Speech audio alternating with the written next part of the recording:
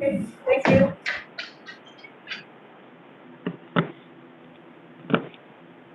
Hello, everyone. It's Wednesday, August 20th. We are at the Ohio Unified Board meeting. We apologize for our delay. We have had members of the public come without masks and refuse to leave the room. So we are handling that, and we may have to have pauses on and off if that happens again this evening. If you would join me, please, everyone in flag seat. I pledge allegiance to the flag of the United States of America and to the republic for which it stands, one nation, under God, indivisible, with liberty and justice for all.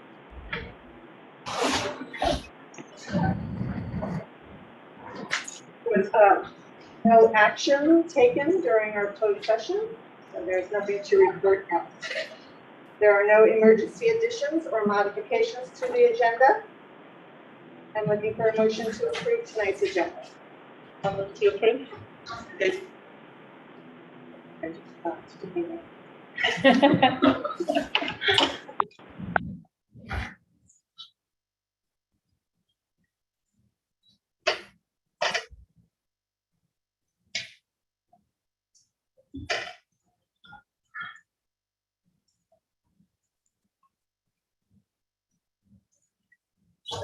Asking me. I apologize. So we have a motion and we have a second. All those in favor? Do you think, would it help if I call everyone since we're all masked this evening? Michael? Aye. Rebecca? Aye. Shelley? Aye. Kevin? Aye. Jane? Aye. That passes 5-0. A motion to approve the minutes from our July 12th meeting. I have one question on the minutes before we approve. Just in the last item, it says that Member Griffin and Member Shanahan are going to meet to confer on the compensation issue, and I believe it was Rebecca Chandler. Correct.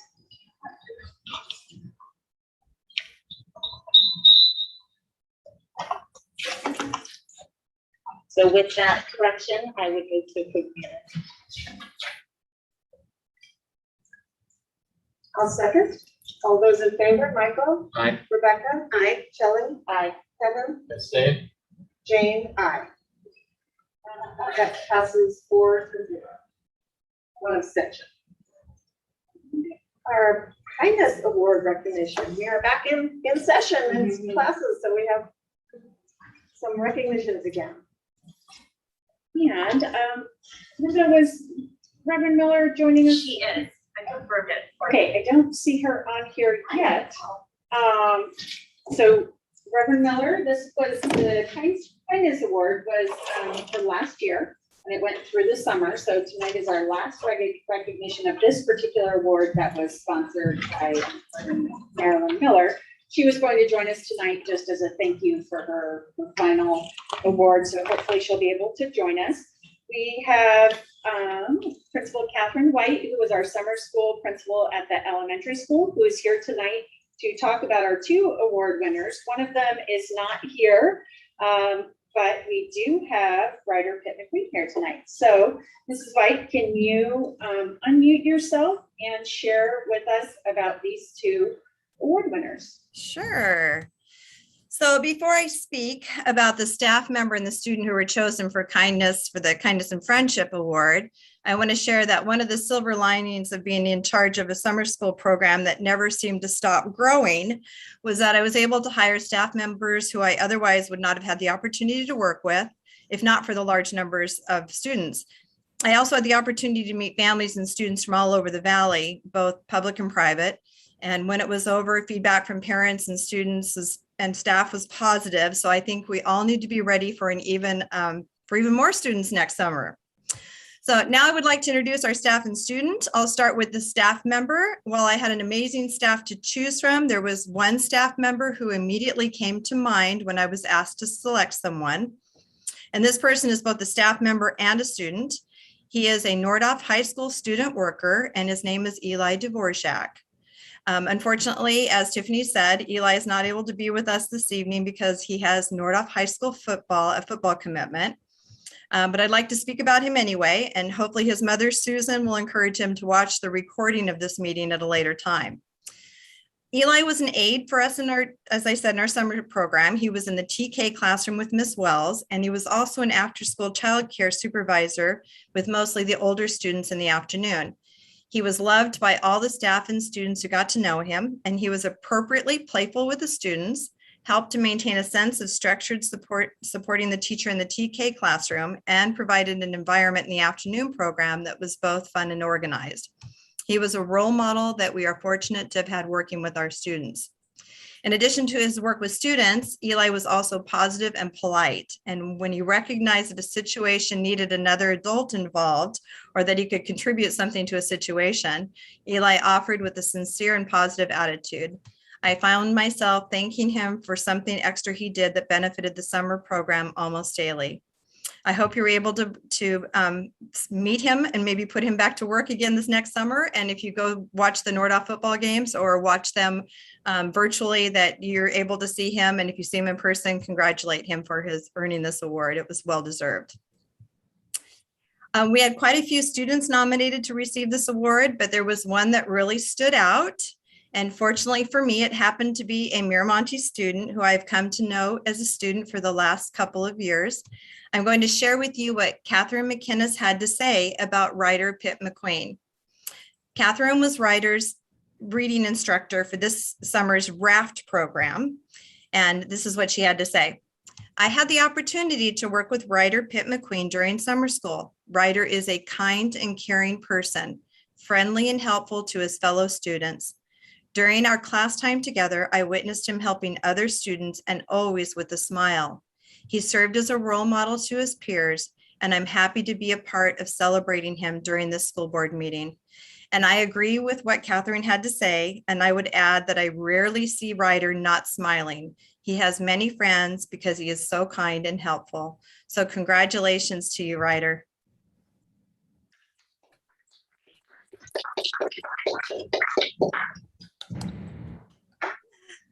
Ryder, do you want to say anything? Thank you.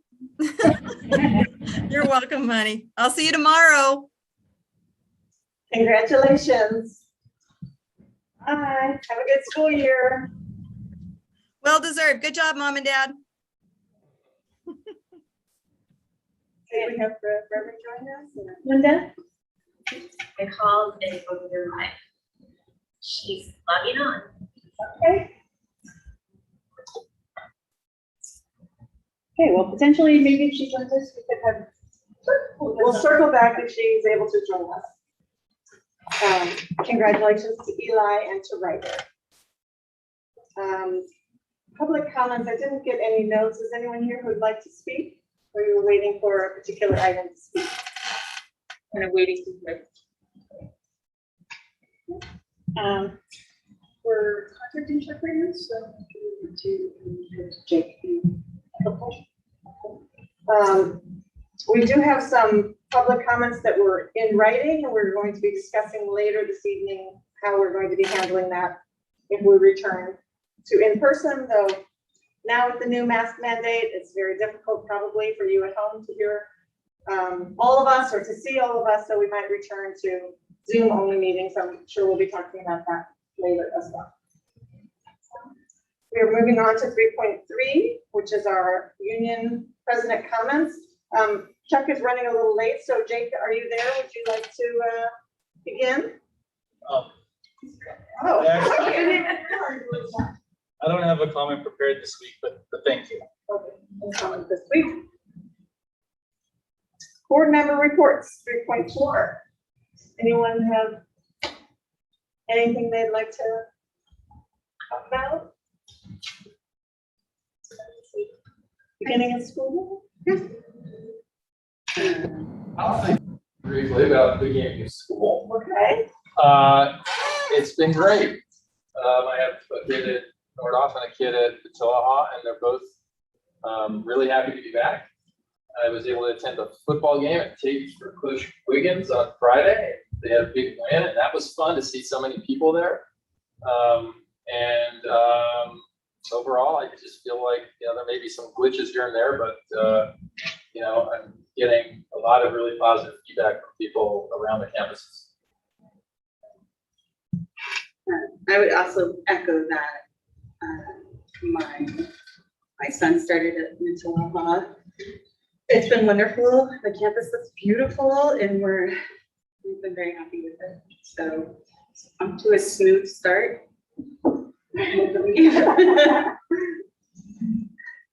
I would just like to say, because we did receive public comments on concerns over masking, and actually, I guess I'll talk about that later when we're talking about COVID, but I'm looking forward to some of the open houses that will be in the next few weeks, and hoping that we continue to have a great year. Superintendent's report.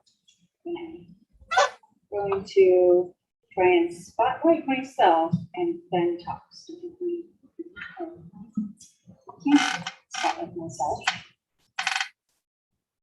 So I'm just going to talk. It's great. So we're giving this one. This is new text, so we're trying to figure all of this out. So we don't have any standing ovations yet for this start of the school year, but those will be coming back next month. So for now, I just have a few highlights. As you heard from Mrs. White, we had a very expansive summer school program. We haven't had an update since then, so just a few pictures from the end of summer school. We ended up having around 650 students enrolled in summer school at no cost to us.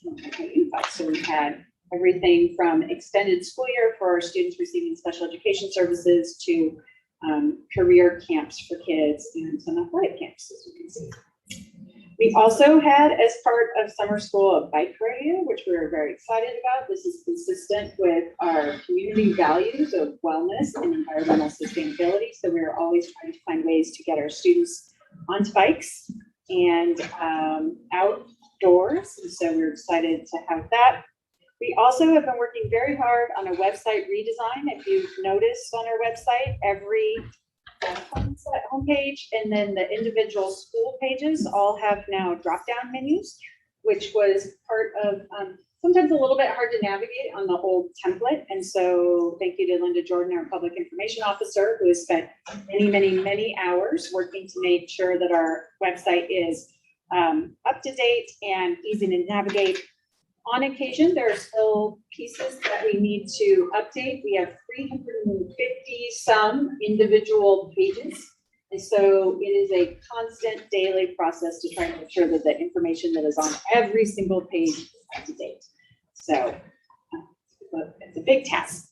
We have our clothing closet coming up for any of our families that are in need of back to school supplies. So we have both supplies and brand new clothes and some gently used clothes, and we had some community volunteers come out and help organize that. It's over in the auditorium. We also have had some community members go out, and this is Betsy Watson, who is the president of the Ojai Rotary Club, who is out picking up trash at the Nordhoff campus, and talked me into joining her one morning before work. So we picked up bags and bags of trash at the stadium, and we're going to make this an ongoing regular morning meeting. You are all welcome to join us. We also had this is a boardroom, just on Monday, it looked just like this. We have the Ojai Board of Realtors always every year collects supplies for us, school supplies for us.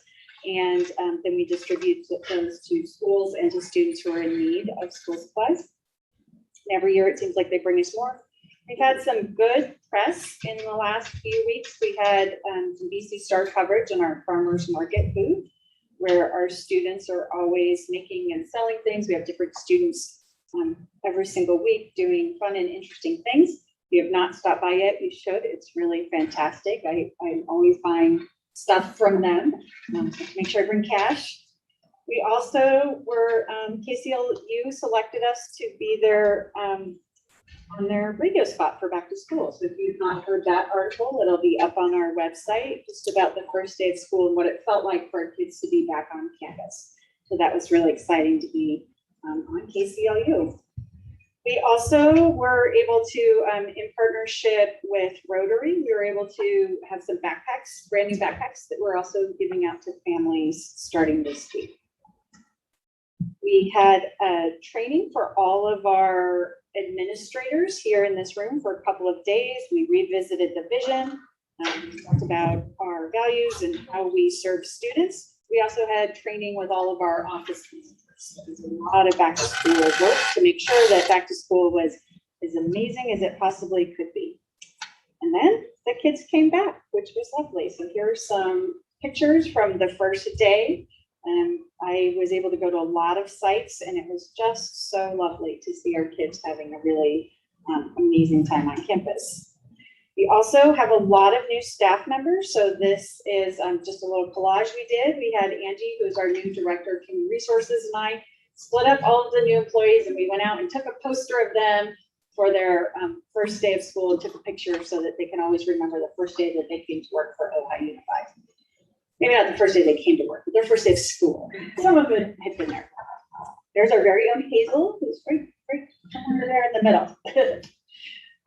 We also started this week a new communication tool that we'll be having every single Monday, hopefully, called the Monday Minute, which is a short video. This one was not quite a minute. I think it was 2.5 minutes, but it has highlights from the previous week and then things that are upcoming in the next week. And we actually had a lot of families who showed up at our coffee and conversation who saw it in the Monday Minute the night before. So it was an effective tool for helping to reach out to our families. We also highlighted this board meeting and some of the items that will be on this board meeting.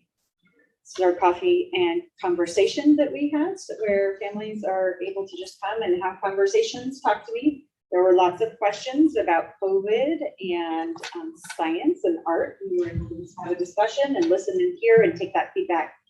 And we'll be doing these every month, rotating from morning events and kind of early evening events so that everyone has an opportunity to make it. Coming up at this farmers market this week, we are starting something new in partnership with Food for Thought and our nutrition services, where we're handing out samples of some of our harvest of the month recipes that we're serving in our nutrition services department. So being a real active part of the farmers market and helping our families who may not attend Ojai Unified yet see some of the amazing things that we have, including our great food. I heard that Louis liked the food at Matilaha, so that was a very nice. And then finally, just a couple of other good things. We had applied for the, I don't know how you say it, I say SGIP, but I don't know if that's right, SGIP maybe, grant through SoCal Edison, which was a grant to help with battery backup for particular types of solar projects. So since we're considering solar, we wanted to apply to have a big battery backup and move one step towards resiliency at Nordhoff High School, because it is the community shelter and evacuation center. And so we were preliminarily approved for $600,000 to go towards our battery backup there, which we're very excited about. We think will be a great asset to the community if and when we should ever need that. So we're approved. If we were not to move forward with solar, then obviously we wouldn't get those funds. So it's contingent upon our installation of solar. And then finally, we are applied for Golden Bell Award through CSBA, and thank you to Shelley and Kim Hoy, who did a lot of work to highlight our spectacular dance program. And so we just found out yesterday we are a finalist, and they are going to call us to do a program interview, and then we'll find out if we're selected. And if we are selected, and if there still is a live CSBA, we would be invited to be honored at that conference on December 2nd. Which is, I believe, our first Golden Bell for Ojai Unified. So even just to be selected as a finalist is a great honor. Great. That's it for me. Thank you. Chuck, would you like to speak this evening? We kind of skipped over because you weren't here, or you're just visiting. I would like to speak. Thank you. Thank you. I guess you want to come up to the podium? Make sure you're picked up by the sound bar. Yes. Thank you, board, and welcome to the 21-22 school year. You got your boxing gloves on, because it's been one heck of a year so far.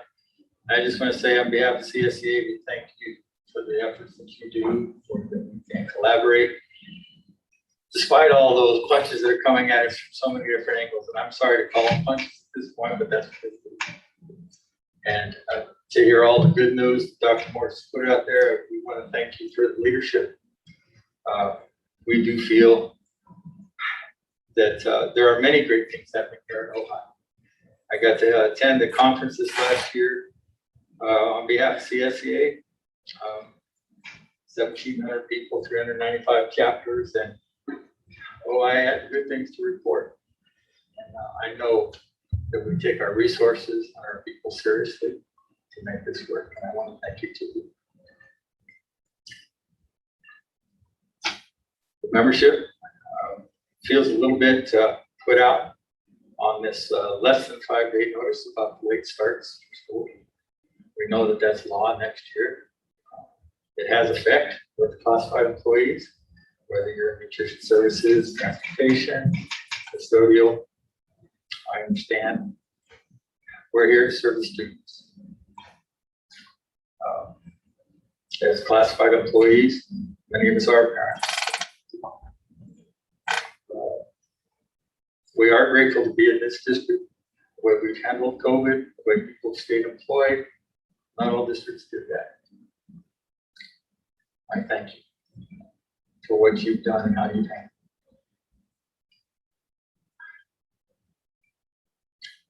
I'm a little frustrated in that I've spent a half an hour trying to attend this meeting. This is the third meeting I've missed this year due to technology. I really do appreciate participating in this district as the president of our union. Collaboration has been a big part as we start out this year. I look forward to recognizing that our schools are open and functioning because of classified employees as we go forward to negotiate our whole contract. I hope you consider that. I look forward to negotiating this as we go forward. One of the things I'm passionate about trees. So is our community. If I see somebody climbing a tree with a chainsaw, that's the wrong approach. Trees are trained just like our students from the beginning. I don't want to give any attention because I know she didn't do it for attention. But to have a teacher riding a bicycle around so kids knew that there was something beyond these masks, I'm grateful. A teacher attached to a community. And that's what my trees are about. The way the branch is attached to the tree determines whether it stays or not. There's a thing called an advantageous branch, which grows very fast, very long, and will not support itself. You dealing with the budgets you've had to deal with? No, that we have to sustain. You can't just react to all this money that gets thrown at us for whatever reason. I want to watch it crash.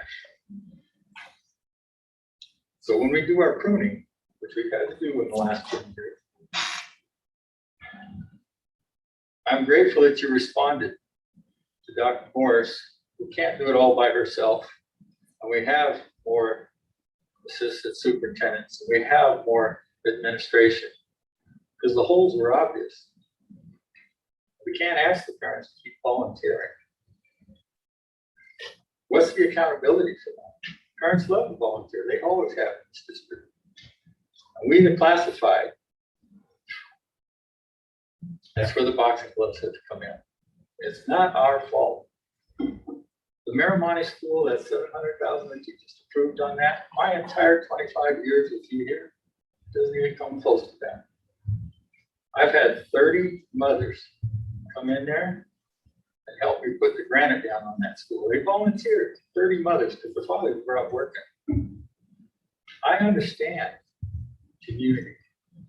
I've worked with this community, and as union president, we've encouraged volunteering. We're not unique. I'm asking that our rights be presented. The idea of the 5-day notice that didn't happen, Employees who are working 2 jobs because they can't work at 6.5 hours, they have to work 6.25 hours. I get it. Healthcare benefits cost money. We're trying to save it. And to watch that last board meeting and you, the board, talking about benefits, I stood up there 3 years ago and please don't eliminate your benefits. I want each and every one of you. You are a part of this community. Most of us, I'll tell you flat out, I came here because of benefits. I raised 6 children here on a $17,000, $18,000, $20,000 budget. With the insurance is why I came here. The point of attachment is why I say all these things. Because every one of you is attached to this community. In every meeting, you show empathy and compassion. It's not a spreadsheet like I've had some superintendents do to us. But Morris certainly shows empathy and compassion for what's happening here. So do each and every one of my classified employees. That's why we took it hard. Most of us are working 2 jobs. And now we have to make a decision. I informed Dr. Morris last week. People are just letting me know they're looking elsewhere. If we can't be respected enough to ask the question, half an hour is all that. Doesn't seem like much, but if you're working 2 jobs, it's a lot.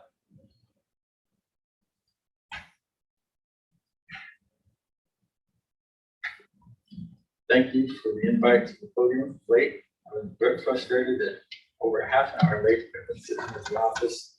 Thank you for the phone call in. Thank you for asking. It is the 4th meeting I've missed this year due to technology. And I want to be a part of this district. I've spent time doing it, as Nancy has over the years, now and Jake, because we are all working on this together. The parents, teachers, this board, like no other board that I've seen. I happened to be here one time when a community came in on the public hearing, and they said, "This is what we're doing, and you can't stop us." And every time I hear you guys talk to stakeholders, I wonder if they're still out there doing what they're doing.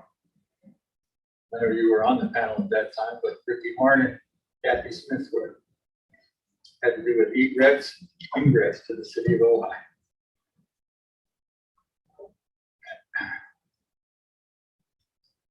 The reason I bring that up is because it's the families that make this community, not the corporations.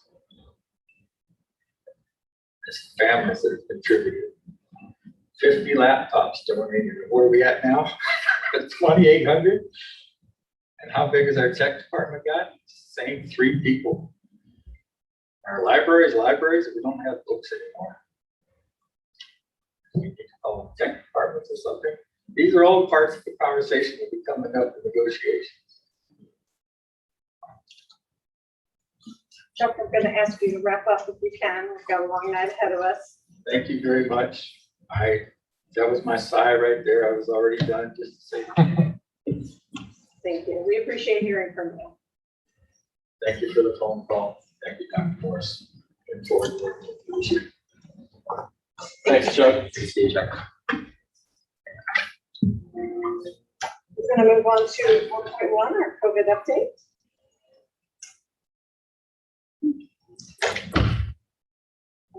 To sharing the screen. So I'd like to welcome tonight, we have our district nurse, Haley Hernandez, who has been working diligently on this with us. She's somewhere on the screen tonight, you can't see her, but she's on there. Haley, you can give a little wave if you can. So we've been working on this every single day. I think there isn't a day, even on the weekends, usually that goes by where Haley and I don't talk. At some point, we are the 2 district COVID liaisons with the Ventura County Public Health. So I don't have a lot of new information, but I would share that when we do receive new information, it always goes into the COVID resource guide, which is available online. The reason this isn't printed is because the guidance changes regularly. So today at 4:45, I got new guidance. I have not read it yet, and it's not yet incorporated into this presentation for the resource guide, but it will with new information. And I will just say that I I'm not sure what it is. I didn't have time to read it. So I'm gonna give you what I think was the case when I made this presentation, and just know that something has changed. I just don't know what. This is online in both English and Spanish, and it's just right on our webpage, easy to find. So in terms of what we're doing with our COVID safety protocols, we have free weekly optional COVID testing for staff and students. We have, we started this week. I know that we had some families who took advantage of our COVID testing.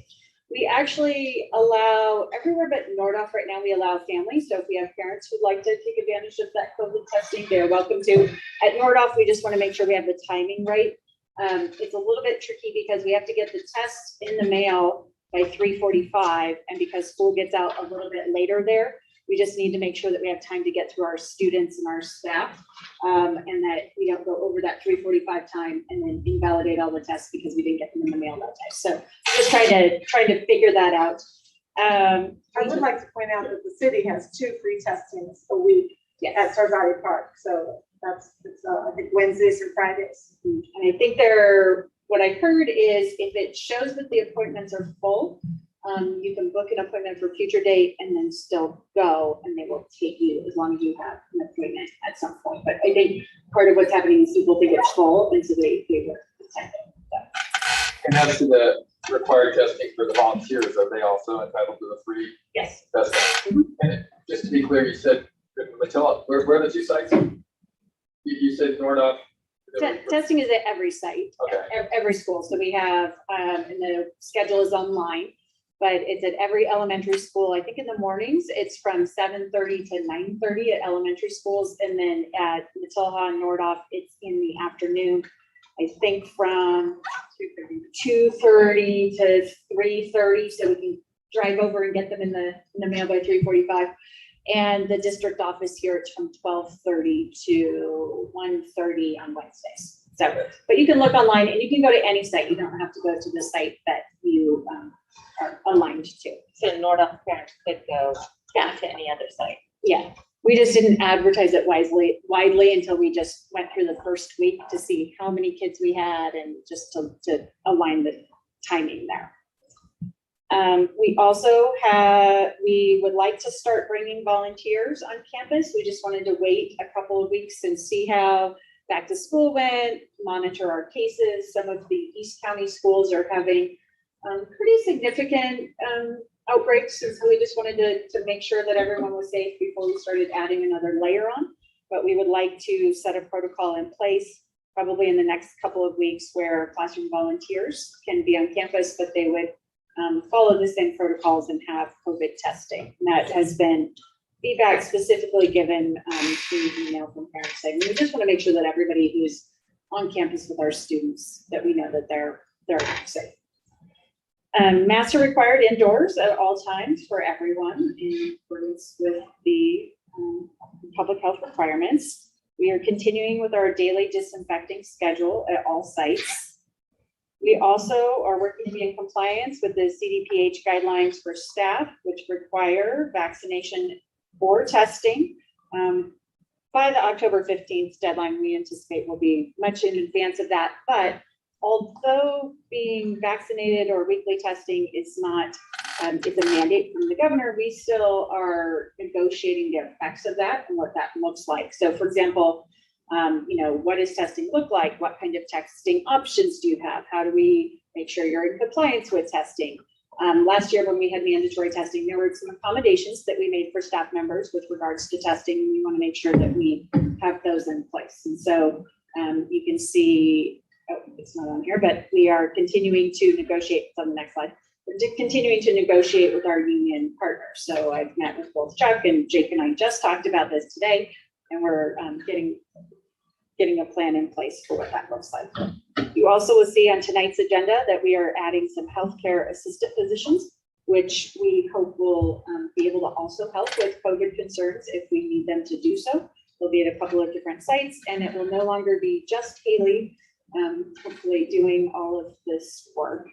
And then finally, we continue to have our COVID concerns email. So if you have something that you want to let us know about, You know, I think my neighbor was sick with COVID, you can just let us know and we'll follow up on that. We do have a number of things that are in progress. So we've been working on the decision tree about returning to school once you're sick, what that looks like exactly. I know that was just updated, so we will be looking forward to seeing that and how that aligns with the written FAQ guidance. It hasn't been exactly aligned, so we're hoping that will now be aligned. There's also lots of. Can you explain that a little bit? So the county put out guidelines, and then they also put out a decision tree for how to go back to school, but they weren't actually the same thing. So if you followed one, you might not be doing the right thing. So Yes. hopefully the. I think the email I saw right before this meeting said updated FAQs and decision tree. So can I ask the question? Not right now, but we'll get to a public comment. So that would be, let's say you have a sore throat and you're coughing and you go home, how do you decide, how are you allowed back to school? How do we know whether that person is tested or the exposure level? That's all those decisions, and that involves our medical, Our nurse. And now that we have testing in place, what we're saying is if we send you home from school for any COVID symptom, then you would contact Nurse Haley before you come back. So she will be the main person. If we send you home and we know about it, if you are at home with a symptom, we ask that you have a COVID test or a doctor's note. Now that we have COVID testing available, it's a lot easier to say, here's, you can go and get the COVID testing. We're actually also working with our COVID testing nurses to have a car option so that if you think you have COVID, you don't have to get out and stand in line, but instead you can contact us and then we'll have the nurses go out to your car and you can stay in your car for your test. So we're working on that hopefully for next week. Well, can I ask, will there be at the different school sites, like one sheet or something like we might get when we go to the doctor, sort of outlining that decision tree? So one of the things that we are trying to be thoughtful about is we want to have input into when students return rather than a parent saying, well, I read the decision tree and my interpretation is this, and so I'm just going to come back to school. So instead, what we are saying is, one, if we send you home and we know that we sent you home from school with a symptom, then definitely Nurse Haley is following up with you or maybe our campus assistants. The decision tree is not that we've had in place has not been very clear in terms of when you can come back. There's been a lot of, I would say, discussion at the county level between the superintendents and public health about this modified quarantine and what that means and when you quarantine and when you're sent home. And so we're really trying to actually provide our staff as that intermediary about when you would come home or when you would come back to school and when you wouldn't, rather than kind of leaving that up to interpretation. This is for someone who's nearly sick, right? Or, I mean, this is not for someone who's necessarily got COVID. So I wonder about the parent who, you never see the kid, we never see them at the district sick, they stay home, and then the parent the next day says, oh, they seem fine. Wouldn't we want a decision tree there? Because I'm not that confident that everyone would subject themselves to, I'm gonna call the school and see what they say. And so we're hoping that the new decision tree will be a little clearer about when and what that looks like. But, and also if the school knows that you were sick, right? So if you call in and say, is that something for the sick, then we would also follow up with you about that. So the decision tree as it was a little unclear. It would show things, for example, like if you had headache or fatigue or aches, that you would have to have a doctor's note. We're also trying to work, see if we can work with Clinicus to have an option for families who don't have access to medical care for an alternative diagnosis that they could have maybe in Oakview work with that clinic. So we're looking to see if that's a possibility so that we can have students safely back on campus, but also not keeping them out of school because they don't have access to a COVID test or to doctor. So we're looking forward to the new guidance so that we can be in line with that.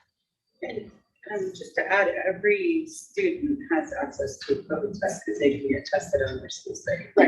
Right, starting this week, Starting this week. or at any other site. Or at any other site. So That's all the sites and all the times are all listed on our website. yes, right, Linda? All the COVID testing sites and times are listed on our Yes. website with the forms. Absolutely. And I believe there's testing at least Monday through Thursday. I don't think we have any testing on Friday, although I could be wrong, but I know we at least have testing Monday through Thursday. So if you were, for example, felt like you were exposed on Tuesday, but your school tested on Monday, you could go someplace else throughout the week.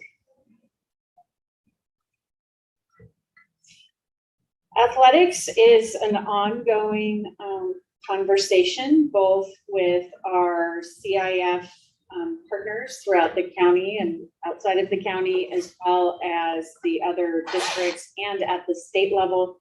We are waiting for new CIF guidance about, there's currently no requirements for athletes to be testing.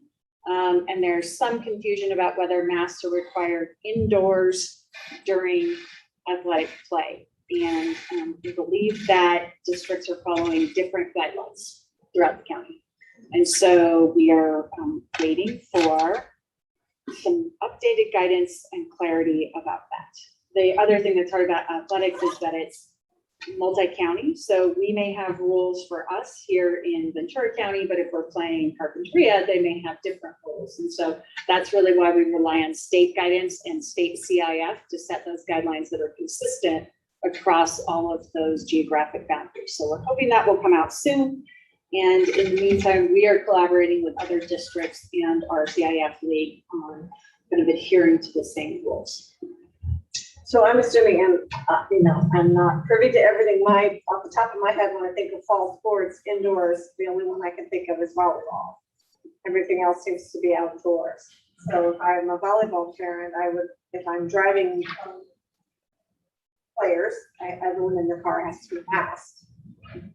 But I guess, have they not had games yet in terms of? We have had games, and the people that we've been playing have been wearing masks, but I know I have seen pictures of other teams online who are not wearing masks on the court during play. So as soon as they're off the court, not playing, they put their masks on, but on the court, they're not playing. Don't always have masks on. It depends on the team, but that seems to be there's two ways to handle it. And what we're trying to avoid is having, our team wearing a mask and another team not wearing a mask. We're trying to have some equity between both teams who are playing. So we are waiting for that guidance. Do we have any timeline on that? Have we heard from CIF? 2 weeks ago. That's the guidance. That's the That they timeline. would have it 2 weeks ago? Yes, so we haven't seen it yet, but I'm anticipating soon. This is a lot like the spring where we were waiting on guidance, and I think it's very complicated.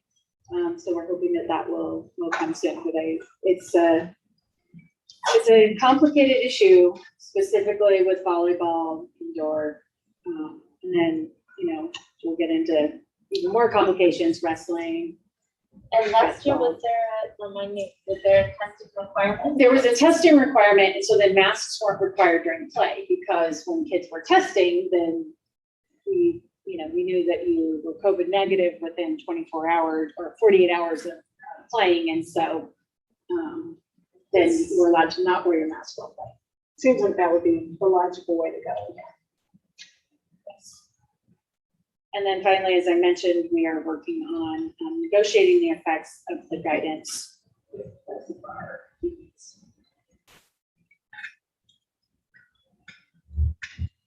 There questions? So we'd like to open it up now to public comments. Did you have a question? Yeah, I just wondered why there's testing required for the classroom volunteers and. Could have you come up to the podium and speak just a little bit louder? Oh, that's okay. Oh, okay, say it again, then just speak a little bit louder, because you're kind of far from me. I just wondered why there's required testing for the classroom volunteers and then there's not for the teachers? It's optional for the teachers, that's how I understand. Right. That's what the negotiations are working on. Okay.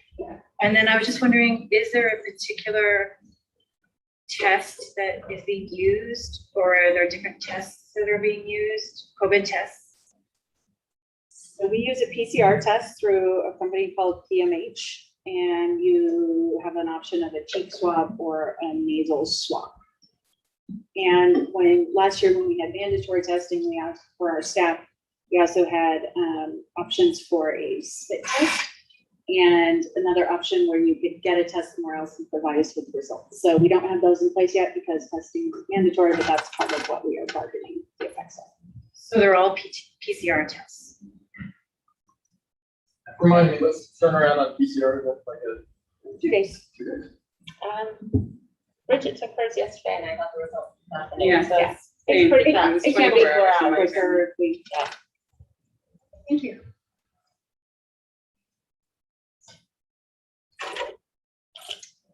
Any questions from the board?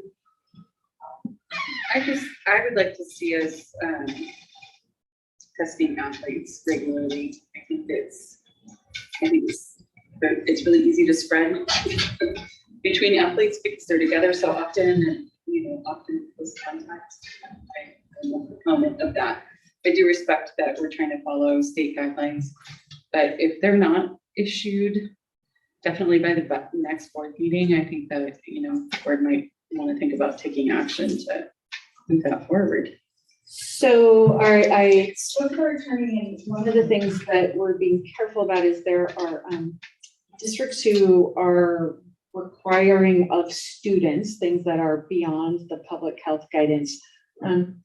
Sometimes face some legal challenges, and so we want to think about how to proceed with that. There are some districts that have done that, and it is they're defending those decisions in court with some cost. And so I think we could see what happens, and then maybe this is something that at the county level, we have talked about it. All the superintendents have talked about it, and it might be something that I know that Dr. Levin is looking at it and talking about it with his staff, even outside of the CIF guidelines. So it's something that I think if we had public health backing on, that we could talk about it then, even if we don't have the state CIF guidelines. But part of the reason that we didn't have masking last year is because both teams had to have negative tests, right? But we can't control what another team does with their students. And so, if we say, well, we have testing,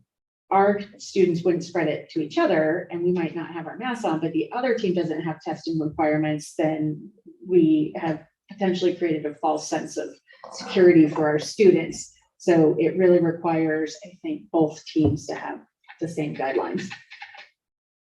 Agreed. Yeah, I mean, on that, I'm not sure that that's true. I think if your team is testing, then then you're within that team, you have some assurance that they don't have COVID. And one thing I wonder about, because it's changed, I happen to have a daughter who plays volleyball, and we drive. We have 6 kids in that van.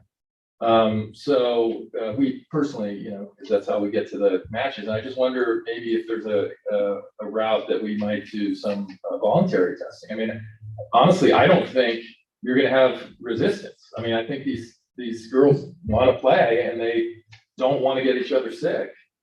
So far, I've heard of, last week, one of the girls wasn't feeling well and she woke up the day of the tournament, and her very responsible parents kept her home, tested her. So I really feel like that's kind of the mindset of these people. I don't expect that there would be litigation. If there were, we could always just drop it until we got the further guidance. And we have, everyone can get tested. All the testing is open. And so we essentially have voluntary testing right now. So any team can come and get. But I think it would be helpful to get communication from an athletic director or coach saying, reminder, we're offering free testing if you'd like that before we go to the game on Thursday. That'd be, We're encouraging you. Yes.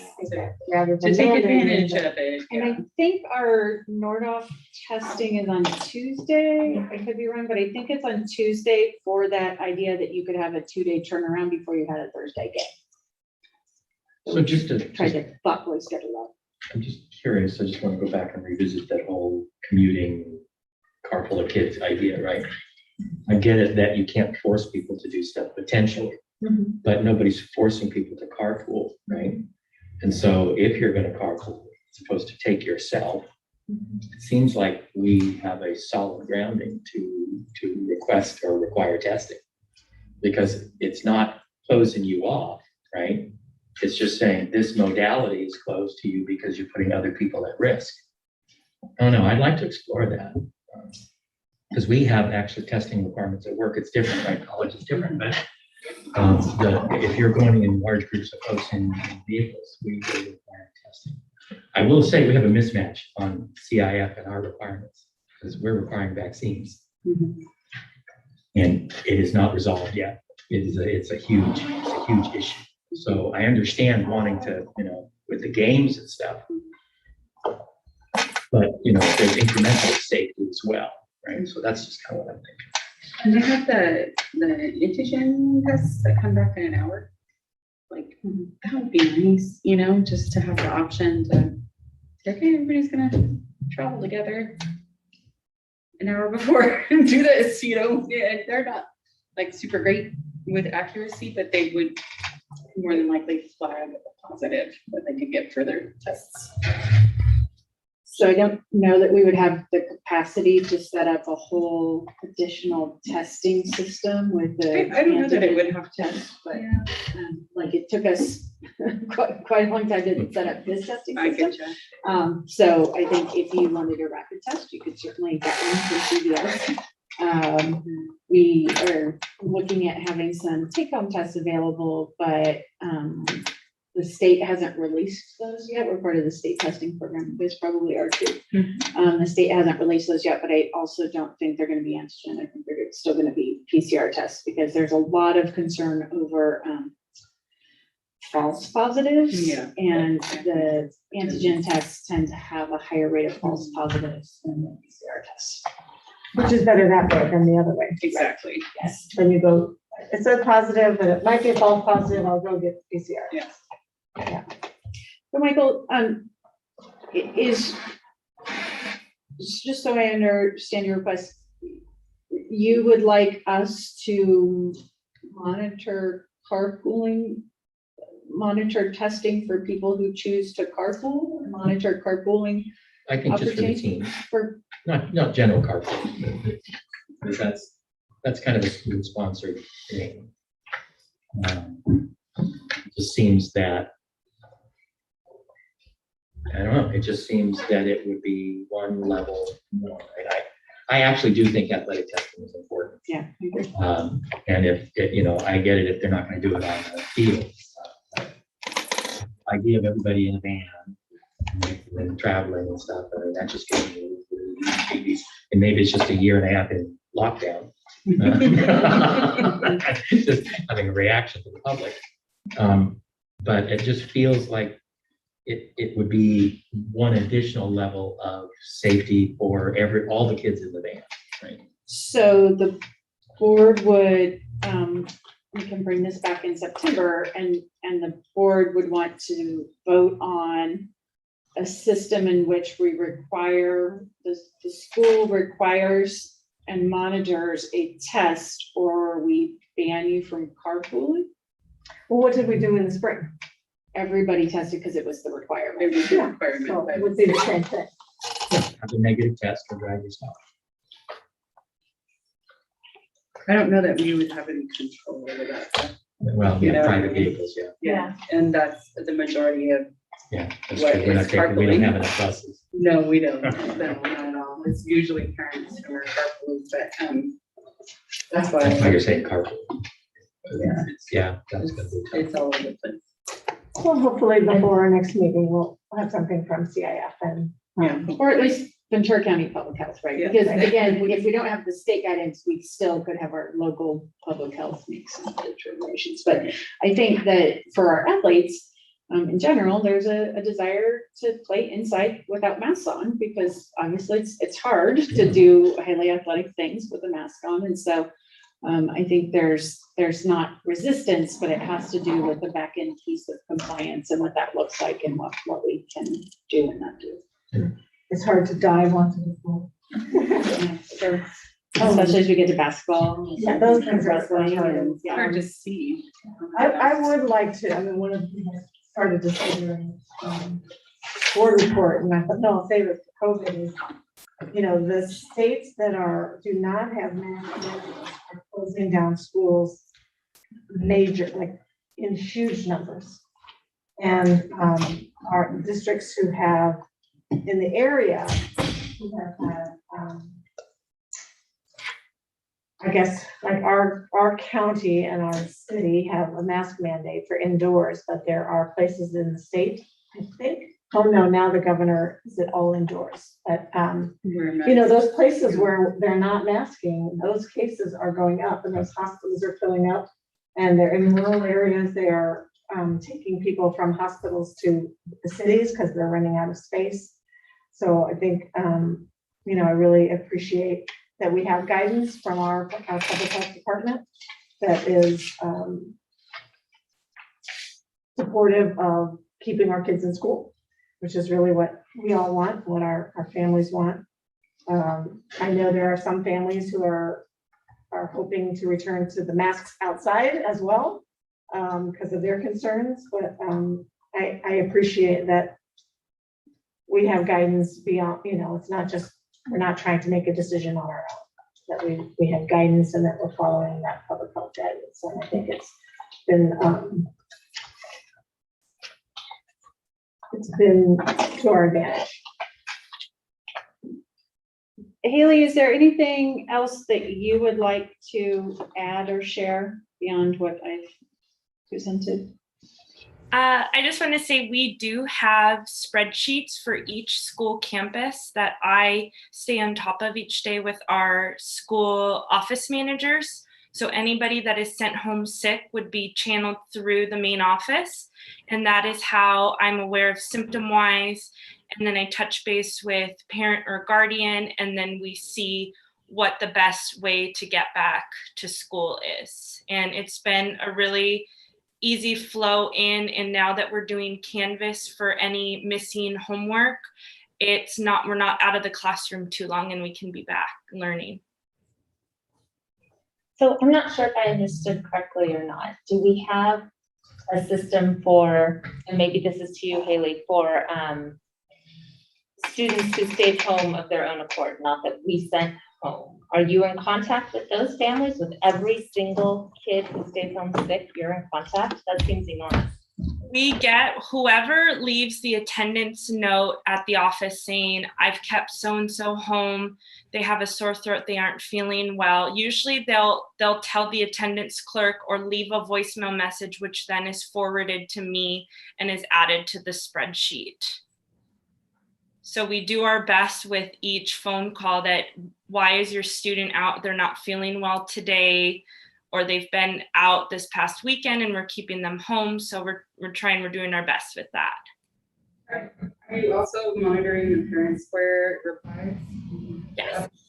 Okay, So those go to the office manager, and then the office manager forwards them to you. great. Which is why we can use some health assistants so that Haley, who also has the job of supporting some of our type 1 diabetic students, can focus on this COVID support and have some additional support for her otherwise. Yes.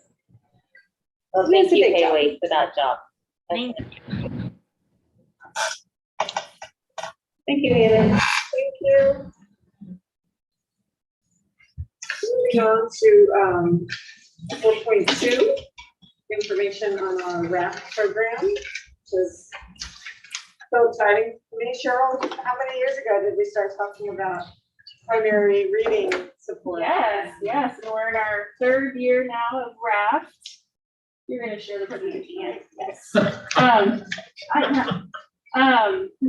So RAFT started in the 1920 school year at Miners Oaks. It was our pilot program using our CSI funds that we received that year. And then we saw such success there that it expanded last year to all 4 of our schools.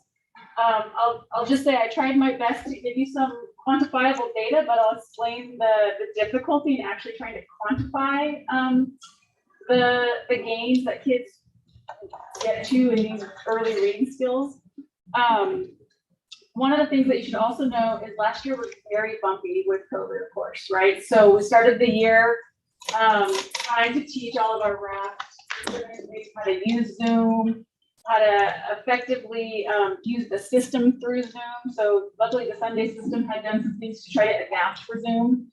But that was an entire learning curve that took a few weeks, trying to group the kids and get them to participate in Zoom easily, like transition from their Zoom with their regular ed teacher to their group over here in this other Zoom for 30 minutes. That was very challenging. Then, of course, we went back in person in elementary at some point kind of early in that fall. So then all the schedules had to switch because some kids come back, some didn't. We had to change groups. Then, of course, the holidays came and we took some weeks back off into distance learning, which changed the groups again. So just keep in mind that even though this data in my mind is very impressive, and I can tell you that Jan Geisler, who's our lead, would tell you how impressed she is by the data and the growth that the students did achieve last year, it still wasn't what we would hope to see in a typical year where you have your stable groups the entire year and you're really able to do that consistently. So RAFT is our reading and fluency training program. We use the Sunday system. The Sunday system is a great program. It's obviously research-based, but more importantly, it's also research-based for reading improvement with students who have dyslexia. So it's really important to us. All of our RAFT teachers or aides are certified by the Sunday system company. So we do a training every year, and our any staff that isn't trained yet gets certification, and even some of the staff who have the certification still want to just do it again. Just to hear anything new or, add to their skill base. So we're in our third year planning to offer training this September for our team. And also this year, we're bringing in our kindergarten teachers. They did receive the training last year, but they're going to receive the full in-person training for the LPL system. That's the kindergarten version of Sunday program. And they're going to be implementing it this year. So we have kind of a new expansion this year. It'll be happening in kindergarten programs. Even though LPL can be done in small group like the Sunday system, it's actually also intended to be done whole group for like a kindergarten classroom. So the idea is that all kindergarten teachers will use it across the district. And then of course, as we did last year, blanket any first or second graders who are reading below their peers to come out into small groups and receive Sunday system one. So that's our plan. Did I hear last year or the first year that they were even possibly offering training to volunteers at Miners Oaks that year? I have not heard about us offering any training to volunteers. The hardest part about the training is you are not allowed to sit in the training if you don't have your own individual kit to look at and go through. And the kits are very expensive. So it's not like I can, the trainings are about 20 capacity. So even if I had 10 teachers with 10 kids and 5 volunteers wanted to sit in the back and listen, Sunday system won't allow that. So it makes it a little bit difficult to expand out beyond what we have as far as kids available. Although we are hoping at some point that we can utilize our education pathway. Yes. Start off and train some of our students to be RAFT aides. That's correct. What I remember there. Yeah. And then we would use potentially CTE funding to fund the materials, the kits, so that each student has their own kit and gets trained and then goes into schools to use the kit. So, which would be an amazing educator pathway. I can't imagine having been a high school English teacher at one point in my career, if I had done that as a high school student and learned to teach reading as a senior in high school, it just would have been such a valuable experience. So we're looking forward to being able to offer that to our high school students soon. And we have a new, there's an SSB and a strong workforce grant available right now. So it's just something we're considering for those grant applications. Okay, so next slide. So in the system, you start with pre-reading skills, which is actually something that you do with the students before they can even start the Sunday system. This really goes back to like kindergarten skills where you're learning letter names and sounds, and you'll see this in some of the data. So the problem is kids who start here there's no quantifiable comparison to when they sort of graduate from learning all that pre-K stuff to when they move into Sunday system. And then also this sight word portion and then moving into the phonics reading test. Those are all discrete things that you can't have a data point in the beginning that you compare to the data point at the end, but what you can see in the data is basically kids graduate out from each one of these three things, right? So when a kid graduates out from the pre-reading skills, and you'll see how many kids finish those, it means they made it into being a reader, right? So they're not a reader until they have all those pre-reading skills. Once they have that, then they're able to start with blending and you know, sounding out words that, for example, are a CVC word, a consonant vowel consonant word, like the word cat, right?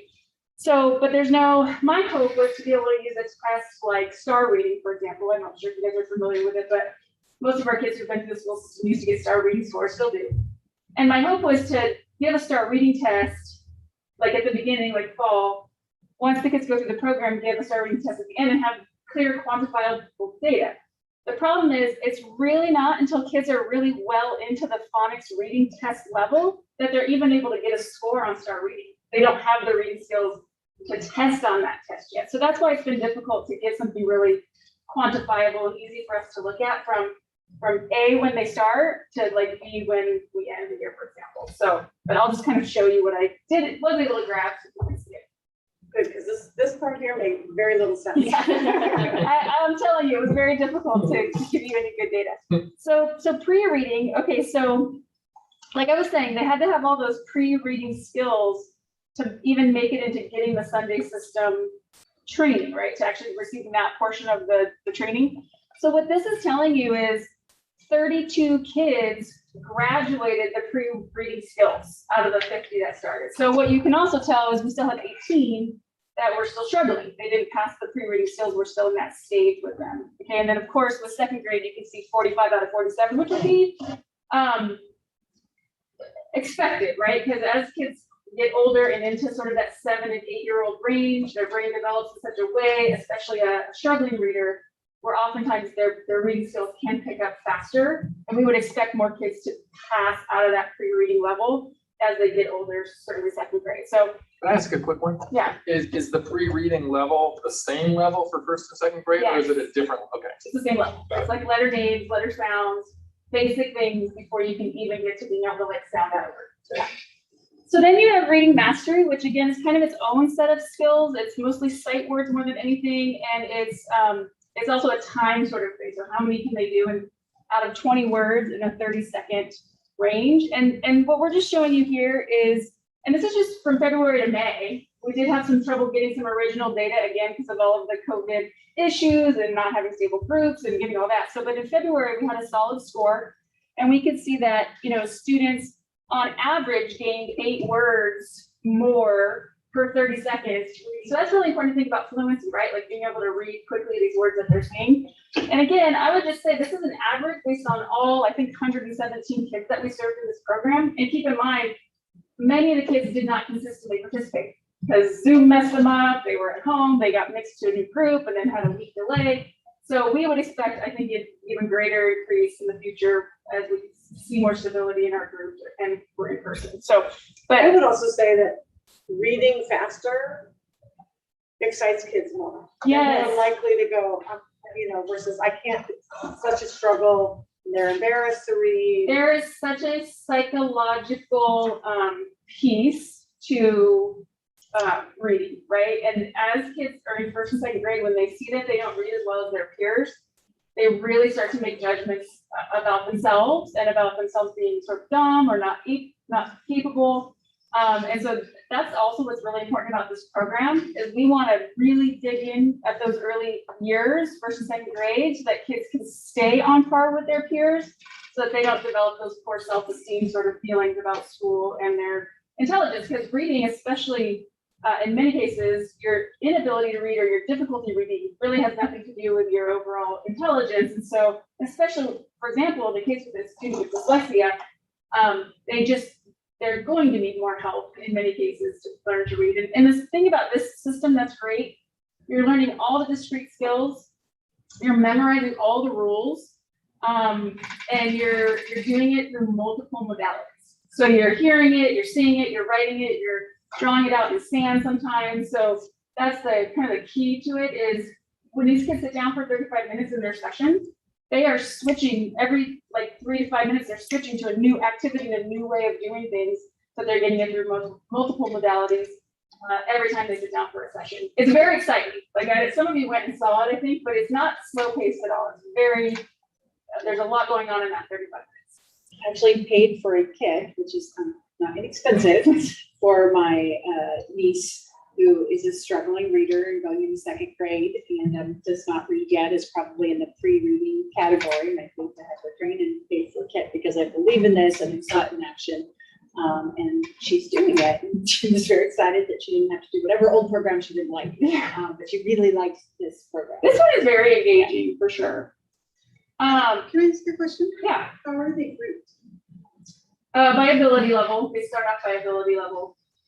So in the system, depending on where they score, like sort of to start the year, we can kind of tell which, the Sunday system has like, they're not units, I don't know, like lessons. So lesson 1, lesson 2, lesson 3. You might end up on a lesson for 3 to 5 days. So when they take the original sort of test, which breaks out all these skills, then the Sunday system tells you kind of where their range is, like they should probably start somewhere near lesson 5 or start near lesson 10. So if you have kids who should start, 3 kids who need to start on lesson 10 and lesson 11, maybe you combine those 3 and start on lesson 10 and go from there, right? So, but that's, because it's all very based on discrete skills, the program tells you kind of how you do your kids. Does that make sense? Yeah, I'm just, so trauma from my childhood. Like, I was not a good reader. And I remember there was like the turtles and the rabbits. Like, literally those were the names of the group. So I was like, that's so slow like a turtle. Like, and it was devastating internally. And so like, that's why I always ask about grouping, because like, if we're grouping to where kids know, that's damaging. Like, if they know that they're in the slow group, so as long as that's internal information that the teacher is using to kind of hide the, like to. We just tell them they're going to raft, you're going to the raft program, and we try to do it by grade level. So like 1st grade, you might have multiple groups go out to their raft teams and nobody knows which level each other's at. They're just getting their raft level. Yeah. And I would say what I've heard from feedback, and I don't know if Angie can speak to this, having been in kindergarten, well, probably not, because 1st and 2nd grade really experienced it more than anything in the last year. But what I heard from, especially the Miners Oaks teachers, the 1st year when it was in person piloted there, the kids came back with so much self-esteem because they had felt the progress they were making, that they could see it in the classrooms. Like kids who would not normally even raise their hand to volunteer to do things were starting to volunteer to do things because they just felt like a success. So that was a visible observation from teachers at Miners Oaks. So I think that the program is so successful in so many cases with kids that it has a reverse effect. So good. And so then the last one, the phonics reading, that's really the hardest portion of the test. It's kind of the final test, and they kind of graduate out of the program if they finish these skill sets. But this is where they're actually reading every single type of word that there is, right? So, imagine as you're going through the program and your kid, like, okay, this week we're learning, what the OU in the middle of a word says, right? And they learn the rule, and they practice the rule, and they spell the rule, and they hear the rule, and it is just, the rules are really grounded into them about the types of sound that combination of vowels can make, and after what letters it would make the certain sounds. And so this test is a combination of every single type of combination of words. And then this is showing you the growth again, only between February and May, of how many more words kids were able to achieve on average across the whole group of 117 kids. So, and I would say that this is the grueling part of learning how to read, right? Like it is, I know watching my daughter in 1st grade, it was like so slow and so hard, and it was hard for months. And then all of a sudden it kicks in and they're readers, right? And so this is what you're seeing in these results, is like, this is the grueling part where they're getting, one more set of words that they know and recognize quickly, and one more after that, and to the point where you're getting 10 more types of words that you're able to get that much quicker. And so, while it might not look super impressive, I can tell you from our end, it is impressive. Like kids really were learning to read. And I think that the kids that got exited are very telling. Is that on the next slide? So you can see, we exited 17 second graders last year and 2 first graders, which means those kids no longer read below their peers. Those kids are back in the mainstream groups when it comes to reading time.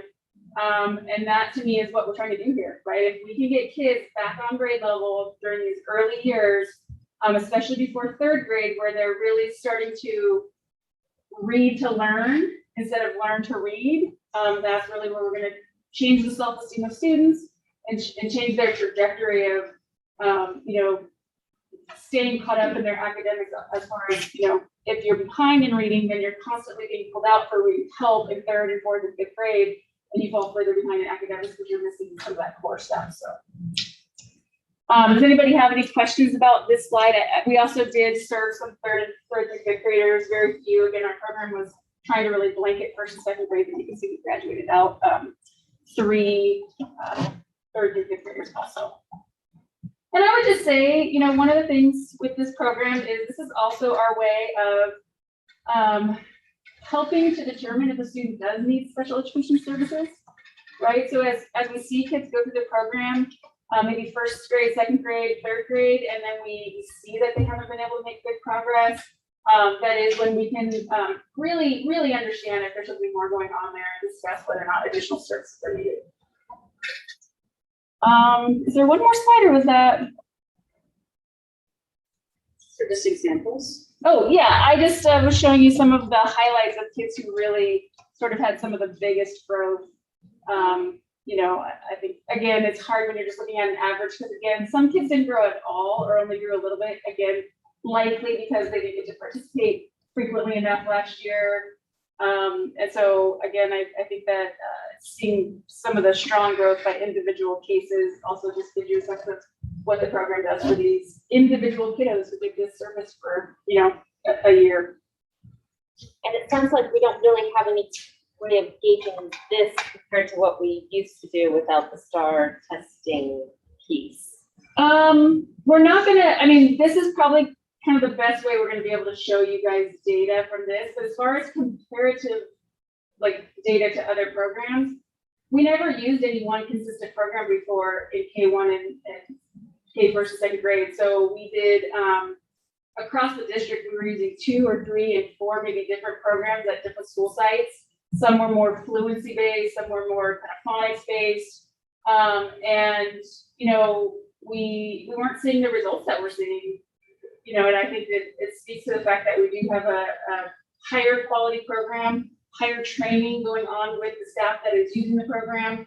And we have better oversight, because now we have a system where Jan Geisler is the lead, and she meets with the teachers weekly, and they discuss best practice, and they talk through any issues they're having. And I think that level of support and professional development along the way has made this a program that far surpasses anything that I've seen us using prior in this district or even other districts that I've been in. So. And I would imagine as you see more and more kids graduating out of it, you will start seeing those reading scores improve, the number of kids who met the goal. Right. So we could look at 3rd grade data in the future on STAR reading and compare that from year to year to see if we'd have better, just let's say 3rd grade STAR reading outcomes, right? If in 1 year 50% are sort of passing or at grade level, and then the next year 60% are, that would be very telling information. So are we doing STAR testing this year? Since kids are STAR reading. So we test? do use STAR reading as part of the accelerated reader program. Okay. It's not SBAC, it's very quick, but yeah, we use that program every year. Again, the problem is these 1st and 2nd graders who are below on their reading skills, which is why they're inside the system. Right. They're so low that they can't get a score in STAR reading. And that's, but by 3rd grade, most all kids can, so we could be tracking our 3rd grade data as the years go on. Any questions on that? If you want to hear more, just call Jan Geisler. She's the biggest fan, and she will tell you all about it. And certainly, if you haven't seen it in action, it is something to see.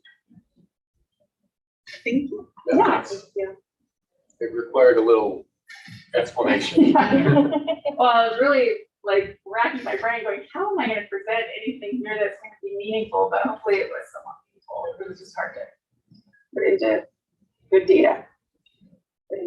Am I next with Kate also? Yeah, 4.3, our gate update. There we go. Okay, so we had a wonderful training. My first slide talks about that. Well, no, I'll start with my, so, you might have moved the order. It's okay. So this, summer in June was the second time we offered gate certification training to our elementary teachers. The first year we did it was challenging to get teachers to want to participate because it was done by, I think it's Jesse Green in Camarillo, and it met once a month, teachers driving down to Camarillo. Even though the program is a flipped model where a lot of the work is done kind of in your home setting, doing research and working on sample lessons for gifted students, it just was a big ask to ask teachers to participate. So we had two participate, Alex Mejia and Helen Schneider. And once you have a person who is certificated, then they can use the program, which was purchased by the Tri-County Gate Council. You can use the program in-house, and that person can go through the program with whoever wants to be trained. So this year, well, last year, what we wanted to do was offer it throughout the year. That's the best way to use the programs while teachers are in classrooms with kids, because hopefully, and as part of the program, they're actually using the lessons they created with gifted students potentially. It was too big of an ask to ask teachers in the middle of COVID to take on something like this, essentially like 40 hours throughout the year.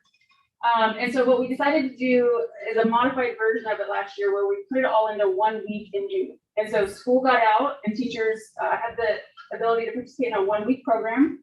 Every morning from 9 to 11, they participated in person, and then the remainder of the day they went home and did through Canvas all their activities, all their reading, all their research, had to watch a lot of videos. And so, oh, we got some pictures, wonderful. We had guest speakers from Tri-County Gate Council.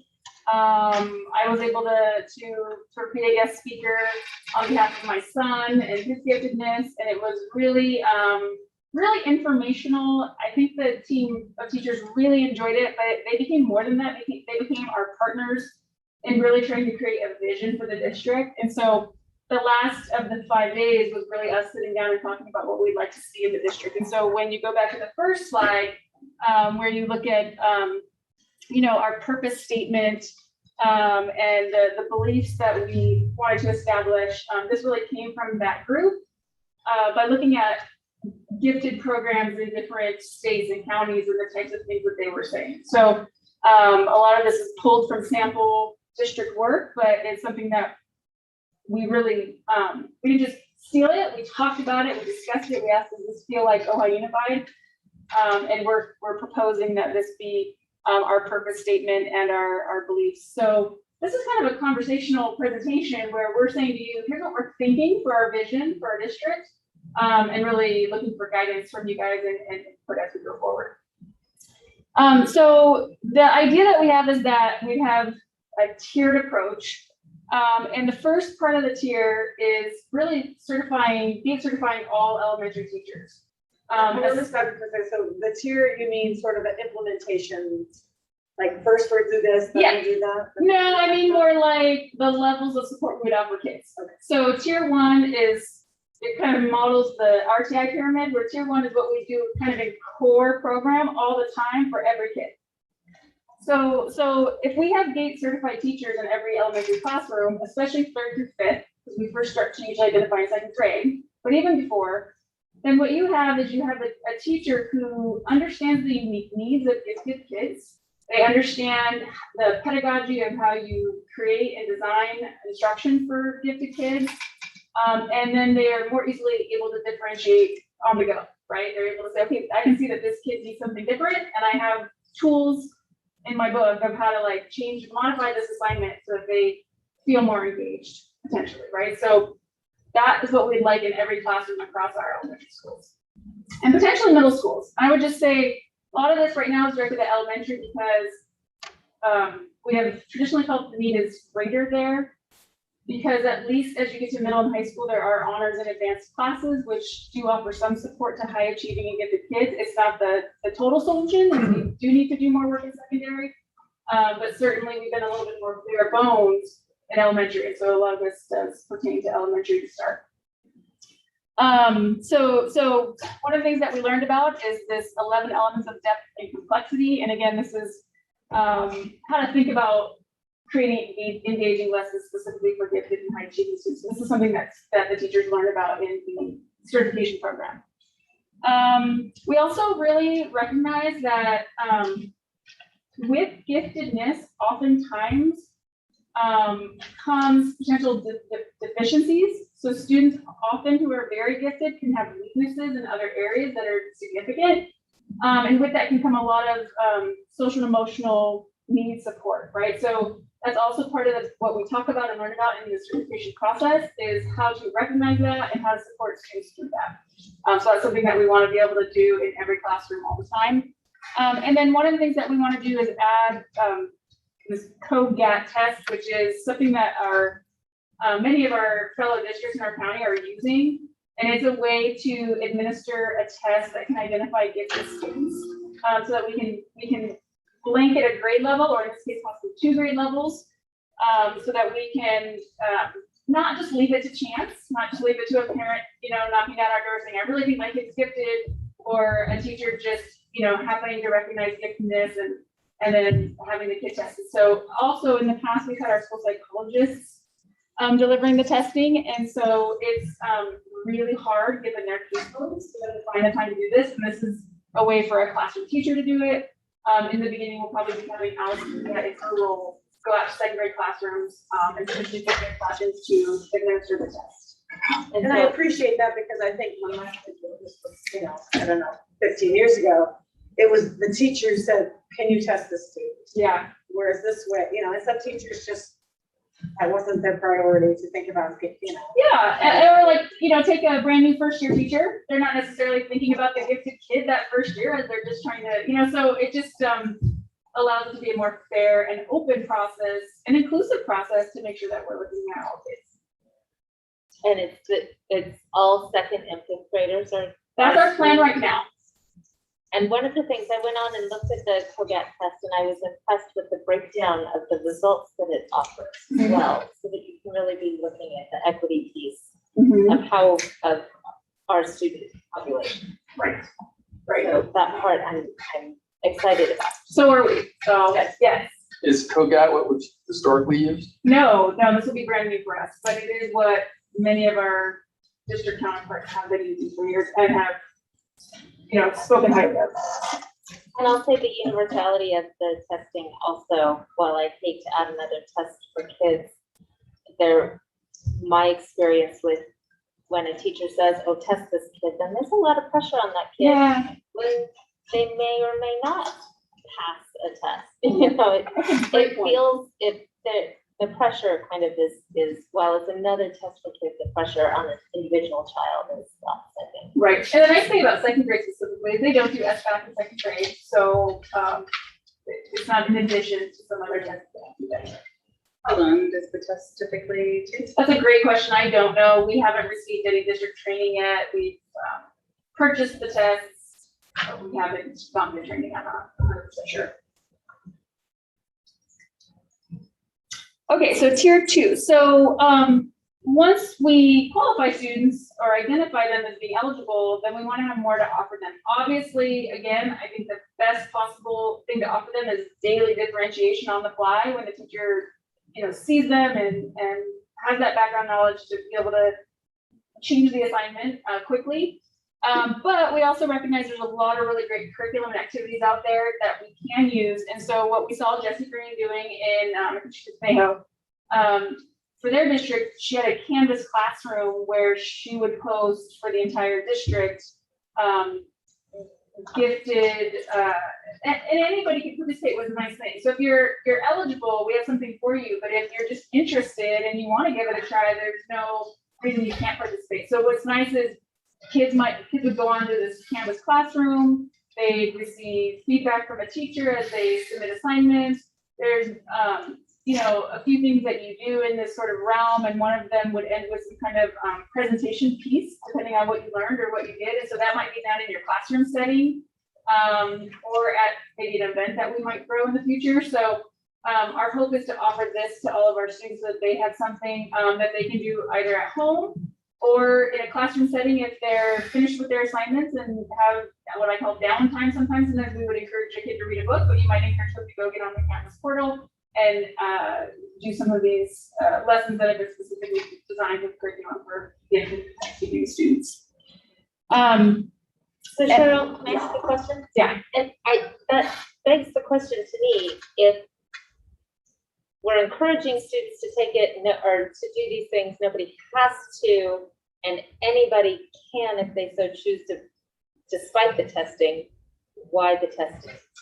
I think the testing gives the teacher extremely valuable information to be able to ensure that we're meeting their needs, right? So I would want to, if I knew my students were gifted, to go out of my way to be supporting their learning in the classroom setting, and then also potentially guiding them and encouraging them to go to a portal like this, especially when it's appropriate to do so. Like what we know in many cases with big kids is they finish work really fast, even if you modify it. They often can get really excited about one topic and want to move in that direction for a long time and really dive in. And so we want to have a place for them to go and to be able to say, like, I see what you need, and I have something, a tool that can help you, develop that interest that you have. And also in terms of expectations, sometimes we have gifted students who are underachieving or underperforming. And so if we know that you're gifted, we can ensure, and the teacher can help, rather than assuming, there's something wrong, we can know that, we need to provide you with additional support because in fact, you have a capacity to do this that we're asking you to do. I answered my own question. It says it's between 30 and 45 minutes per battery, and there are 2 to 3 batteries, or 3 batteries total, 2 to 3 hours generally. And I think if I remember learning about it, and I'm not sure if it's in there, is that after the first battery, it gives you enough data to not have to give everybody the second or third piece. So I think there's some wiggle room there, if I remember. It seems variable, Yeah. but it's like 30 to 45 minutes, which isn't terrible. Yeah. I remember gate testing taking like 4 hours on Saturday, like, Right. just such a joy for a child. I remember it being in the broom closet. Ah. That's the broom closet, and you're supposed to be able to do a test for hours and hours. That was my experience. And then, we're always looking for programs that can differentiate again and provide those other avenues. As we know, we shared with you that Lever has enrichment built into the lessons. So we don't expect all kids to get to those enrichment pieces, but certainly again, our gifted and high achieving students can use those. And as a teacher, I would be trying to support and encourage my kids if I certainly know that they're capable to access those pieces. And then the third level is, and again, we're still developing this. Some of these things we've been doing, and we're still considering whether or not we should do them. And again, looking for your feedback. But we do acceleration, so that's skipping a grade. It's very rare for a student to skip an entire grade. There's a lot of pieces that go into that, including the social emotional piece, the conversation with the family. What does it mean for your child if they graduate as a young 17-year-old potentially? All those factors usually get discussed in the student study team meeting before any decision is made. But we do accelerate based on subject matter, and you guys know we do this with our math, right? So we allow students to work quickly through 5th and 6th grade math so that they can, as 6th graders, take 7th grade math and then be lined up to be doing math 2 at Nordhoff as 8th graders at Matillahoff. That's an example of the kinds of things that we could do to accelerate a student who doesn't have to be the entire, all subject matters the entire grade. And then telescoping is an option. This is a little bit harder to do and typically happens in an elementary setting where if you have a 1st grader maybe reading at a 3rd grade level, you let them go to a reading group in the 3rd grade classroom for a portion of time. Again, scheduling makes that kind of difficult. And the good news is a lot of our programs today have the ability to differentiate by grade level or reading level within the program. So we try to utilize those resources as opposed to like messing up a schedule of classrooms. But that is an option that we can consider, and certainly I've seen it utilized in my career as a possibility. I think I have one more slide, I believe. Yeah, I just wanted to share with you that one of the schools the districts that we looked at, which was out of state, as part of our study during that week, their GATE program is amazing. It really came out of lawsuits, especially because of inclusivity. And so we were able to really read about that and then dive in and really a lot of rich discussion about how important that is to us as a team discussing it, but as a district, we really care about these things. And so that became a really important piece as we were talking about the vision. It's, some of that conversation is why we said, we really do need to test, a group of kids as opposed to just letting it be, again, a parent who's advocating for it or just a teacher who's, experienced enough to be able to identify a student and have them tested. We do want other means of testing to be a possibility. I was able to share a little bit about my son and his giftedness in math, but he's nonverbal autistic, right? So you can't always use a test like COGAT to identify giftedness all the time, right? So we do have to be able to have other measures, and we do want to open the door to that as we move forward. Nobody knows exactly how, but we know that through demonstrations of work, there is a way to show your giftedness we want to take into consideration. Cheryl, along those lines, does COGAT offer the testing in Spanish for students? That's a great question. I'd have to look. I do know they offer like a non-word based version. So if verbal skills are the specific level, there's a way to look at it from more their visual skills. And then just creating a committee that is part of the process so that if anybody, a parent, a teacher is advocating for their child to be eligible because they didn't qualify, that we have a process to be able to receive those and really feel like we're making a fair and inclusive decision.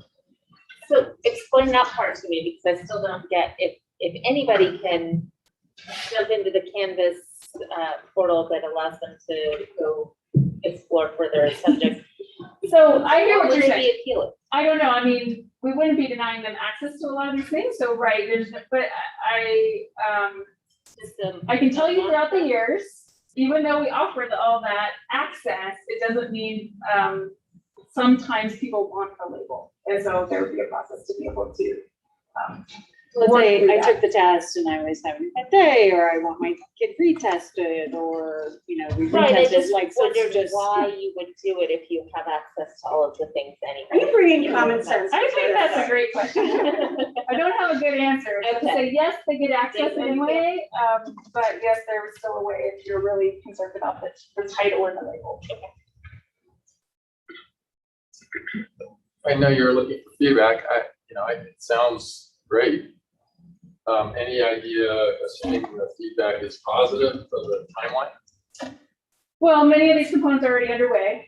So then it's just a matter of continuing to refine the vision and move forward to gearing up to be able to provide it. I mean, one of the big pieces that we don't have the capacity yet is a potential person, whether that's Alex Mejia or somebody else, to develop that Canvas portion. So anything that we haven't, we ordered the test, so we are ready to move forward, but we need the training and that sort of piece. So assuming it's, a green light from all of you and it feels like the right direction, then we'd be working toward creating the capacity to make these bullet points happen. So that you can't use Canvas from other, you mentioned that there was a spot and someone had created something. That's not something that. Yeah, no, it's been years since I've spoken with her, but she was very generous in saying she'd be happy to share what she has. So yeah, but it's still man hours and it's gonna take some time. Recreate and modify. Yeah. To reflect our particular. And they don't stay the same. You update them with activities and assignments and missions for the kids to do. So it would take manpower to keep it updated and engaging for the kids.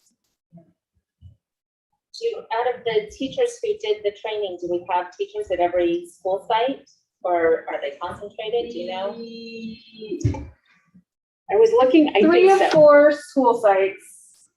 No, they got it. All 4 have somebody. And even from Summit. Yeah, Andrea. Mendoza, Yeah, So right. I think we had everyone. You're right. represented. But they moved around enough. And again, that part is gonna take, 3 to 5 years, right, to get all of our teachers trained. But now that we have so many trained teachers in districts, it's a little bit easier to offer the training because a certified teacher can offer the training. Well, that's a great point. I mean, is it your sense that we would wait this 3 to 5 years until everyone was ready to go before we started to identify the? No, we're not, Yeah. we won't be waiting. We'll definitely be trying to identify students this year. We ordered the tests. Yep. With the intention of using them this year. Correct.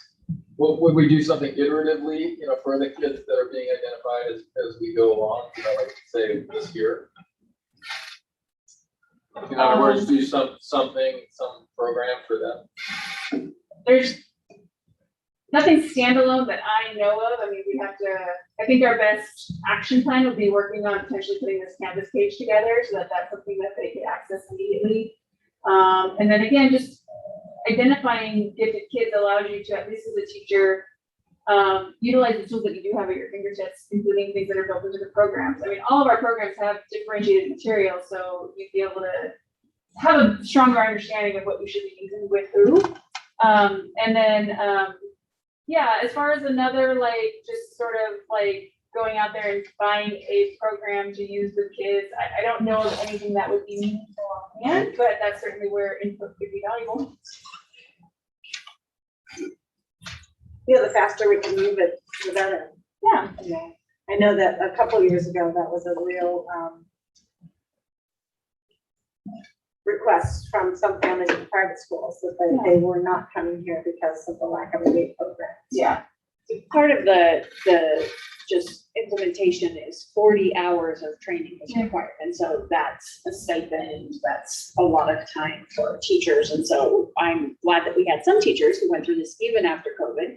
But I think that as we can move more towards return to some sort of model and less of the kind of incredible work that we were asking our teachers to do last year, we maybe to do some of these extra things, but 40 hours is a lot of time, and it does require a financial commitment on our part to support those teachers who go through with the stipend.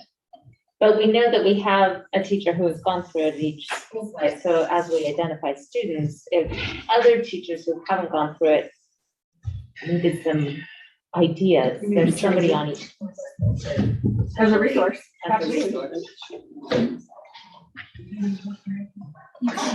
Okay, we're gonna take anything else on that topic? I'm just wondering if we have an estimated cost. Well, we've decided to budget approximately 10,000 a year towards moving forward on these initiatives. Yeah, and the board goals and the key strategies, last time we identified the cost is around $10,000 this year to continue that. And testing. Okay, we'll take a 5-minute break and we'll be back for our business conference.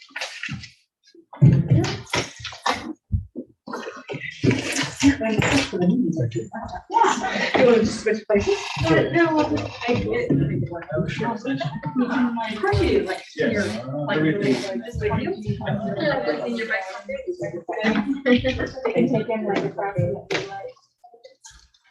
I don't know, 60 seconds to actually get his coordination in his hands. You're done.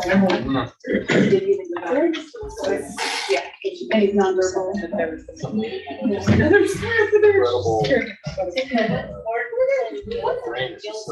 It is.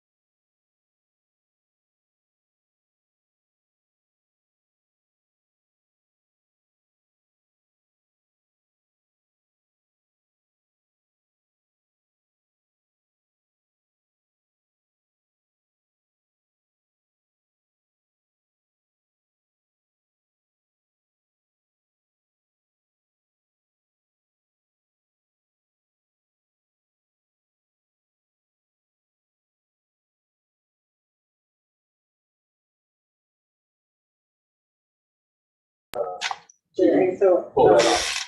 I guess we approve. All those in favor of removing the one item before? We just review consent calendar. Okay, so I am making a motion to approve the consent calendar without 5.110, and Kevin has seconded the motion, so all those in favor, Michael? Aye. Rebecca? Aye. Shelley? Aye. Kevin? Yes. Jane? Yes. That's 5-0. So 5.1.10, I wanted to pull out this sort of highlight, really just a moment or two. I think it's exciting that in our independent programs at the summit, we're going beyond just the Edgenuity piece. So do we just want to? I'm thrilled with that too. I think it broadens our ability to meet the needs of schools. We're serving various programming rather than just relying on it. Right, and if we, I don't know, should we open the screen or, we're adding some A through G, which is a UC approved, when you want to attend a UC school, you need to have certain number of A through G approved courses in order to be accepted. And this adding, well, we will actually have to apply for them to be accepted as A through G. But it's a bit of it's a program that's not just online. Right, and so, just to add, so Natasha Efros, who has an English and history credential, as well as Paul Harkins, who do mostly our secondary work up there. He has got a social studies credential. They looked at the A to G list, and what you normally do is you look at what's already been approved, and you find courses that you can either build your own, or you can copy or model of somebody that's already been approved. And so what they did was went in and found courses that they feel really can meet the needs of Summit School students. So really looking through the many different A to G approved courses, picking out the ones that they thought would be appropriate for them to teach and a good fit for the school. So that's what we're proposing with the history and the English and the elective courses right now. We're looking at adding science and math, but we want to be very mindful that when it comes to science, we're going to want somebody with a science credential to at least vet the course, and also somebody to potentially do the lab work with the students.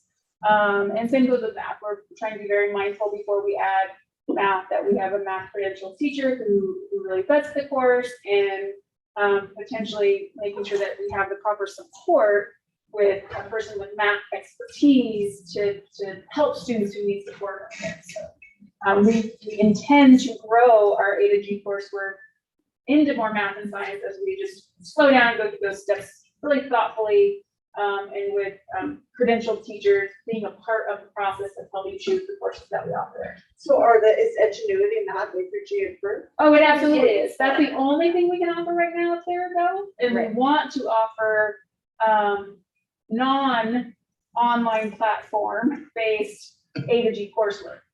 Yeah. And I'll just add, I had asked the question, it's one of my concerns, just whether that was gonna require any additional staff up there, any additional teachers, and my understanding of it will not. It will not. Because I do think, I'm always, wondering or believing that we need to worry a little about the equal use of resources across the district.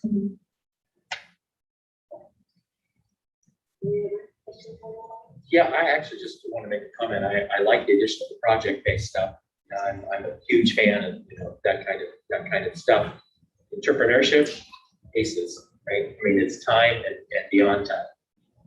And then just generally, I am just very pleased to see us having a much more robust program at Summit. It's like, I wish we knew this was going to happen and had made that conscious decision. But I'm glad it's working out. I thank Tiffany and you guys for doing that. It's good. I like this a lot. And along the entrepreneurship line, Thursday afternoons, farmers market, they're selling their mushrooms that they're. We actually bought some of the last time we were there. Yeah. So. And I would add, I'm not a huge fan of the community, so I'm super excited. teachers? I think Edgenuity is a great program. I think it's really hard to do for 4 straight classes, like daily. I think especially it works great for something like math, which can be complex and some nice good direct instruction on a daily basis is helpful, but I like Edgenuity, but I love the fact that we're gonna be able to offer better balance up there, and it's not gonna feel like you are stuck only doing Edgenuity, for all of your core coursework, so. Well, now we'll make the motion to approve 5.1. I'll second. All those in favor, Michael? Aye. Rebecca? Aye. Shelley? Aye. Kevin? Yes. And James, yes. That's 5-0. Moving on to 5.2.1, the addition, due to increasing need to care for medically fragile students, provide support to students with various medical conditions, as well as possible COVID support, having a healthcare assistant position.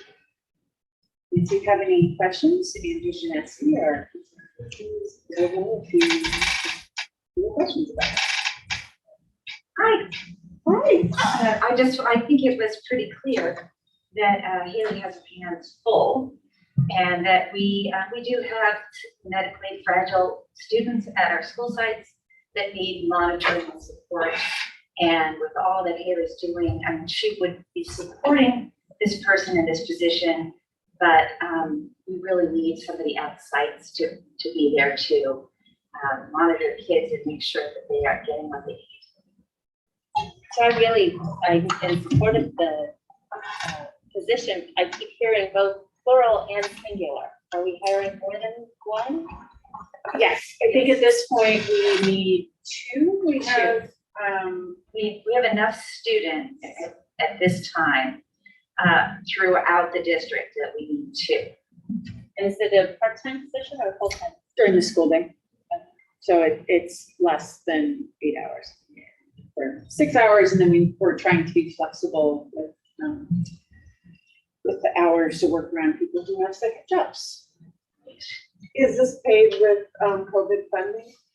No, this is generally paid with special education funding, but it depends on the needs of the student. So some of them, essentially, it's similar to maybe like a one-on-one aid, but somebody who can provide medical support for a student if they were medically fragile, depending on what the particular medical need is of the students. You might, like, for instance, if a child was diabetic, they have to have their insulin levels monitored and checked, and you have to really, there's a lot of data and information that you have to process and go through and make sure that they're getting, while they would not be giving the insulin, they're just making sure that those children got the right amount, and they would be checking in with families. It's just a lot of work to make sure everybody's taken care of. Also for our younger students. Yeah. In some cases, we may need this person to ride the bus with the student who might be medically fragile. So it's a step above our instructional aide who doesn't have kind of medical training. But they could also be doing things like contact tracing, if that was something that we needed, while they are on site and available for the students who have them for specific tasks. We think that we have actually a potentially good candidate if we were to pass this, who eventually wants to be a school nurse. So we see this as a pathway job where we can have people who come in and want to get experience working with students and then eventually go on to a higher level of medical service in schools. I'm curious about the point you made about depending on the nature of the need of the kids being served. Is it like allocated on some kind of historical basis? So you look back and say, this is what this particular person did last month, or you know what I mean? How does it differentiate? So if we had a student who was new to our district, for example, and had a seizure disorder, then we would provide this position, because that's part of the IEP, to have this person with that student who has a seizure disorder on the bus at school. When that student's no longer with us, then we might not have this position that year. Or if we have a student who's, for example, type 1 diabetic, they might need this when they're younger and they can't do all of that monitoring themselves, but the idea is that eventually students are in middle school and high school and can do that themselves. And so that's part of the process and discussion we have with parents about what services and needs, and we would discuss that. In most cases, these are IEPs that happen. It could be potentially a 504 team decision, but we would kind of a reevaluation on an annual basis. So did I answer your question? Yeah, I guess I'm wondering, like, if we're hiring two of these people, are they effectively already know their assignments will be some particular bits? Okay. Yeah. Can you address some fiscal impact, talking about how, if we didn't have this person, what would we be doing for these students? So we have to have an agency. So we are short in a number of areas, and we hire an agency, and it's usually at least 2 to 3 times the cost of having somebody that is our own employee. And so in these particular cases, if the IEP says you have somebody who is with this student because they have a seizure disorder, we have to pay somebody, and if that's not our employee and we can't find one, or we don't have a job description, then we pay an agency, and that's, you know, $40 an hour instead of $20 an hour, or whatever the difference would be. So we have had to use agencies a little bit more than we would like, because we haven't had positions just across the board in different positions. And so we're trying to create our own internal capacity to serve students with our own jobs and employees. I anticipate these being regular permanent hires. I think they will probably be PKS, so particular kinds of service. So they would likely not be permanent every year, because again, if the needs of the student change, then we might not need you next year. However, I would say these needs are growing in our district and districts throughout the county. And so the likelihood of needing fewer of these people is less likely than needing more people. I have a question. Do we have health checks on campuses? Yeah. So we just have the one nurse that covers the entire valley? Yes. So a lot of other districts have used parts of their COVID funding to hire health checks, especially with contact tracing, because it's so intense. Man hours. Not so intense. found our contact tracing to be that onerous. We are lucky that we've had kind of fewer cases and we're smaller, but we will assist. I help write the messages that go out to families. Like Haley and I do that together. Last year, Haley was a health tech because she was finishing her bachelor's degree. And so we contracted with a nurse from Fillmore who saw Haley, and Haley became our district nurse. And then now these health assistants will be underneath her. So we're restructuring. But if at some point, like contact tracing with COVID became problematic, then these people will also assist. Yeah. Also, the county, we don't have to submit anymore to the county spot system, which was the cumbersome part of COVID contact tracing. And so now that that's no longer a requirement, I think it will also be less time. Just there's a little bit more, because we're also not cohorting, so there's more mixing and there's more like outside time, right? So I've seen the opposite, but I'm different because we're small. But I'm super in favor of these. I just wonder if the funding source for the coming year should be COVID, or should it be? In this particular instance, because they are assigned to support particular students, but if we had to have additional hours for them, we would definitely be utilizing COVID if they were providing COVID support, right? So we may be able to identify their time based on what activities they're doing. That would be good. Yeah, I'd like to see that as well. Because we have so much of that, and really haven't seen that breakdown to know that we're using them in the way we're using it, yeah. But you'll see that in September.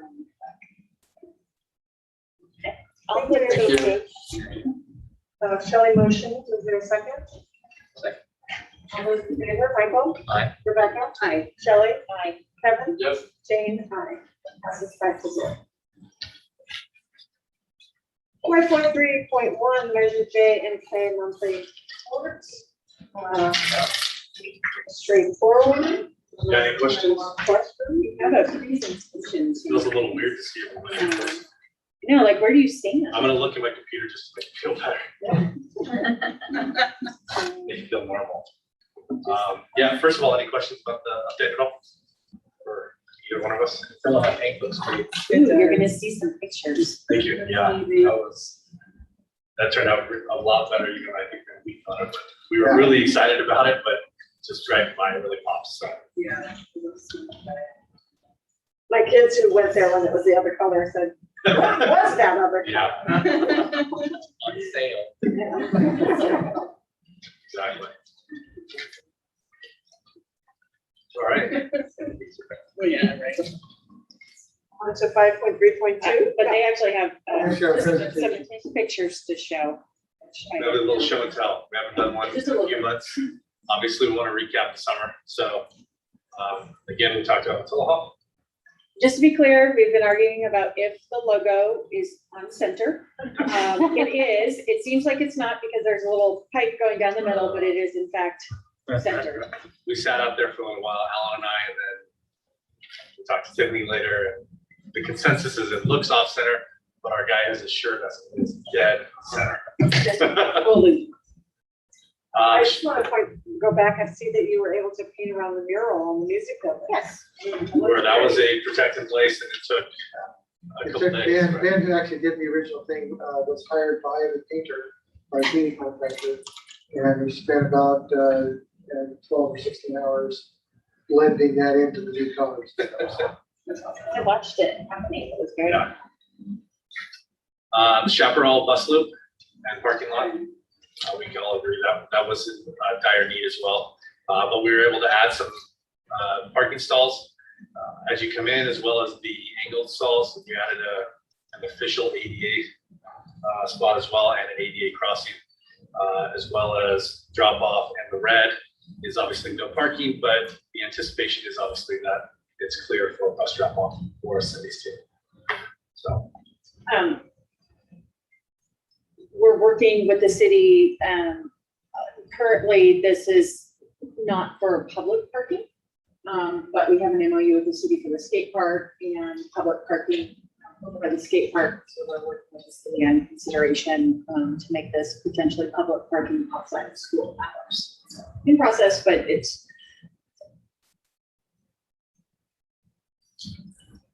The locker room refresh.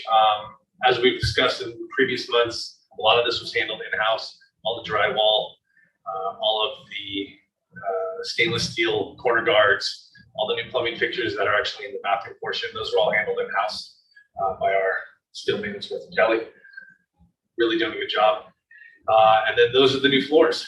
So we were able to refinish the floors. We put in a quartz floor system. It's the strongest floor they pretty much make. Kelly actually took all the benches out, sanded them down, painted them. Alan was able to do the Rangers decal, so it says Rangers on all the benches. Kelly painted them, put on the decals, and then we actually coated the benches with the same stuff that we'll eventually use, what we're going to use on the Matillahaw corridor. It's ballistics, and so that's the name of it actually, and it actually it protects everything. It won't stain, nothing. So, but Kelly did all of that, all the benches in house as well. So, and then Acre Concrete was able to do the flooring. It looks a little dark in these pictures, but it's got a little blue in it as well. And it came out really nice. Just some roofing, San Antonio. Obviously, aside from the main building, all the other buildings are being redone this summer. And you can see the original wood up there on the left. There was a couple layers of shingles up there. So they've replaced all the damaged wood. And this has a garland underlayment in it as well. So garland is warranty in all these roofs. So. We did three schools of roofing this summer. Yeah. Topa's not in here, but we did Topa, San Antonio, and then obviously Nordhoff. Nordhoff still has some work to do, and they are going to be working after school hours and on weekends to finish it, so it doesn't interrupt the school day. What is that picture on the left? That is the science building. The left is, That is the B wing. B-wing, yeah. What is that? They're taking stuff off? That was the shingles they took off. Yeah, so that was one of the demo pictures. Is that the way it was sitting there? Yeah, no. Just a small project we did over the summer as well was the San Antonio roadside improvements. After we finished the parking lot, a lot of the boulders were still kind of in the right of way. And we talked to the county. He said, yeah, actually, absolutely, go ahead and clean it up. It's all low level stuff. So we were able to move all the boulders that were there on the right, and actually, so the cars can actually park off of the road and not hang over. And then we actually lined the entrances and the exits with boulders, and just kind of created a little area that, you know, 1 or 2 people might park there. But we also took down the old pepper trees that were you couldn't see when you were trying to make a turn, so it was a safety hazard. So far the reception out there has been great from parents especially.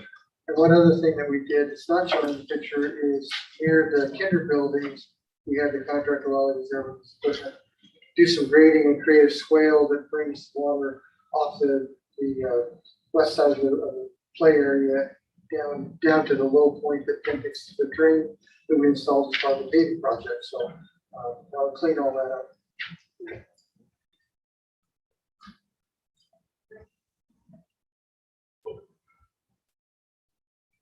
Got it. Okay. Yeah. This is a few pictures of the electrical and ground. Obviously, it was a long run up the side there of the school, up that drainage area, and all the in-ground work was done over the summer before the kids got back. We're on the on-campus portion. They're wrapping up the where the switchgear goes, the wall, where the actual some of the electrical equipment will be right where the bike barn is. They're still wrapping that up. That's a couple weeks out. Once we do that, then we can finally schedule that as it come out. But and then that's for the inspection, and we still have to schedule the swap over actually when the new lines will become live. That we're aiming to do that over probably Thanksgiving break. Yeah, one of the things that slowed us down a Pending little bit edits. was materials and supplies have been tough during COVID, and the switch gear that we need for our side of the transformer, the panel, was delayed getting shipped, so it's not actually shipping until Monday. We should get it later that week, and they'll install all that. But until the switch gear is completely installed and all the wiring is done, and SCE can come and inspect it and say, yes, you're ready on your side of the transformer, then they will start to schedule bringing in the transformer and doing all of their work. And so we don't know how long that'll take, but once they're done, then we can connect everything up and throw the switch. And it'll probably be a 2-day swap over once it's back in our court after it's done. So that's why we'll schedule it over a break. Question? I'm sorry, stretching. Okay, of course. Campus painting. So here's the picture for before and after. It's a little hard to see on this one, but aside from the logo, but yeah, you have the yellow before, the new white afterwards. I think it's called Baby's Breath, actually, it shows. With the new logos that are wall wraps, they're not painted, so easily replaced or removed should need be. Some of the accents, we went around and around on colors, accents more than a few times, and Kelly, I think at the last minute said, "What about a few stripes, kind of like that?" And so we threw that in there to Martin Hartman as well, and he whipped up everything. And again, I gotta say, we had people texting us, calling us, emailing us, saying how much they liked the colors, and so how good it was. So, and some little pieces, just like the red beams in the main corridor, that Martin suggested, just really pop. So. And the field restoration. Yeah. So obviously you guys have been driving by and seeing this. This one is, we're actually doing the punch list walk tomorrow. So we're close. And then after that, we still have a few more weeks where we can't let the kids on the sod. They said we needed to give a couple weeks. We asked for a few more. And of course, Captain Mike, agreed as well, considering we want to really let the grass take. You can see some of these pictures on the left there. That's all the irrigation trenching that they did throughout the whole field. On the right there is the erosion control down in the southeast corner, closest to the Land Conservancy and the bike path there. That corner has always been eroding years and years and years and years. So Pacific Coast Land and actually Alan came up with the idea of the gaming baskets and to stop some of that erosion. And I gotta say, the Marina's done a great job out there. Those gabion baskets actually go 9 feet. Yeah. Awesome. 19. 9 feet. Nine. Yes. So yeah, and then thanks to David Rogers for all the drone shots. We've all been kind of going out there, and Alan took the same picture on the right from the same viewpoint every day, and David took drone shots a couple days a week. So we have a really good moral, I guess, story of the whole project. But the one on the left, fairly recent. You can still see they haven't. The DG track hasn't been fully filled in on the bottom there. But it's close. So everybody's, as you know, I sit on the AYSO and the baseball board, and everybody's already asking what's going on it. Instead of coffee and conversations, walks and conversations, walk and talk. Yeah. So that's it for that portion. Any other questions?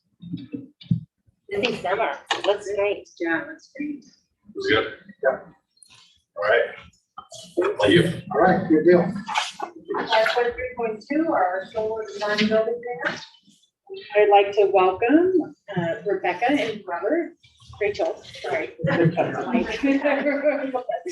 Rebecca, So, yeah. Rachel and Robert, sorry, another R, from Schneider Electric. We're here to help our team with some of the. So we've been working closely with Schneider to get to the point where we are now, and so we'll bring you with you tonight. Actually, for this portion, don't we need to open the public hearing?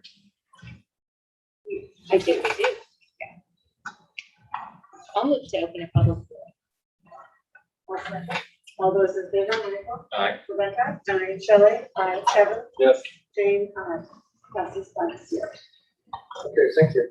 So what we're bringing to you tonight is the request for approval of the first phase of the design build contract, which is the design phase. And, it has a monetary attachment to it. The way that this works on a design build is we work out in the design phase what we're actually going to build and what is actually the final product that we're looking for and the way it's sold. So all kinds of things will be done during that phase. We'll be doing geotechnical surveys of the soils. We'll be doing extensive amount of research on the historical demand. We'll be sizing the system. There's just a lot of research and technical stuff that goes into that design phase. And once we get all that worked out, we'll be able to come back to you later saying, here's the contract cost to actually install and produce it. And I asked our attorney, who worked out all of the contract details of this with their attorneys, and I said, well, why can't we just go hire somebody to, like, we have free reign to go hire an architect or professional design professionals, do it ourselves, and design that and just put it out to bid. And he said, well, there's laws in California that says if you're part of the design consultant, you cannot also be the contractor to do it. That's where this 4217 governmental code comes in and says a design build can do both. And there's certain things you have to do, like this stuff on public hearing, the things that keep it all above board. We're doing all those things and dotting all those I's and crossing all those T's. But tonight we're looking at the design, that design portion of it. And at that point, with that introduction, I will hand it off to Rachel and to Robert, and they're going to go with a PowerPoint presentation to kind of explain some of what they're going to be doing. Thanks, Al. Well, good evening. Thank you for having us. I'm Rachel Torgerson, and we're with Schneider Electric. I don't know who's in charge of. Okay, no worries.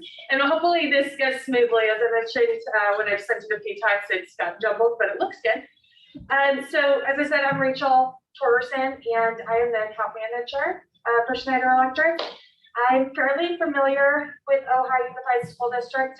I've been in conversations for 3.5 years, and I actually live in Ventura as well. So I'm really excited about this solar project and energy initiative project. My role is I will be involved with everything from, before what we've already gone through with interviews through the completion of the project. So I know this project backwards and forwards, and can act as sort of a liaison between my team and Ojai Unified staff as well. So main point of contact, very local, which makes things easy as well. And I'll have Robert, if you'd like to give a quick introduction, and then. Sure, yeah. So Robert Davidson, I'm a project development manager at Schneider Electric. My role is to really oversee all of the technical elements of the development side and make sure that we're designing what meets your needs, what's going to be successful for the district long term, what can be implemented safely, and give you long-term performance that you expect. So I get to oversee all that and kind of really be involved on the front end before heading off to our internal construction team, which will go make sure that we build and deliver on all those things that we developed in this upcoming design phase. Thank you. And you'll see a few other faces on the screen as well. I included them just because this is the first time that we've really gotten to come present in front of the board. I just wanted to get you a little bit familiar with some faces that will be heavily involved in this project as well. So you'll see Mark Starkey is up there. He's been working with school districts throughout California for a long time and will act as your program manager. Jose Carrasco, he is lead engineer, energy engineer, and he'll be ensuring that the energy calculations, he'll be really involved in that portion. And then Jordan Lerner is up there as well, and he's been with Schneider for gosh, like 15 plus years, and is involved in a lot of the aspects of the project, but most recently he's been involved with a lot of the contract portions. So the objective of the board meeting this evening, objective in regards to Schneider's role, not your entire board meeting, is to, like Alan said, go through the motions of 4217 and follow those guidelines. So 2 weeks ago, Alan did post a public hearing notice. I believe he posted it on the bulletin board outside the district office. And in order to continue following those guidelines, we've opened it up to the public in case there are any comments that they would like to make here tonight. And then we'll ask for a vote that allows us to move forward with the design of this project. So the approval of this, the approval of this contract will just allow us to really dive in and start working on getting this up and running. Before moving forward, I did want to just start off by recapping on how we got to this point and were awarded the partnership, and give a little bit of information on Government Code 4217 for anyone who may not be too familiar with it. You'll probably hear me say 4217 or Government Code 4217 a lot. So we just want to make sure that we provide you with the insight into what the design phase looks like as well, so you feel comfortable approving this. Now we can move forward. Perfect. So just to recap, I'm sure you're all very aware of this, but Ojai has been talking about solar for many years now, and in March of this year, the district released solicitation for qualified vendors, or partners, as we like to call ourselves. And Schneider Electric and a handful of other vendors came and walked the sites and then responded to the RFQ on April 30th. And I'm sorry, I keep looking down because I can't see. So my glasses fall down. And Alan and Adam did receive responses and then interviewed a handful of companies twice, actually, just to ensure that you received the right vendor and partner for this project. And then in June, as you probably remember, most recently, Alan did come back to the board for approval of the partnership between Schneider Electric and Ojai, and we appreciate it. Thank you. You did approve that.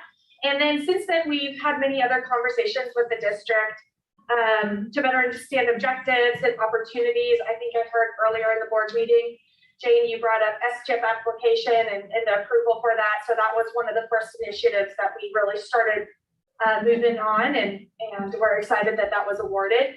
And so we're excited to move forward to the next step, which will be very extensive and allow us to start designing.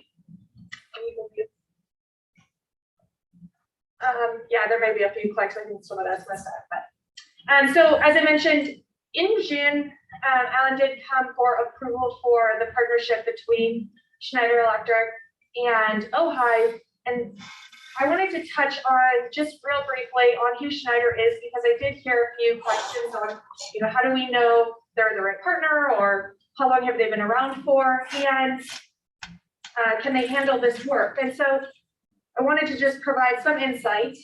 Schneider is the largest Fortune 500 company. As you can see up on the screen, we've been ranked the #1 ESCO since 2017 when they first started doing these rankings, and that was done by Guidehouse.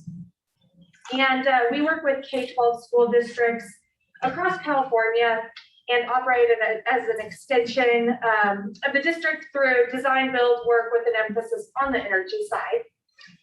So essentially, we're working with our clients as a true partner to design, implement comprehensive solutions that really have that emphasis on modernizing and improving learning environments, just like what we'll be doing for OHI. And we have you'll see a few other, well, if you can see those, but there's a few other recognitions as well. One of my favorites is that we've been awarded the most ethical company for 10 years in a row. And I think that's pretty impressive, but we have 180 years of history and innovation behind our name, and 28 years of dedicated service to K-12 clients. So we've been doing this for a while, and 60 plus clients, K-12 throughout California. So we're really excited to work with OHI Unified School District now as well.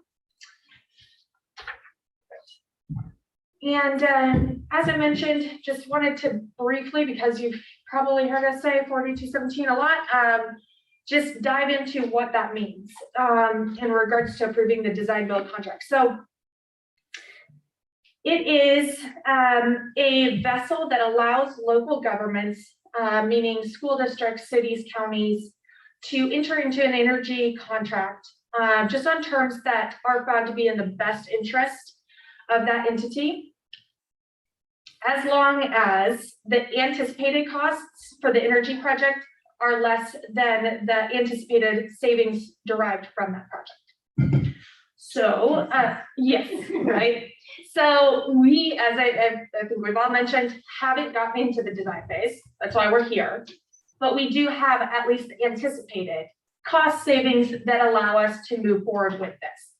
So Robert's going to really talk about what you can expect from us as we move forward, what this design process looks like, and when you can expect to see some of those actual concrete scope and cost and energy savings, because we don't have those to present to you right now because we haven't done all the legwork to understand what this project is really going to look like. So I'll hand it over to Robert. Perfect. So if we go to the next slide, effectively, this is a design build partnership, as we said. So we're responsible for the design, we're responsible for the construction, we're responsible for making sure the district sees the long-term performance. As you can tell there, it starts with this collaborative planning and development process. I like to think of it as starting with a really wide funnel. There's a whole lot of possibilities in the RFQ selection process. We presented some of our preliminary ideas.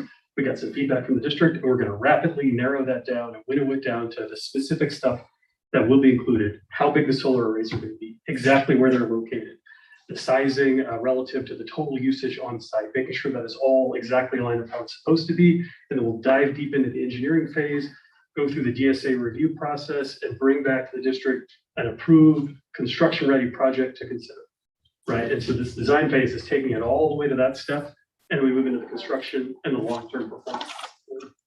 On the next slide, we can kind of see a breakdown of some of the milestones and timing of that sort of development. So that initial winnowing of that funnel, that initial 30% phase will get done over the next month and a half. We'll dive deep, really make sure we understand and have had a collaborative discussion on priorities, trade-offs. As we know, in any kind of design process, there are always going to be some trade-offs. So we need to figure out what the right balance is for the district there and begin our design phase. And then once we know quite where those trade-offs are, we can have a preliminary cost number that's a little bit dialed in. And then we'll go into the geotechnical analysis.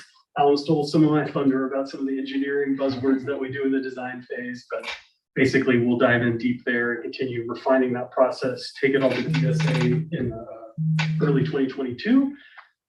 All of this is being done with the plan to do construction primarily in summer 2022. As you know, big construction is a disruptive process. We want to get through all of the construction work that interferes with your access and ability to use your sites during the summer. So any of the most disruptive elements of construction would be done during the summer so that it doesn't interfere with the learning process. So that's kind of the vision that we're marching towards, getting approval for the construction phase in spring 2022. The design fee that is under consideration here in this design build agreement is $392,000. About a quarter of that is for that first 30% development phase, getting everything kind of organized at the beginning there. About 40% of it goes into that next phase with the heavy geotechnical analysis. We're really beginning all of the civil surveying, all the pieces that go into putting a project together. And then the final 35% is getting across the finish line of design with the DSA review. And the final piece is being able to bring that construction ready project to you for consideration for the construction amendment for this design build agreement. Can I ask a quick question? So at this point, obviously the design's not done. Correct. But when you talk about geotechnical, I assume that we're expecting some of these facilities to be directly on the ground or to be supported by, engineering that you do on the ground. Mm-hmm. Is there also an expectation that some of the solar would be on pre-existing buildings? So at the moment, we don't think that's going to be the most cost-effective or most beneficial use of resources for the district. The DSA review process for that's quite extensive. Although at middle school, as an example, you have a building that is rated, that's structurally sound enough to include solar on the roof. The additional infrastructure from an electrical standpoint relative to the size of array that you need to offset your usage there makes it less likely to be the most cost-effective solution. But that is a big part of that initial winnowing of that funnel, really getting down to the specifics and trade-offs there. But in general, carport type arrays, like a shade structure, is going to be the most cost-effective and easiest to get through the DSA process, which will allow for faster and better implementation. And have you ever done this work and found that the cost savings in energy use is not worth building? So we know in general where it's going to fall. So I would say, yeah, we've gone to sites and found that the ground conditions are such that it's not reasonable, it's not realistic. The electrical infrastructure is in such poor condition that you have to do it. But that's not the case here. We've done an initial site survey in the selection process and have a pretty good idea of what's here. And because you have so many sites as well, if we determine in the process that Topa is not a great fit, then maybe we need to resize it with big minor zones. That's part of the trade-off. So at a single site, anything is possible, I should say. But we've already surveyed the sites and have an idea of what's likely to work out well, and we don't see any red flags. My question is about doing the shade structures is like a prime opportunity to create outdoor living spaces, right? And especially adding electrical accessibility to those and sort of thinking along those lines. Yeah. You did a soul project. Yeah, so we still have so many conversations to have. Following this board meeting is when we're really going to dive into extensive conversations with the district to better understand what the objective of the solar even more than what we know already. But we have had beginning of conversations into what kind of outdoor learning structures we could do out here with the solar, or Tiffany has brought some really interesting opportunities in bringing art into the district with regards to solar as well. So we've already started to have some of those meetings. So yeah, there is opportunity for outdoor learning, and we actually just completed a project at Thousand Oaks, which is has solar on the rooftop, and it allows the kids to be outside. You can take your science classes out there and plug in. It seems like the coolest opportunity that I would have loved to have as a student.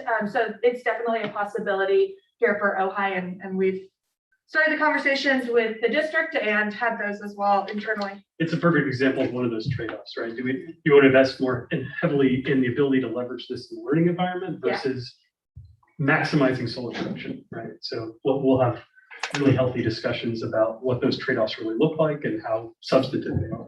And then my other question is, DSA review that quickly? So, so when you're doing solar projects, sorry. When you're doing solar projects, they have a process where you say pre-check plan, which basically allows like a 1-day review process. So it is super fast. It's really, you go in to get a pre-check plan, you have to go design across the state in all the different DSA regions, all the different structural stuff you might encounter, all the soil types, all the different ground conditions. And effectively what you do is that's been pre-reviewed and pre-approved effectively. And so what you do is you reuse that design for different sizes. And there's basically a process that allows them to say, did they read this correctly? Does this meet my fire life safety, my ADA requirements and stuff? And so the really heavy lifting part of the DSA review is already done in that pre-check process. Kind of like prefab or modular. Correct. I have a couple of questions. Yeah. When we get to the construction phase, that's where we determine what that's going to cost, right? Based on what's all designed. I'm just wondering, is there any kind of outside constraints to that? Is this sort of constraints that we put on it as it goes, or talk a little bit about what happens at that point? In the construction phase? Right. So when we, No, sorry. I think it means in regards to coming back for the cost. Yes. right, so the constraints are really that it has to pay for itself. That's an essential requirement there, the 4217 process. And then the other constraints are just whatever budgetary restrictions that the district wants to impose on them. That's all part of the design process. Correct. We're talking about. And so if you And that know, is a collaborative effort, so they're getting bids from different solar array vendors, for example, and we'll discuss those with them and say, this is the benefit of this one, we want to go that way. So the whole thing is collaborative. We talked about Copa, we're doing the electrical upgrade in Copa to allow us to do and to easily connect solar to that system because the system is there now, we've not accepted. And so you're more likely to do the bigger one at Topa, not the one minus open. And then we talked about doing shade over the bleachers at the Hall and shade structure there. So yeah, there's a lot of collaboration that's going to happen. And we do get to participate in the cost controls of that phase of it. Yeah, if you noticed on that 301690 slide that was up there, it's pretty in depth. But it's, I mean, we can always have check-ins with the board, but we're doing a lot that goes into each phase, and then upon 60% reviews, we will typically have budgetary numbers. So that's when we would be able to present those. We would have the budget back from the subs that we're working with. 90, we would come back and present what our actual concrete scope energy calculations and then pricing, of something up. And we present that, and then we come back to the board for that construction equipment and present those to you as well. So it is, and throughout that, I mean, we're having numerous, I hope Alan likes me because he's really gonna have to see me frequently. And for example, one of the things we talked about in the interview process with Schneider in particular, because Schneider is a huge electrical manufacturing company. They own Square D, they own a number of different, so we said, we don't necessarily want to have a Schneider photovoltaic array, because then we're locked into getting replacements and things, parts, inverters and things from Schneider. And Mark Stark even said, no, we are our own sort of little project group of Schneider, and we're not tied to needing to use Schneider parts and that. And about 80% of the time, we use this other photovoltaic array that we think works better. Yeah, we're a vendor agnostic company. So it's the goal to get our schools energy neutral, like so that we're not paying any electrical bill for our schools. correct. We want to improve we want to offset as much of your usage with solar as is fiscally responsible, right? So we don't want to overdo it with solar because then you devalue the production. So if there are future technological improvements that will allow usage to drop another 10% when whatever is after LED happens in their schools, right? We don't want to improve you to a point where that's no longer a cost-effective decision for you to make in the future that improves whatever else there is, not LED, post LED, something else, right? So a good goal is 90%. 90% of usage, and that way you're not overproducing. Because when you overproduce, you end up selling it back to the grid during the daytime when stuff is cheap anyway, you don't get the value for it. So 90% is kind of our target. The other thing I wanted to add, which is totally in the minutia on utility billing, but there are some elements of your costs which are not tied to just your consumption. They're tied to your peak draw, it's your demand, and those are a lot harder to offset. So like, for example, right now, we would turn on our air conditioners at 7 a.m. across the district, but then we would hit peak demand. So we don't turn them all on at the same time. They all kind of randomly turn on. And so you might turn yours on and it may be 5 minutes before it comes on because we can't have them all going on at the same time. But there are some things that we might be able to offset or solve in terms of like consumption and times and how we actually operate, right? And that's also one of the huge justifications for doing the battery that the S-chip grant will help us do, because that battery, they can pull from the battery instead of going to the grid and drop your peak demand, and therefore your kilowatt hour charges are lower because the peak demand is low. So it's kind of a sliding scale. This page energy cost savings analysis says that anticipate the savings payback will be at 19.5 years. And we're hearing that solar panels are only good for 20, 24 years. So what's the point? Well, that's a good question. And we're probably anticipating closer to a 30-year overall life expectancy, but we do know that during that time, we'll have to replace some inverters, and we'll have to replace some bad cells and things. But overall, probably closer to 30 years is our goal. But one of the big advantages to doing it is that basically we're using bond dollars to finance this. And in exchange for those bond dollars, we're having operational savings of a couple $100,000 a year. So all during those 20 years, you save, plus that's only $200,000 the first year. There's a standard in the state industry that's used for things like 4217 that says you can assume, legally assume that your escalation for energy costs is about 3.5% a year. So by the time you get down 20 years, that's a long time. And we're being very conservative right now, just because we haven't done all the design. So we haven't taken into account a lot of what Alan just mentioned and some other factors as well. We're getting the anticipated costs and savings, based off of what the work that we have done, the sidewalk and some conversations that we have completed. And so our point right here is to just be conservative. We don't want to overpromise anything, but we still have the anticipated costs and savings that calculate out and meet these requirements and look positive for the district as well.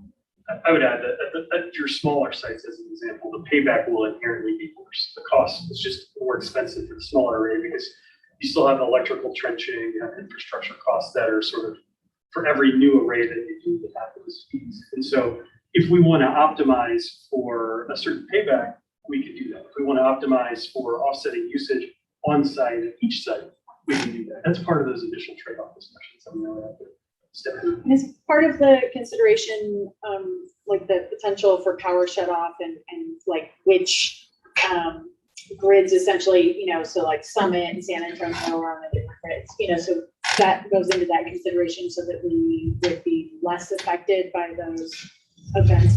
The grid is shut down? Or? So where we've put the batteries, so if you're not high, you'll have that resiliency piece. Unfortunately, there's a lot of extra infrastructure required to be able to self-generate and use that power when there's not a utility source to sync up with. So I wish that weren't the case, but that's the unfortunate reality.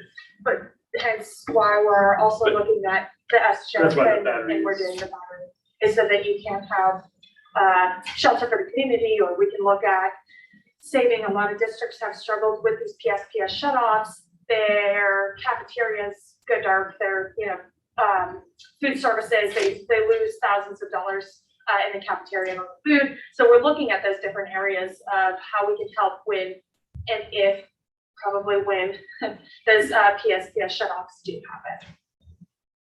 Right. So for example, in Nordhoff, they can island because they'll have the battery, be resilient. We can keep things going in the gym for the shelter, keep the refrigeration and freezers going at the cafeteria so that because if the food goes above a certain temperature for a certain number of hours, you gotta scrap that. So we'll be able to maintain it. I had a question, maybe you can clarify. Each of our schools is a standalone, right? I mean, in terms of the hypothetical earlier where Topo was unbuildable. In retrospect, now thinking about what you said since then, it doesn't make much sense to say that we would increase the capacity elsewhere, right? Because it's not like we're on some singular system. Each of them, you don't want any individual school putting electricity back into the grid, right? So there are some rate options that make it possible to do that, where you can choose specific sites and sort of group them together like they're one big array. The return that you get for that is worse than it is when it's a standalone site. It's just on its own. But if offsetting their consumption is really the priority, it is an option. So, but it's not quite like a drop of water in the ocean in San Francisco coming out of Los Angeles. A little different. What I believe you're talking about, Robert, is the SCE has a program that says, since we are one customer and we have different sites and locations, we can build a larger array than would be typically available, which would meet the needs of upstate Nordhoff. And that will generate more electricity, and we can apply a credit for the electricity that we generate there against San Antonio. Yep. Against their electric bill. Now, the difference is, and where it's not quite as efficient, is because you still have to pay the San Antonio distribution cost, to get it from their substation to our facility. So there's about half of your rate per kilowatt hour is the distribution cost. The other half we get to apply a credit for from what we generated at Nordhoff. Got it. And Mike, I think one of any board member's concerns would be, we're doing this one stage at a time, and I think in the back of your mind, you're wondering, well, what if this design phase just doesn't work out? And I have been reassured by seeing section 6.2 of the contract that says, after you complete your design, we would have 60 days to terminate for convenience if we felt that we just at that point didn't want to go forward. And I assume at that point, our only liability would be the design cost, and we would. Correct. Yeah, so this is mainly like an exit fee is how you can look at it. It allows us to move forward with the design of this project. You are not paying this upfront. You will not make any payments until we decide to move forward. The construction contract is approved. And then, there's, you work out a schedule there, but this is an exit fee. So it allows us to just move forward and design. It's broken out that way. So it seems like we're doing it piece by piece, when in reality, it's one big initiative. It doesn't always happen in this exact order, right? So we may have to play 2 steps ahead to get through DSA or something like that. So you can think of it as one big. It's one big exit. Yeah, one big exit fee, just one chunk. We broke it out that way because it was asked for by legal, and it also helps kind of just simplify things. But you do have the ability to say that, at the end of the design, you don't want to move forward. We're hoping that doesn't happen. And you talked about solar for a long time, but that's what this 392 is. And how forward thinking are we in capturing our actual energy needs? Are we thinking forward to Nordhoff kitchen revamp and going electric with our appliances, or? Yeah, so that's a great question. We are very forward thinking, and I'm sure Robert can dive into that even more.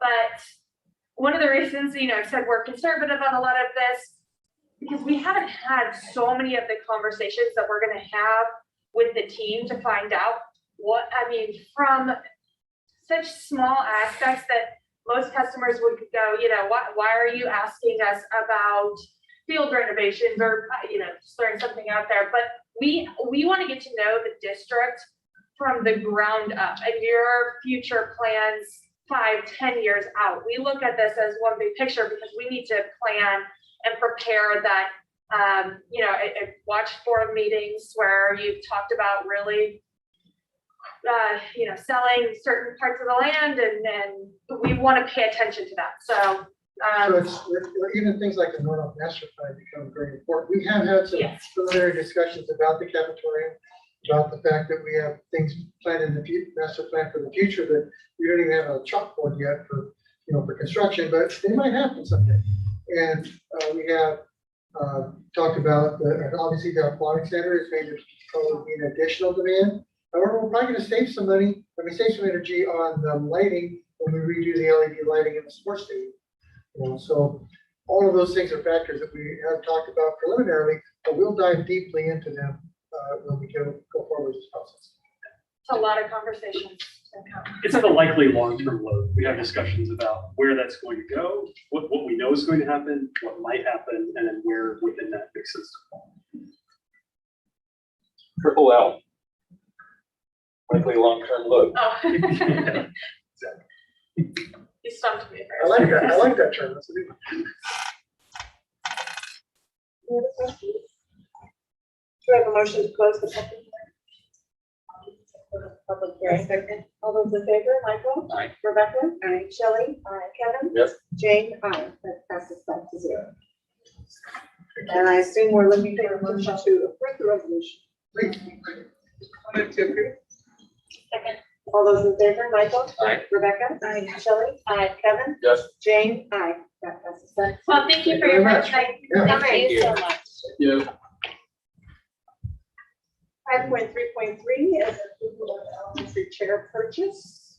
Any questions or do we just? I'll second. I'll second. Okay. All those in favor, Michael? Rebecca?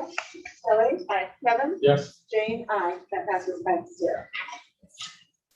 5.4, Avenue Board updates board policies. So. Thank you. Thank you.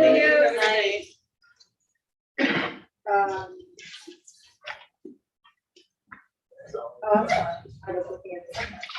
So this is our distance learning study revisions. We got questions, I can go through it. It's essentially, we do not need the distance learning board policy that was last year, and we have updated the independent study policy with required changes from the group version. I'll move to approve. I'll second.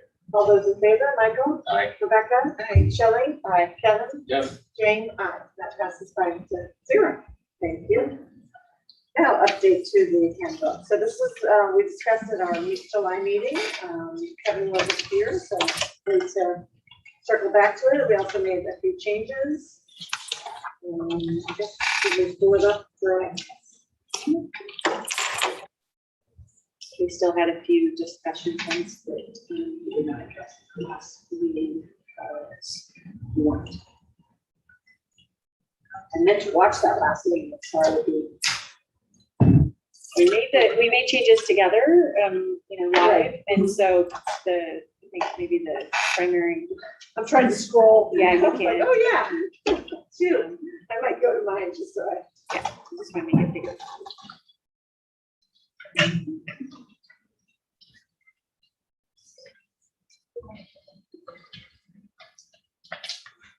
That first one is on page 13, is that right? And we have a different color. We left it in like orange.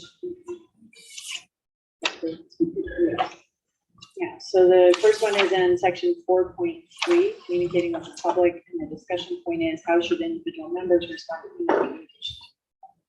Is there anything before that that Kevin, you had looked at and marked on your own?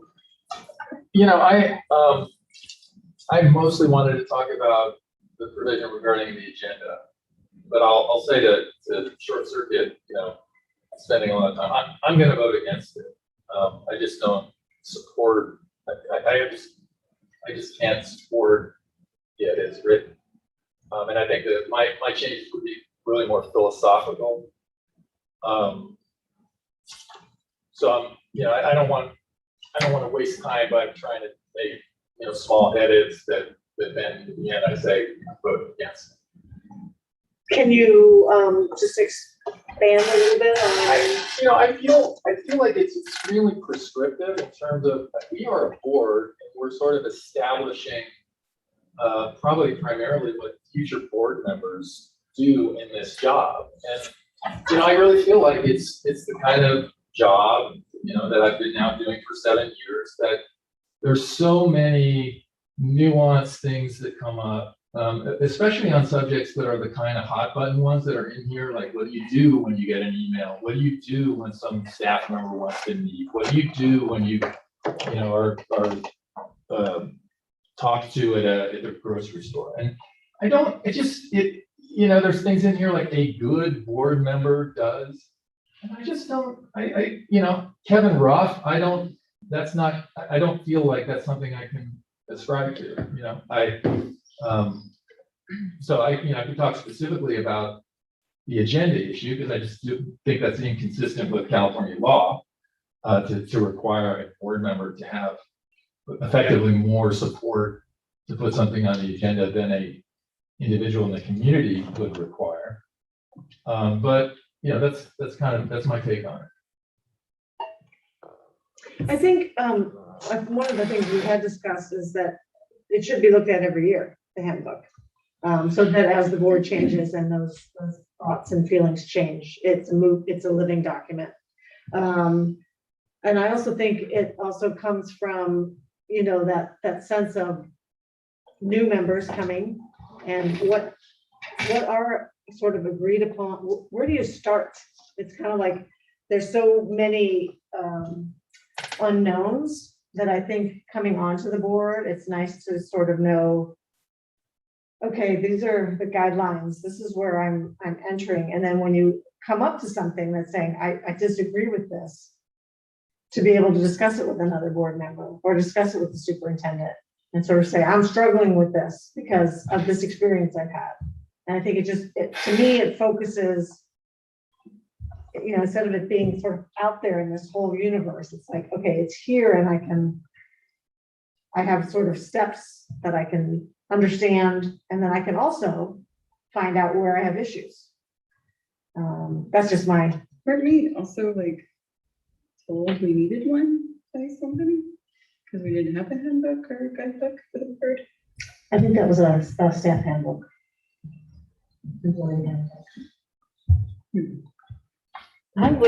I would agree with you and take it further to say that, in my opinion, we are a governance team, and as such, there's guidelines that we follow or have a kind of a roadmap for how to conduct ourselves and how to interact with each other, so that we're all on the same page. There's some things that I feel like, and so my question to you is, if we approve this and you vote no on it, do you feel compelled to adhere to it? So I think there's a big difference between things like conduct in meetings that I think the majority of the board can establish. We're about to talk about other aspects of that, for example, the reading or not reading of comments and stuff. But no, I would not feel obligated if you told me how to handle an email that I get from a constituent that was different than the way I wanted to handle it. I would not feel compelled to follow that. So there's some things in here that as a fellow board member, I've seen other board members handle differently. The one that comes to mind is reaching out to staff with a question. And my issue with that, and I know it's been controversial, whether you ask the superintendent to ask staff or you go yourself and ask staff, my feeling as a board member is that those are important questions that we all benefit from. And so by going through the superintendent is able to say, oh, you guys may all need this information. But when board members go and ask specific staff members important questions, then we're not all on the same page. We're not all getting the same information.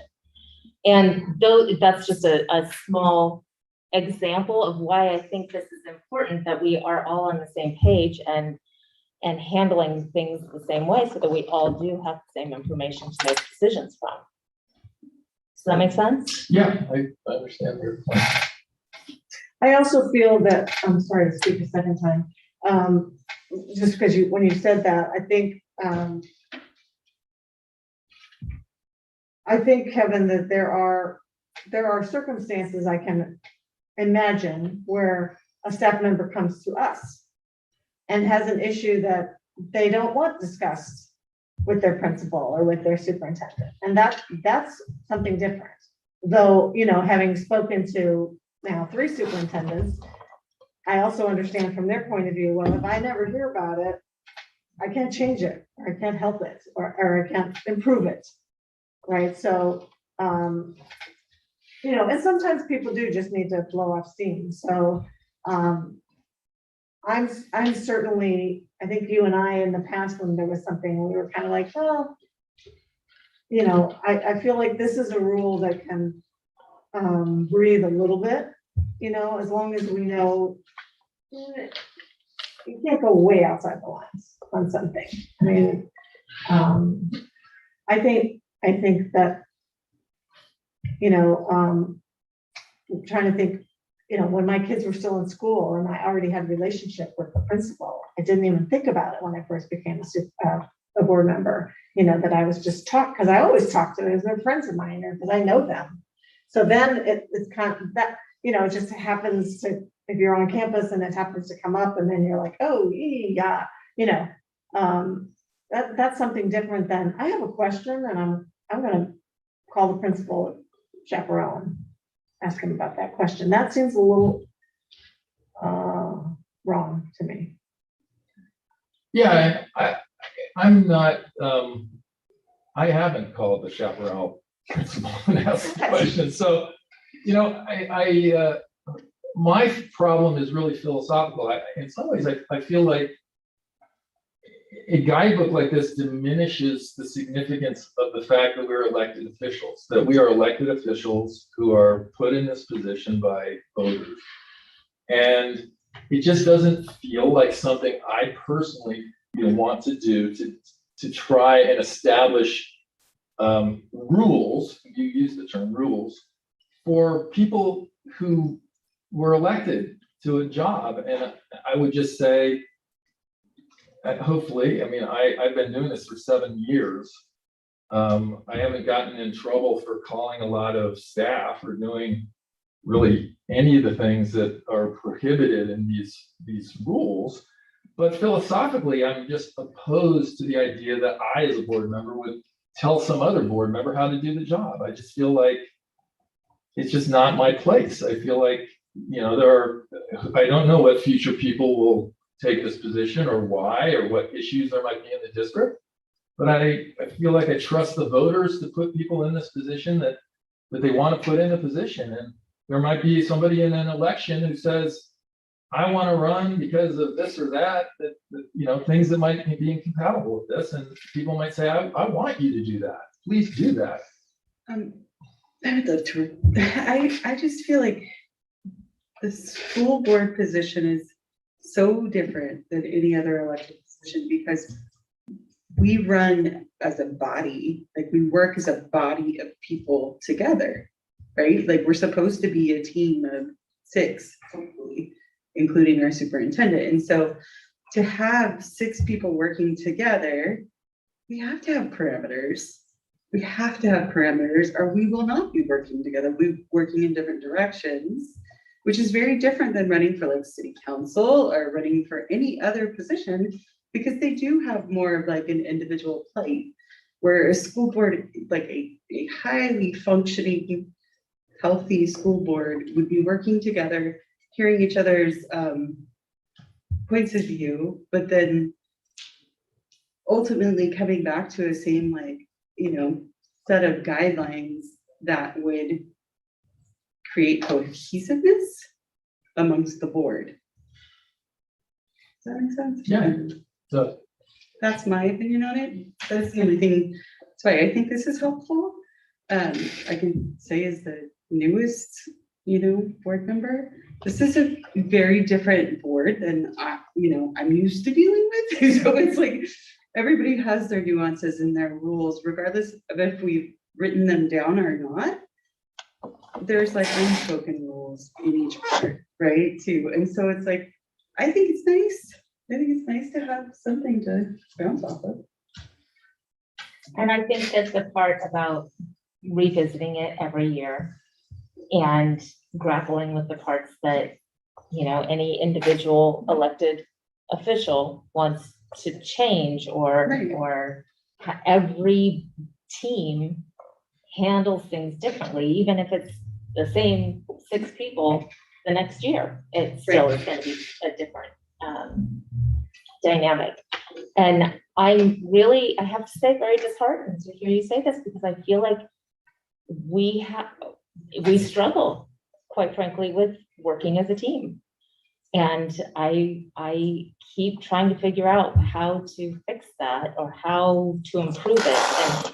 And over again, when I read about how school boards can affect school districts, the single most prominent thing that comes up over and over again is that they work together as a team, that you have healthy conversations, discussions, grapple with things, and trust each other enough to work as a team. And so I'm glad we're having this conversation, and that's my hope through this, is that we are able to come together. And I'm happy I too like working as a team, and hopefully, it is what it is. I articulated my concern and where I'm coming from, and I don't want to belabor it, so.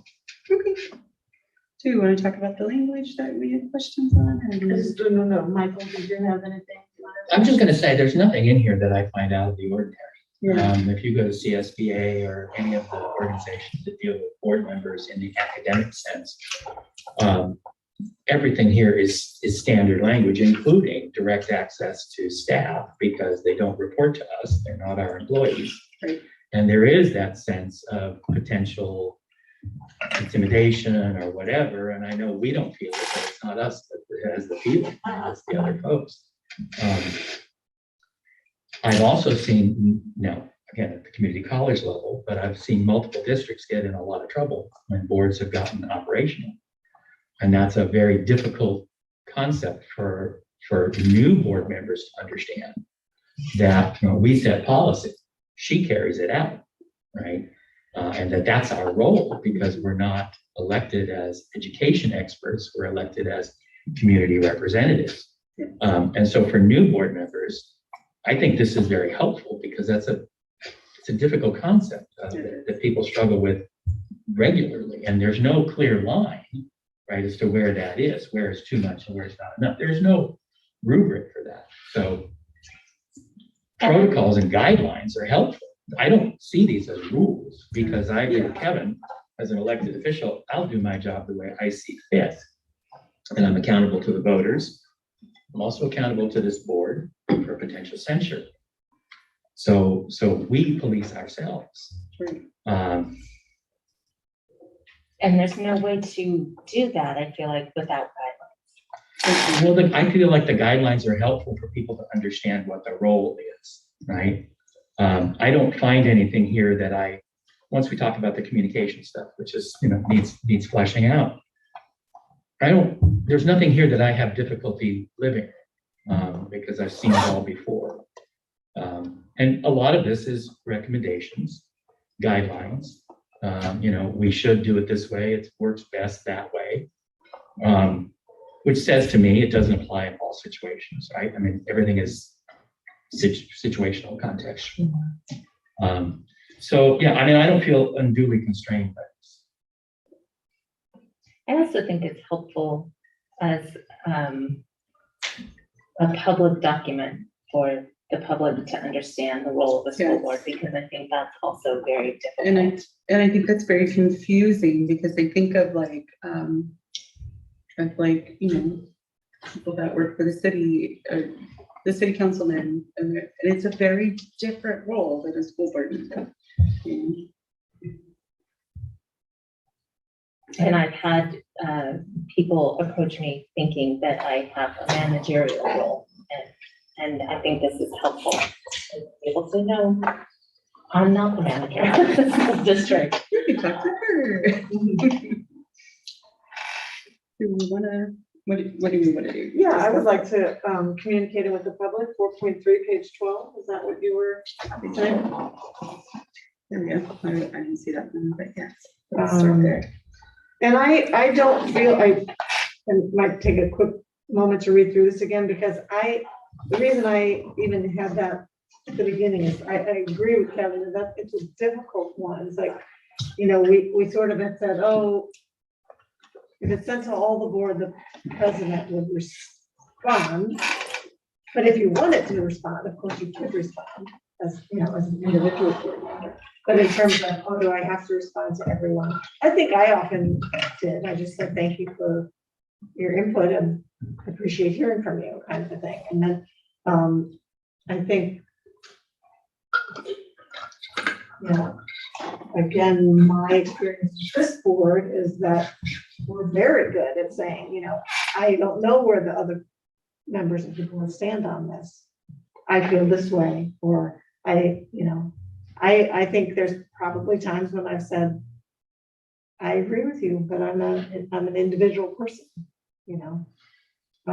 But what I do hope is that our, you know, if as we're working together and as we communicate with the public, robust conversations, there's disagreements. We don't want to always, you know, oh, we just say yes. We don't really get into it. Yeah, no, I enjoy getting into it. I do feel what has me more confused right now is the type of communications we're getting from the public. My concern is generally if I strongly disagree with a comment, I will just say, you know, thank you for your input. You know, I listened, but I disagree with it.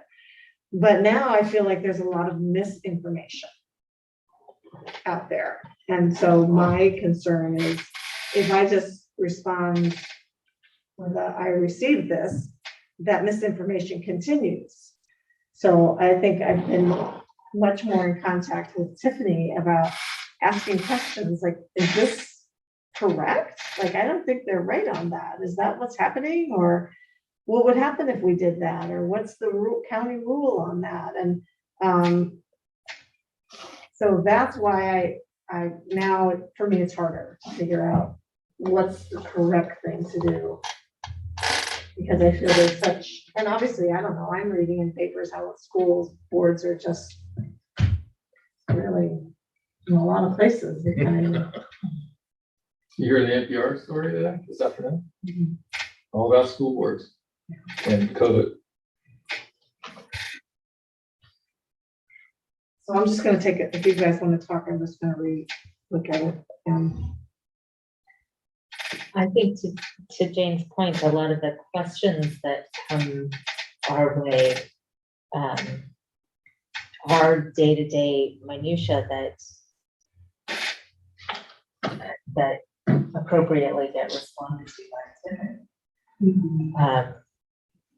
I welcome input and I appreciate so much hearing from the public and the views out there.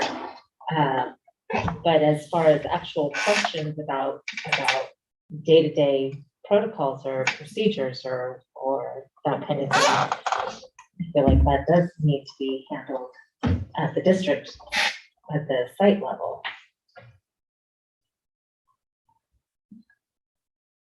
Yeah, I think it says something here in terms of being an advocate.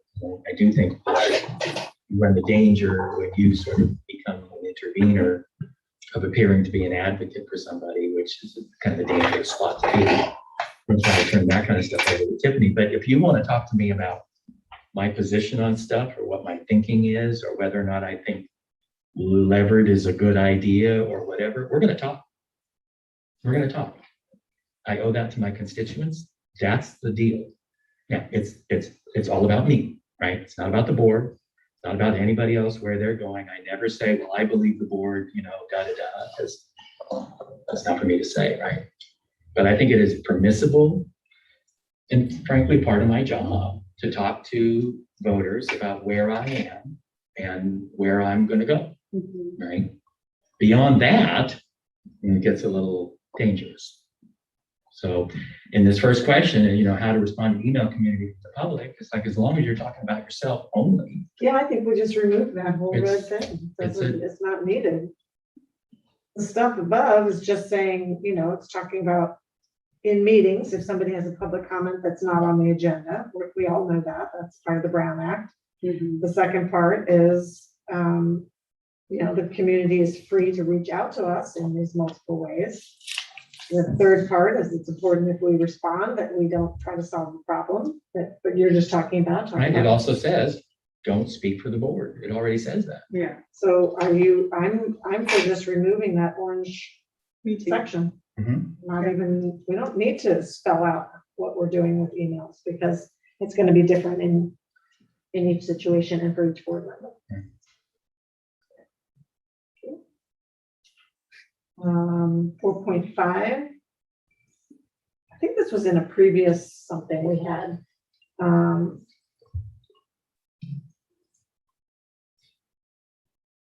That makes sense to me that the president should be the spokesperson for the board. And that's pretty typical. Yeah, I do remember feeling, okay, so unless there's emergencies, the president should let other members know that they're speaking with the press for courtesy copy both of them. I do remember there being a time when there was like a letter from the president in the Ojai Valley News. And I was like, gee, that would have been nice to have my input on that, because I'm not sure I agree with that. I remember that. So I don't know if I think that's what it's saying, unless it's an emergency, the president should, though I guess with the Brown Act, I couldn't write back and say. You would have to frame your response to public board meeting for us to be able to discuss it publicly, unless Tiffany sent it to us and we just replied back to her individually. I have to wonder, because I recall being surprised, but I've also sent letters to the paper and they identify who I am. So I don't know, I can't remember that instance if it was the president self-identifying or the paper identified. And, I as a citizen, I feel like I can write into the paper. And I think this is helpful to be a public document because the public can see that I can only speak for myself. So when I write in, I can only speak as myself. I'm not speaking for the board. And I think that's Right. an important. So maybe does this kind of clarify, instead of saying the board generally appoints the president spokesperson to speak for the board, that's usually like, the tree fell and is there any information, that kind of thing. But however, unless there's an emergency, the president should let other members know they are speaking with the press or, I've never, I guess we don't really have the press reaching out. Unless out of, individually, I certainly had the Ojai Valley News reach out to me, but I speak as an individual. We've all been quoted in the paper from meetings and that sort of thing. So I guess. So I wonder if that section's not needed, because really we would. Yeah, so however, unless there's emergencies of the members, I think you should say member instead of the president, blah, blah, blah. It should just say board members should,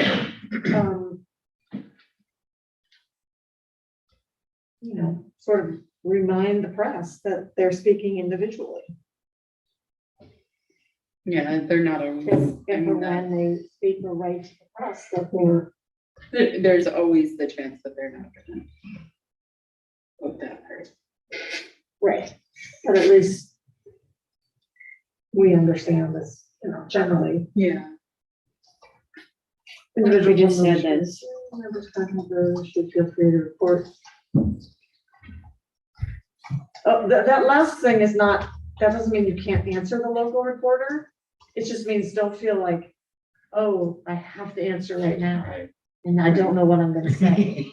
It just means feel free. Tell the reporter, I don't know, I'll get back to you. Right. You don't have to. Does this work if we add, and when speaking to the press, do not represent the views of the board? Right, so individual board members, I just added this. Okay, I was actually going up, if you take out the, after. Which was, Represent the board. the first paragraph, we were just gonna take out, however, are we not taking out all that? Well, I kind of like the I idea like that it if the too. board president is speaking to the media, I'd like to get a copy of whatever, be advised of what was said, right? Because if I get asked about it, then I'm blindsided. Yep. So that's scary. Okay. And then, of course, this relies on the board president's discretion and judgment, right? Right. I mean, to also say, I don't speak for the board as a whole, Yeah, but I am the board leader. I like that to be what you just put, and that's fine. All right. And then I'm not, this red, again, it doesn't. We don't No, we you can can get take rid it of I it, think it's there. yeah, okay.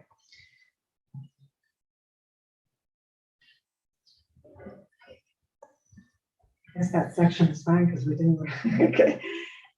Section 5, bringing new agenda items. Okay, so Kevin, I will have to ask for your input on this. So are you saying Angie could stand up and ask for something to be put on the agenda, and the law is we have to put it on the agenda? Different answer. I mean, And I said that to you after the last meeting, but. I think if you go to various, law firms that specialize in ed law, it's a little, I think the short answer is yes, but the longer answer is boards have a right to control the time and place, so to speak, of how they agendize things. But under the law, I think I quoted it once before, it begins, it is the intent of the legislature that members of the public be able to place matters directly related to school district business on the agenda of board meetings. And so it seems like from what I've read, that where the issue is often, maybe it's an issue that the board already dealt with, maybe in recent memory. So the president presumably could say, I feel like we've already agendized that issue and we've resolved it. Or if it's not directly related to board business, maybe there's an issue with that. Or now's not the right time. I mean, we're gonna talk about my parent advisory committee, and it looks like the district's already working on something similar, and maybe that's not the time, whatever. So I think those things come into play, but but the short answer is, yeah, I think Angie is supposed to have the right to say, hey, I want you guys to talk about special ed services during the summer. I really think that's important, and I'm a member of the community, and then we are obligated to put it on the agenda. Okay. Well, if that's the case, then I agree with your previous comment. That doesn't make sense that a board member, it just feels like a board member has bigger weight, but if it's gonna happen. So where my head went when I thought, why are we just having one board person? Was like somewhere down the line, somebody on the board who believes that it is flat and wants to have, a discussion on that.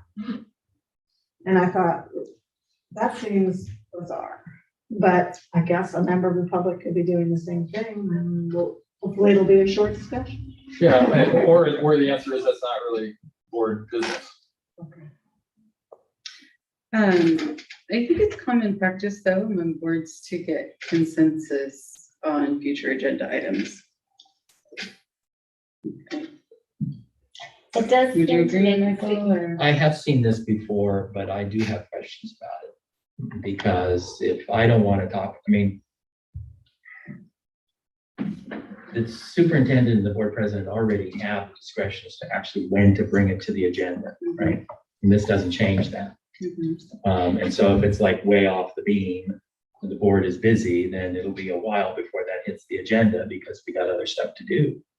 But there is something in the law that says within a reasonable amount of time, right? But not like instantly. It's not like one board member is going to drive the board, right? And I don't know, I just feel like more talk is better than less talk, and if I think Kevin's brought a stupid idea, then I won't vote for it, right? I mean, not that you would, but, Yeah, and I do think that in terms of our like future agenda, like parking lot, that's kind of happening. You know, Michael has requested we talk about Spanish immersion. yeah, and I it don't sits feel like we've there. done consensus for that. Yeah, no, we didn't. I have seen another board in the county that has a board member who's consistently bringing items to the board that require a significant amount of presentation or on staff's part. And meeting after meeting after meeting, those die without a second or they're tabled. Right, because they weren't things that the rest of the board wanted to talk about. Sometimes they were very political issues or so forth. And so for what it's worth, that's I've seen that also happen where there's just like, do we want to talk about, you know, this every time without anyone else wanting to discuss that? In that situation, I would hope that that you would sort of not spend the time on something that is. Have you not changed? Like, that's the issue, right? If the board says we're gonna put this on the future agenda item, it is her job to do the research to make sure that whatever it is that they're asking for, that's her job. She'll spend hours doing it. And so then it's our decision. Like, I think the choice is do we want to take our precious time and force them to do research on a topic that we know is not going to pass? That's the question. Right, so the public, if the public is bringing an item, you don't know for the board, right, that there's even enough, you've had no discussion about it to know if it's consideration, but if something's on a future agenda item and you say, I want to talk about board member insurance and no one else does, right, but then I'm going to go spend time researching every single district policy, right, in the county, but no one else even had an interest in discussing that. That's different to me than the public saying, I want you to talk about, COVID masks or whatever. So I see it as just being slightly different in terms of getting a brief consensus from that someone else in the board is interested in discussing this topic before you bring it up. But that's So let's just, use that example, right? Let's say I want to talk about benefits and nobody else is interested. Well, it's like, I want to make my case. I want to make my argument. I'm going to persuade you. I'm convinced that I am persuasive, right? And I don't get that opportunity unless I pre-persuade somebody. Now, the groundwork, I totally agree with you, right? There should not be hours and hours of prep on something that only one person wants to talk about and convince the board that they should care about it. So it seems to me that there ought to be a middle ground somewhere, right? So that you're not having to do that until that singular person has convinced the board that they're interested in it. But what about that singular person just convincing one other person? Oh, because of the Brown Act, they can't. Like, let's say you had an idea and you went to Rebecca and she was like, no, and you couldn't come to me and talk to me about it. And you choose wisely. Choose wisely. Yeah. The other thing, I've read stories about those board members, and I'm reluctant to write protocols for the worst abuse possible, right? It kind of presupposes that people are going to do that, and if somebody gets abusive, we'll pass a resolution. I think we have that. I think we have that authority, right? To say, we're going to pass an exception to this because that's the 10th one this month that you've done. I mean, I think we should, correct me if I'm wrong, but I think we would be able to deal with abuse.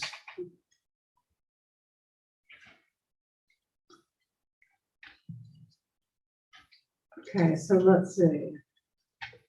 I wonder, Michael, if there's a way, I think your and instead of or, the way to approach this, I wonder if agenda setting is really the metric here, right? Or there's a place for agenda setting to be part of this process in some way, right?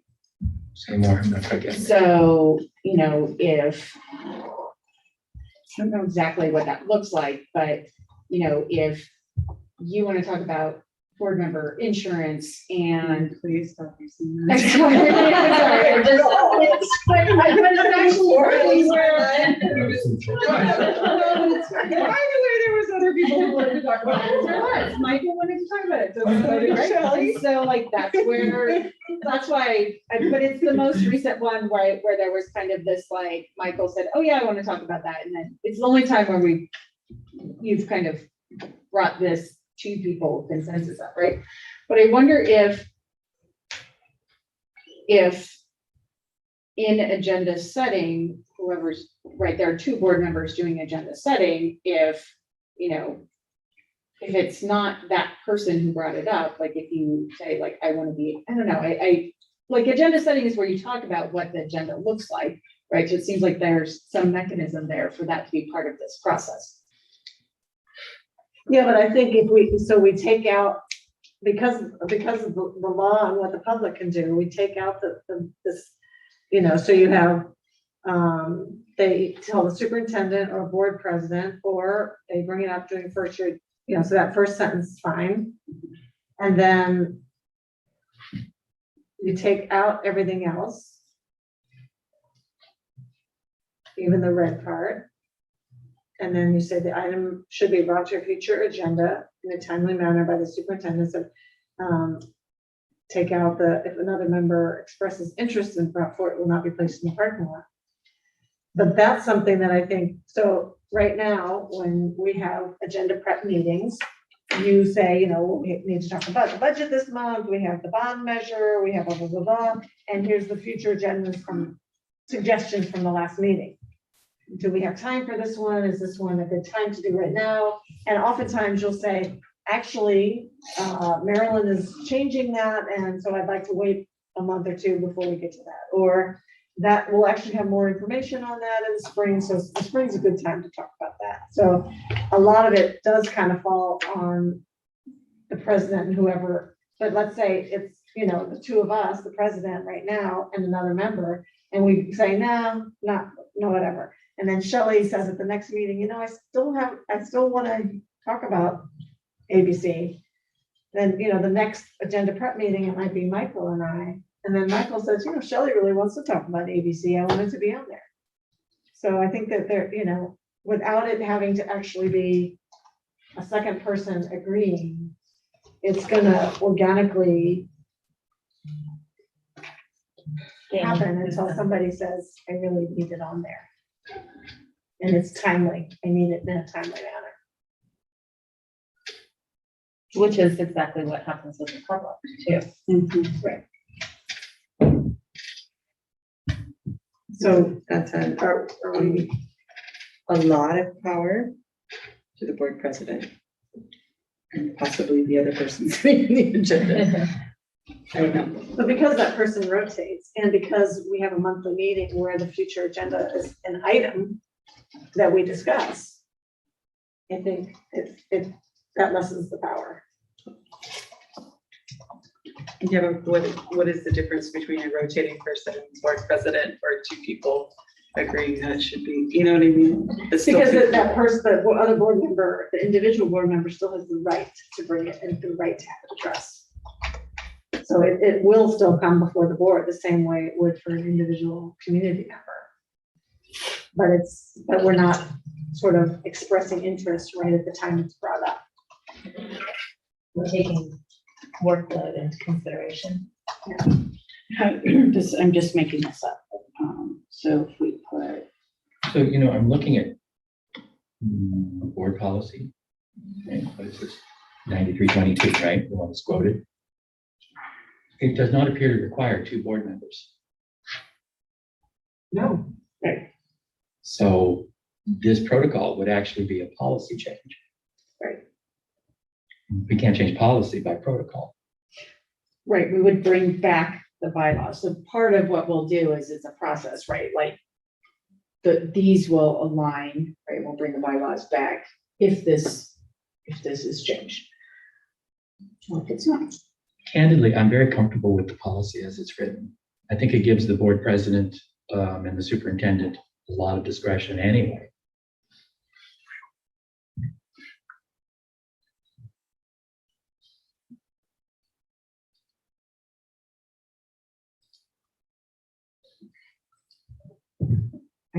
I think that looks good. A little highlighted for, yeah, and taking out all that other stuff. That's fine. Which is effectively what we've been doing this whole time.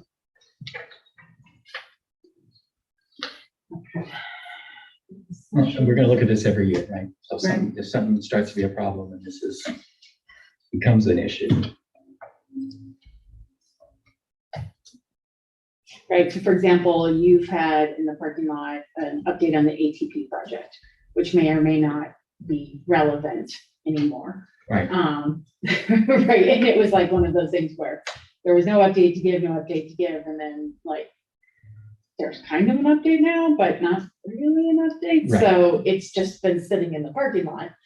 Right, and then, so maybe Jane would check in and say, hey, do you still want an update on the ATP project? Right. Or do you want to wait until after the demonstration project is done and then blah, blah, blah. It's like I had the immersion on there and that was more hopeful thinking than anything, right? Because it wasn't economic and it was like, but I don't want to let go of it. Right, and so things sit in the parking lot and then sometimes it's, but I try and in the parking lot have kind of an update of like, this would be in the future so that they're not dropped off the parking lot. Yeah, no, I liked how you started adding that. It made sense. So that was the last one, right? So I'm gonna make a motion to approve. I'll second. Oh, the last edit. Yeah. All those in favor, Michael, Aye. Rebecca, Aye. Shelley, Aye. Kevin, Nope. Jane, aye. That passes 4-1.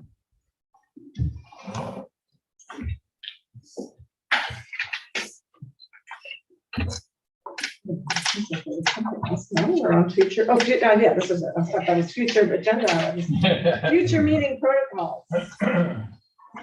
Okay, there's actually a lot to discuss this evening because we are now required by the county to be meeting, if we're meeting indoors in person, we are required to have our masks on.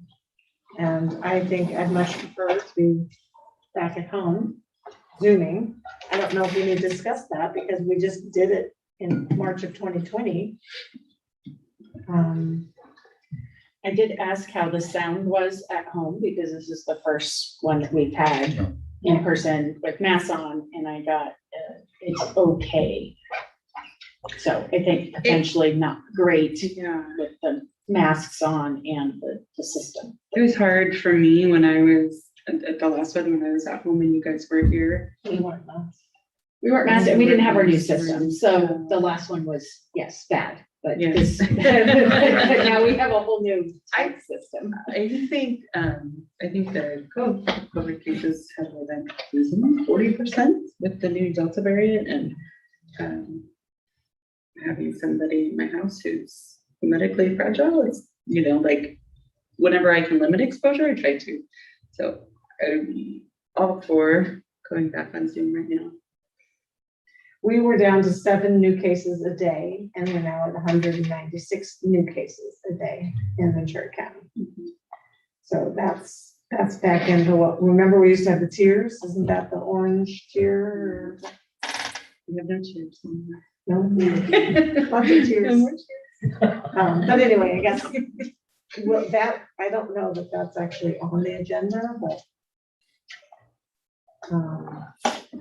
The item is for future protocols, so that would be in place with, that could be considered under future protocols, and then there were additional questions on there, like specific protocol questions. So protocols, what I'm talking about would be, if the county, if and when the county implements indoor mask requirements, the board would return to Zoom only meetings. I have a hard time with that, and I'm trying to figure out why. I don't really have a good answer. You think we should be here? I feel like when we are saying to families, we're safe on campus, but then going to Zoom ourselves. Well, it's not saying because we're not safe. It's saying because we're having a meeting with masks on. The sound is, you know, The when you're sound in is a, bad, like, right. I haven't had, hopefully Angie hasn't had trouble hearing us. She's in the room with us. So when you're teaching in a classroom, you have masks, your students have masks, but you're not trying to Zoom the meeting. Right, no, like I said, I'm not sure why I'm unsettled with it, but for some reason it feels unsettled, and I don't agree. I appreciate the face-to-face conversations that happen. But I also want I do to think it be, changes the dynamic of the meeting to be on Zoom, like I like it better.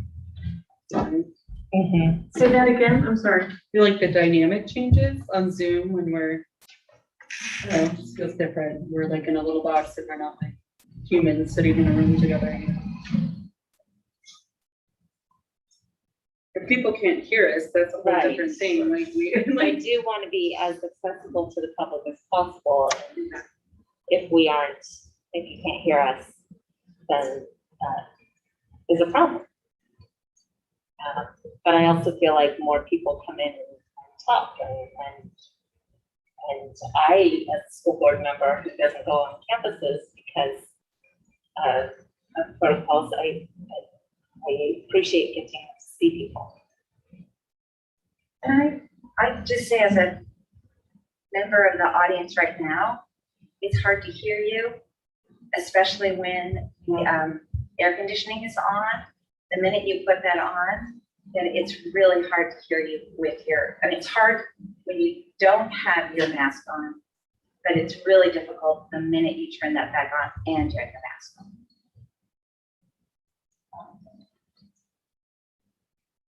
the other options too, microphones. It sounds, it is expensive.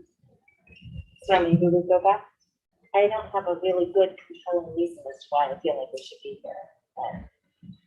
What's the current, how are we being recorded right now, or how are our voices being? Through the sound system over Up there. Wow, okay, yeah, it's gotta be terrible. Well, it does work much better when you don't have masks on. We use it for all of our trainings.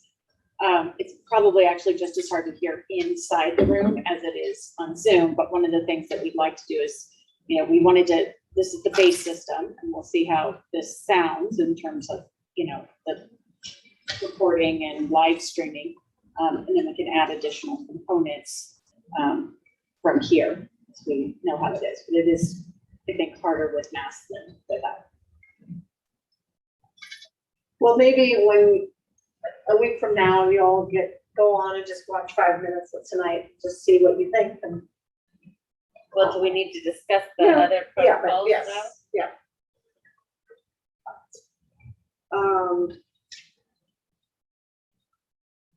So is that, we will continue meeting in person?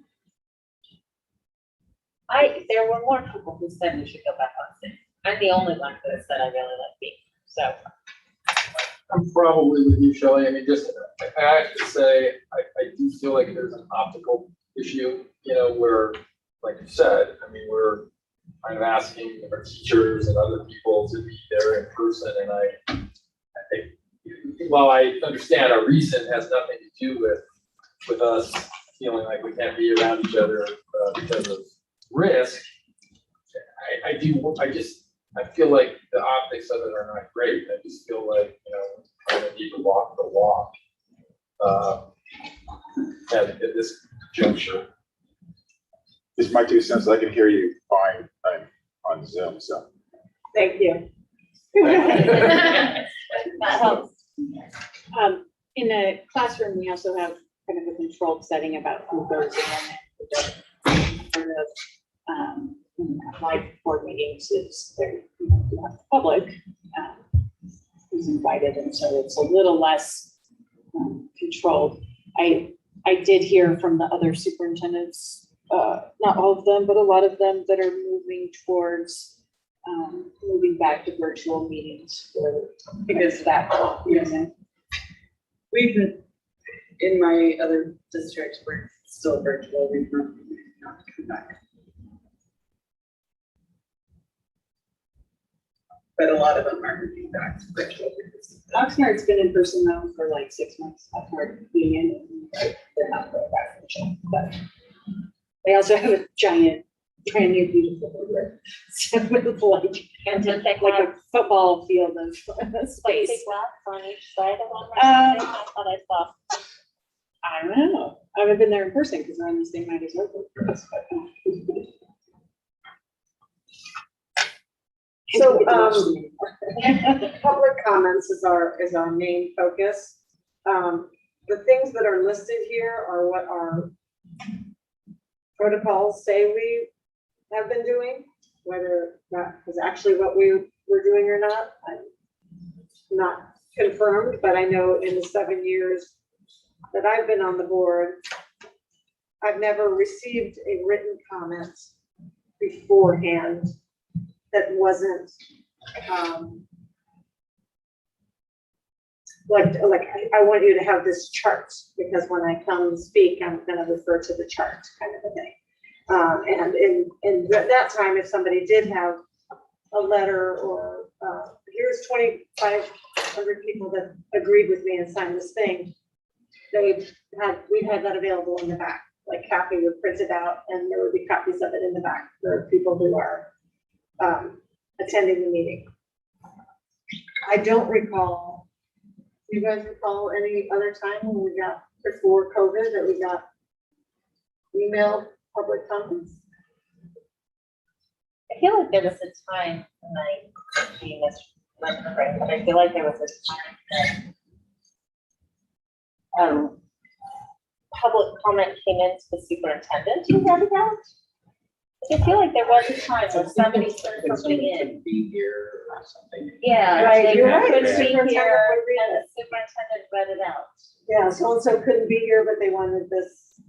Read Yeah. into the public record, and Yeah. it got read by the superintendent. That's my memory. And in terms of the public, because I know the paper has been wanting that information as well ahead of time. So, but actually, we never got that ahead of time. Yeah. We didn't, the board didn't. No, we just heard it as if it was a public comment at the time of the agenda. That's my memory. Okay. And then when we moved to COVID, obviously, people couldn't come, so we went to the written public comment. So the big question is now that we're returning, do we go back to what we were doing? You have to be here, or you have to send something here that's read aloud for the first time to the public and to the board. I think we expressed the last time that we would like the public comment, being able to write in, you know, we want to encourage that. Sorry, there's a cricket that's jumping all over and is distracting. One thing I know for certain, it will be humanely brought outside, like. Sorry. I feel like there's a lot of confusion, to be honest, about public comment.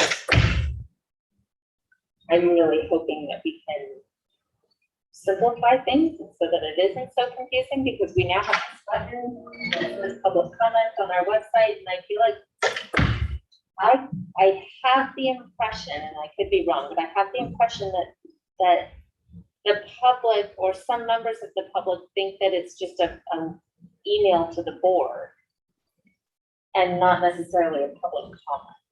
Because we are getting those randomly about other things. Yeah. That aren't related to An agenda hasn't come out and somebody uses the public comment button, and I can't tell if it's supposed to be an email to the board about a topic or if it's meant to be a public comment. I think there's confusion.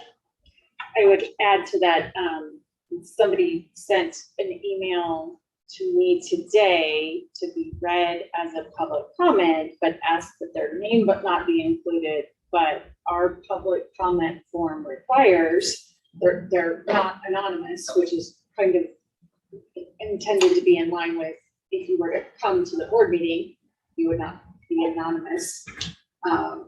But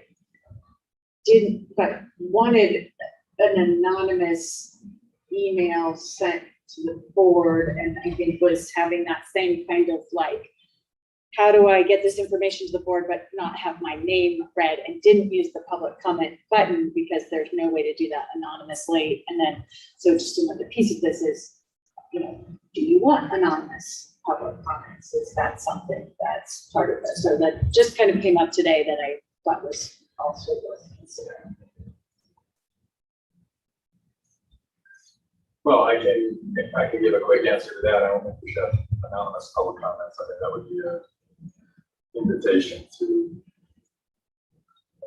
potentially really inappropriate kinds of comments. Something we agree on. I would have to agree too. I feel like it lends itself really easily to people who are not in our community to comment and sway things. Well, and I think we did get a couple of hits from people that are not in our community. About Right, right. But then we can at least kind of tell that they're not. And I would say, if somebody in our community really wanted to have that anonymity, approaching the superintendent to say, can you let the board know that I'm feeling, that there's a member of this community that's feeling this way, seems appropriate. Which is different than the public comment. It is different than. Is it possible to add clarity to the button so that it says contact the board and or submit public comment? You click there and then it teases it out by, do you want this read publicly? And if so, you'll have to provide your name and information versus, well, I don't have to be read publicly, but submitted publicly versus would you like to just submit an email to the board, which is different. So one of the, I think things to consider is that if something is sent to all members of the board simultaneously and requested by a member of the public, it has to be sent to them. So one of the issues is if you get public comments, you know, throughout. So let's say I think there's a public comment that came like a week and a half ago, right? The agenda wasn't even out. Should we be forwarding those to members of the public who request that? I mean, so the request right now is to send those through a Public Records Act as soon as you receive it. So like essentially the newspaper would be CC'd on everything that goes to you at the time that it comes to you is what they're, I believe, are saying we would do. And so because it's a public comment. So I think that's worth considering is one, you know, do they, if it's coming to you and it's requested, we would provide it. One, do we have staff capacity to constantly be providing that at the time that it comes to you? Or are they literally a CC on the email that comes to you?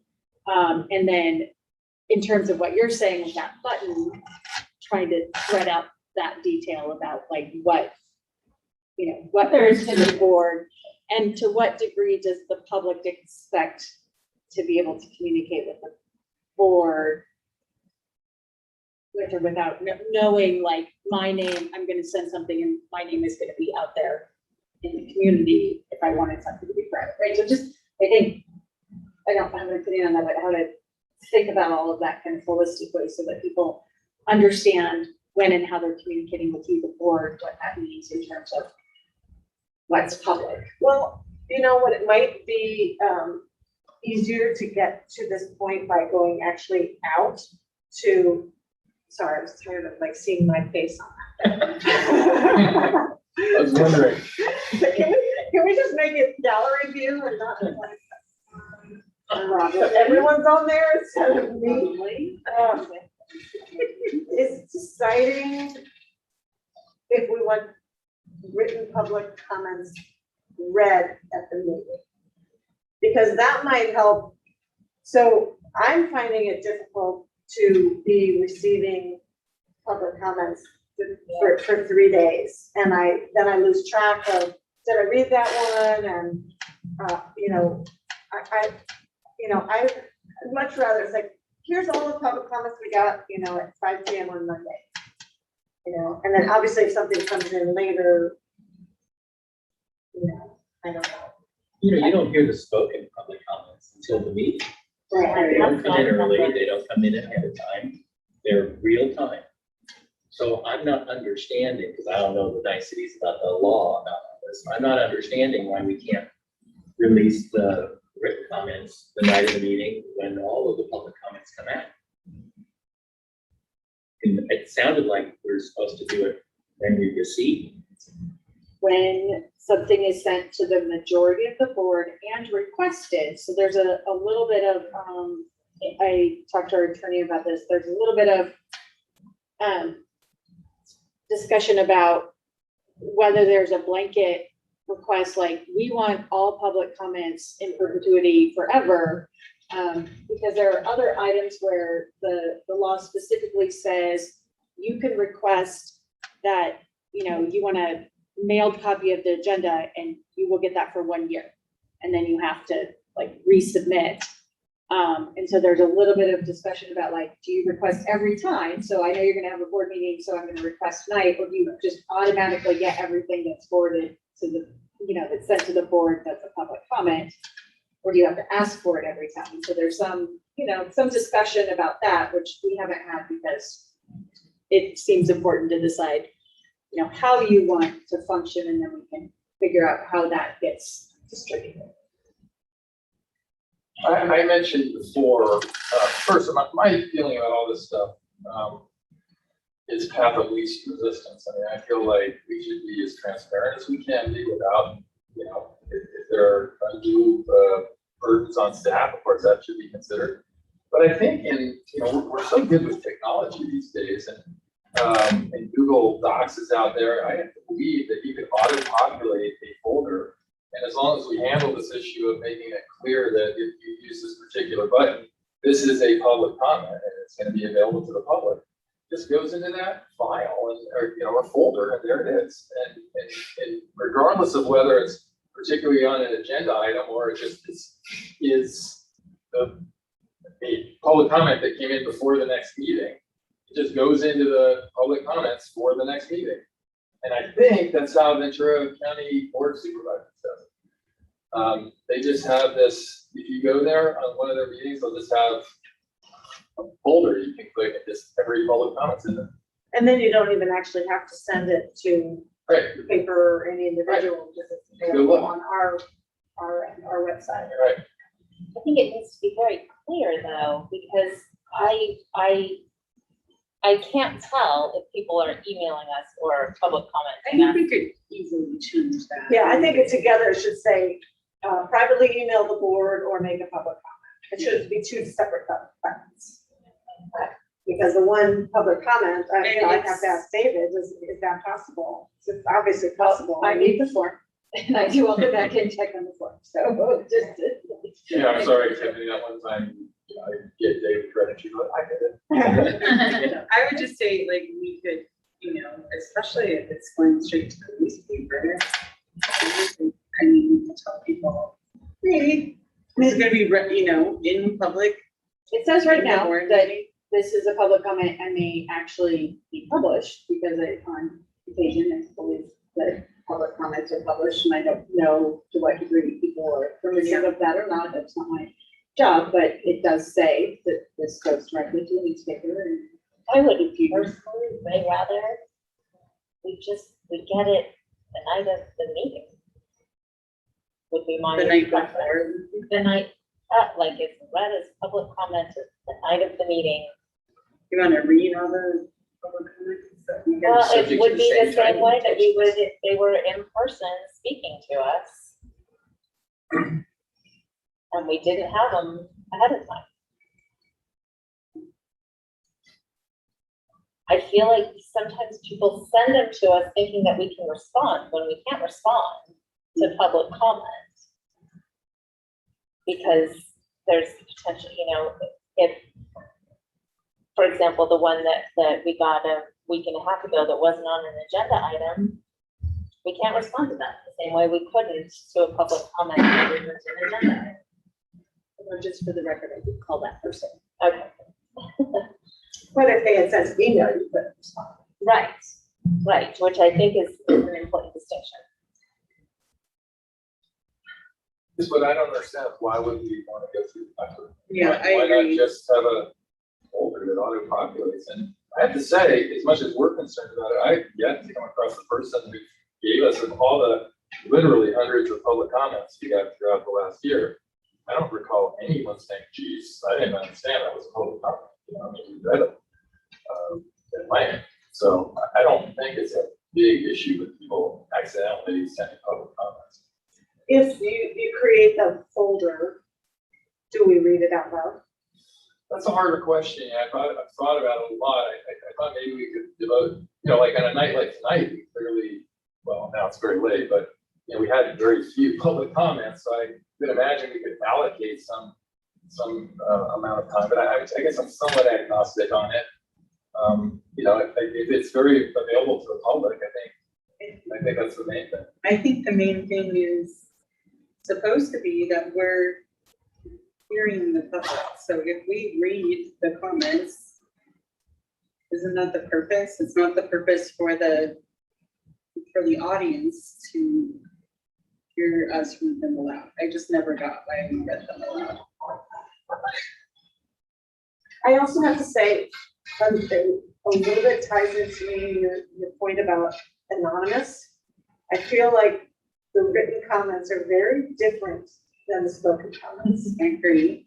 And even someone who I've experienced a written comment that I thought, wow, that's a very impassioned written comment, and then heard that person speak on it, it was very different. So that's my concern with reading the written comments is, especially with social media, people are so used to just kind of let loose. And then when you stand in front of people, you think about, what am I saying? Do I really want to say that? And if they don't have to say it, they're more likely to write something I think that isn't as thoughtful as, so I don't mind reading it and to myself at some point, but I think that's my concern about not getting it until the night of the meeting. Because sometimes we get comments that, make me think, and I need to incorporate that into my vote. So I'm kind of liking Kevin's idea that it's public, that I can go to it when I need to, like, oh, I've got time, I'm gonna order public comments, or I'm not sure how I'm feeling about item 5 point whatever, I'm gonna go read public comments, just kind of get a sense of how the community feels. It's available to the paper, to any other member of the public, but it's not read here. I agree. My only hesitation with that, or my big hesitation with that, and I'm willing to try it and see. I would hate for our public comment to end up school social media, and people are just commenting to each other, like replying to what the comments are there, and it. I don't think they can reply. Well, it They wouldn't would be a just be reply, able but you can refer back to, you're reading and then you get impassioned, and it just kind of ends up So according to Mary Ann, at the paper, Government Code 54957.5 requires that any member of the public who requests them can review communications to the school board when trustees receive them. So Shelley, I wonder if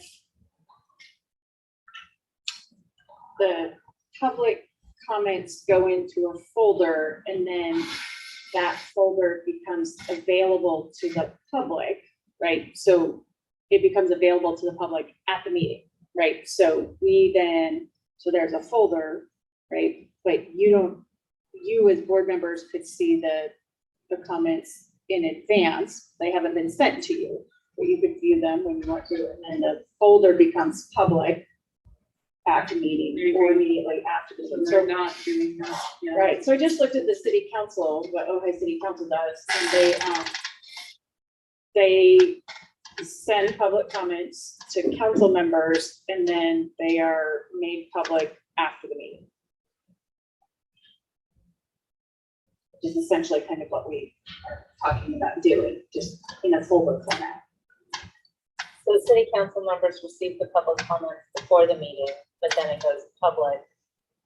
But then they're posted publicly after the meeting. And so why are we getting asked all the time? My hands up, spouse. Oh, yeah, that's not ed code, that's government code. So I don't understand, because it says, any member of the public who requests them can view communications to the school board when trustees receive them. So, and that includes city council. So I send something to a city council member on Sunday, and they receive it. The paper could ask for it, or anybody could ask for it. Right, but the process as on their website, just reading on their website, is that they receive them before the meeting, and then they post them publicly after. And I would say for us, just given the timing, that's usually just going to be the next morning, which we have been doing, sending them to the public the next morning. And to your point, Kevin, we have received a couple of people who thought they were submitting public comments, but actually were emailing the board. So there has been, because those were not included in the public comments sent to the paper, because we didn't know they were a public comment. So there has been just really only twice that I can think of. So to get back to the request that Shelley's concerned about, And maybe somebody going to the folder, seeing what Bob Smith said, and then commenting. One of the things I liked about the live streaming when we were public, in person earlier, was that if you had 10 people getting up to say, I think this, and somebody was at home, they could maybe run over and say, I disagree. But what you can't do if the public comment is made public the next morning. That's true. But I'm still trying to figure out how the city council gets away with getting, We got legal guidance on this. When there are specific questions, like about if we have to send things when they're that part. Yes, yeah, the timing and all of that, because I don't know. Yeah. And how are other school districts doing? I mean, It is all over the place. I looked at every single school district. When we originally went to the system, we looked at how everybody was dealing with public comment, and it's all over the place. We picked kind of the most common, which is you take public comments written until a certain cutoff point, and then that certain cutoff point, then you have to come in person. I don't know that everybody forwards them to board members in the same way that we do with our kind of automatic form. I think there's more. I don't think that's common, but. so the other option would be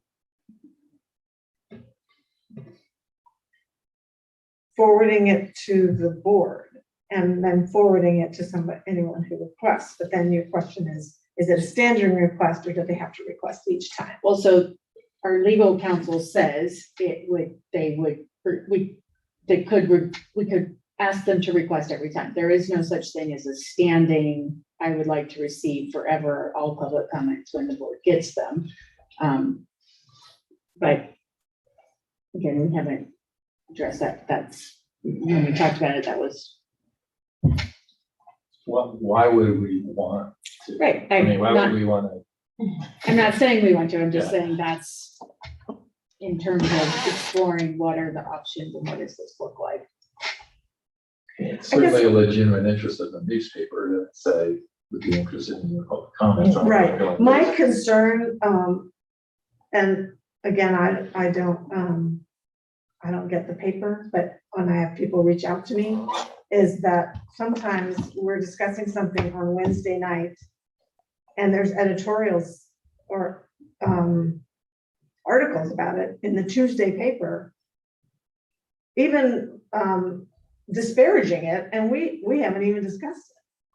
So that's my concern with making public comments public before we've, you know, I mean, these three options, those are our options. It doesn't, you know, somebody attacking item number 2, it's like, I don't even know if any member of the board cares about item number 2, or, you know what I mean? So it's, I do have that concern that it's being worked on in the public eye before we are even finding out where each other stands on it. What, in my other district, sorry, I feel like I'm not way too much, but we just say all the written comments are part of they become part of our public word meeting minutes. Like we just attach them there so that they're public. So, and we have the video recordings there too. Doesn't that come out like a whole month later? No, what we've been doing is going back in, and so for example, all the presentations that we give, if there's a presentation that's like the superintendent's report. So tomorrow, Hazel will go and attach the superintendent's report as an item to the current agenda. And we can also put public comments, written public comments attached to the agenda, and particularly the agenda items, like tomorrow morning. The other thing that has happened just a couple of times is people when it's like, oh, I want to change this thing, right? Like I reread it and I didn't. So we're constantly tweaking the form. Something that people have asked for is, you know, can I get a copy of my public comment? Because I want to see what I wrote. And so we can change the form so that when you write it, it automatically goes back to you and you can see that. And then, you know, if you go, oh my gosh, I don't want my poor grammar and poor writing to be like public. I'd like to, you know, edit that, or that's not what I meant, or whatever. If we've already distributed that to the public, then it's a little harder to make those edits, right? It becomes high stakes. Well, the written comments will come in all the way up to the meeting. And so that suggests to me that if every time we get it, it has to go to whoever wants it. And staff every day is having to send out new stuff to other people, which doesn't make a lot of sense. I like the idea of a central place. I was thinking a web page, a shared folder too.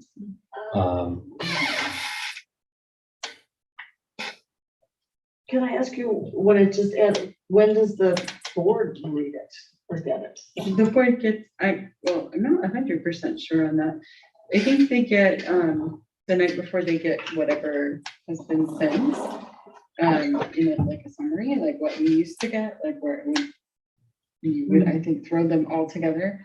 But then they also get, like if something comes in after that, they'll just throw them onto the update and say updated summary, you know, when it comes to the video.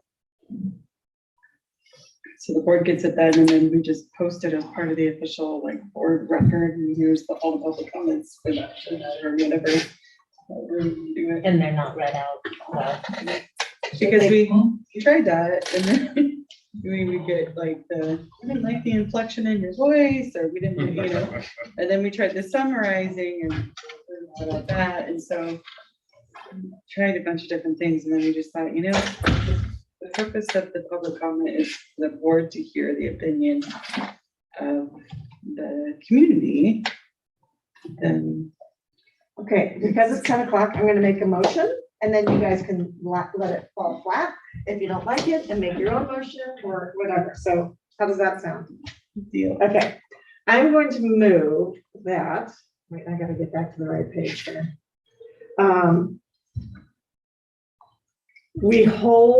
We continue to allow written comments.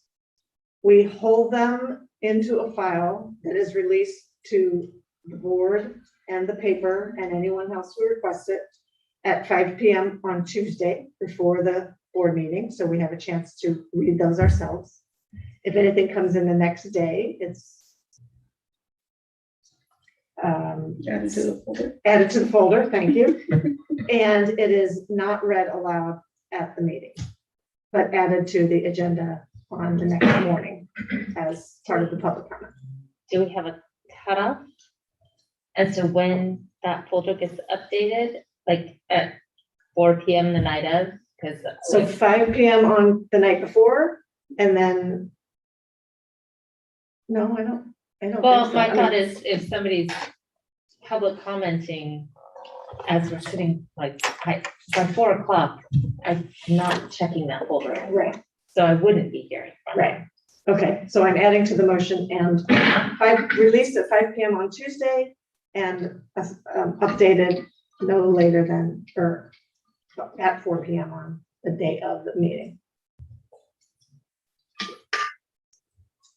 So the deadline to submit is 4 PM the night of the meeting, Or come in person. or come in person, right? Is there a second? to I'll that second motion? that. All those in favor? Michael? Yes, works for me. Rebecca? Yes. Shelley? Yes. Kevin? No, I would make it real time. Say that again? I would make it real time, but just have that folder that. Available at all times. Okay. I'll vote aye. So that passes 4-1. Did that actually address everything that we were?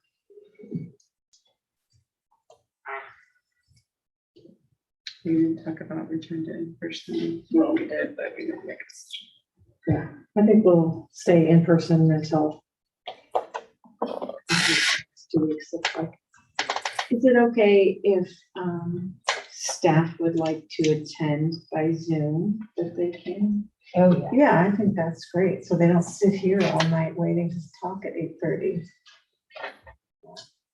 And I think what we talked about is, well, Tyrell said the sound is okay, so I think. I think we'll have to go listen to it. I feel like Yeah. But Michael, you didn't really express an opinion on where you're at. Well, logistically, it's a pain, right? Because I'm driving back and forth now that we're going back to work. But even at the college, and we're asking people to come back and, expose themselves and do their jobs. And I feel a little weird hiding myself, right? And if we need to distance out, we can do all those things here. So reluctantly, I kind of have to feel like, I feel like we need to be where we've asked our people to be. Unless it gets crazy.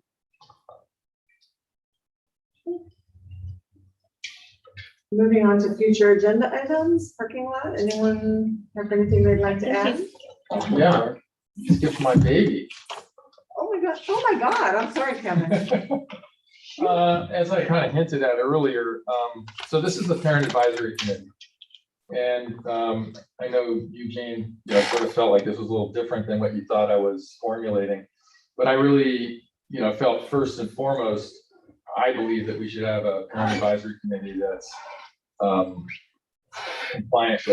clearly compliant with LCAP.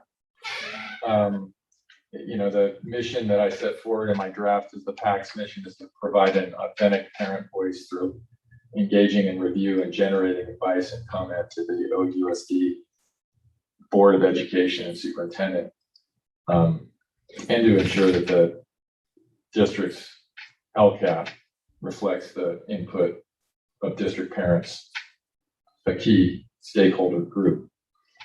But since I proposed this, I learned that two things. One, it looks like there may be some changes in LCAP with respect to the engagement portion. And two, that staff is already working on a parent advisory committee. So I think, especially given the late time, maybe the best approach would be, as hopefully soon, if staff is working on it, that I would make my proposal in the context of what staff proposes. Yeah, I hate us to dive into it, you know, like this part's good, I have a question about that part, and then find out that. I mean, I think we knew in the spring that it needed to be reworked anyway.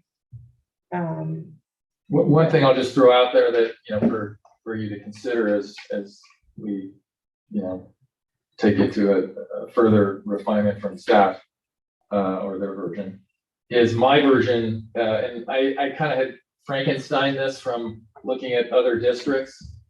And my version has each board member nominating or appointing 2 people and the superintendent appointing 2 people, which is the process that they use in some different schools. I can think of one offhand, Sacramento. But I really like that because I like the idea of, you know, board members sort of being able to assure that whatever, you know, perspective they might have and bring to it is reflected in the parent advisory committee. So. Can I just go on record of saying that's the part that I object to the most? Let's not get into it. I like the parents electing their representatives on the school site council. It feels to me a little bit like conflict of interest, but we won't get into it. And I'll just say that I am glad to hear that staff is doing that, because I feel like our job, as Michael said earlier, is to really do policy, and it's staff's job to figure out how to make it work. And we want to see a parent advisory committee. You know, we all have been saying we want more parent engagement, and I think that that's their job to figure out how to make that happen. So. We can hear from Marilyn. We've heard from her over the years about how difficult it's been. And I think things have changed. I think that might be easier to engage people now after COVID and parent involvement and the daily, you know, with their kids and stuff. So I appreciate, Kevin, that you think that it's a good idea to wait on it. Yeah, I mean, I don't know, obviously Shelley's comment is even more reason to wait. So the template, I don't think will be revised for a few months. And then just to be clear, typically staff would operate the LCAP, the parent advisory review portion of the LCAP in accordance with the guidance. And what I think I hear you saying is that the board would like to approve, to develop and approve that process. I can say I really want to create a standalone parent advisory committee for the district, and a district, you know, district-based, not school-based. And so this proposal is for an LCAP parent advisory committee. And so when the new template comes for stakeholder feedback and how that looks, specifically with guidance on how to do the parent advisory committee portion of the LCAP, that will come back to the board, and the board will develop and approve how that happens.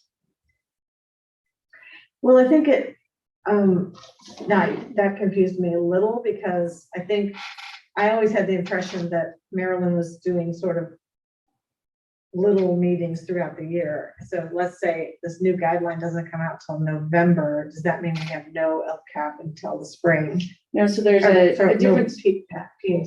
Right, typically, so there's parent engagement meetings, right, in which you engage with various stakeholders in a variety of ways to help develop the LCAP. And then there's essentially the parent advisory committee that is approving the final, you know, providing input, and then their ultimate job in statute is currently, which will likely be updated, is to approve the final LCAP.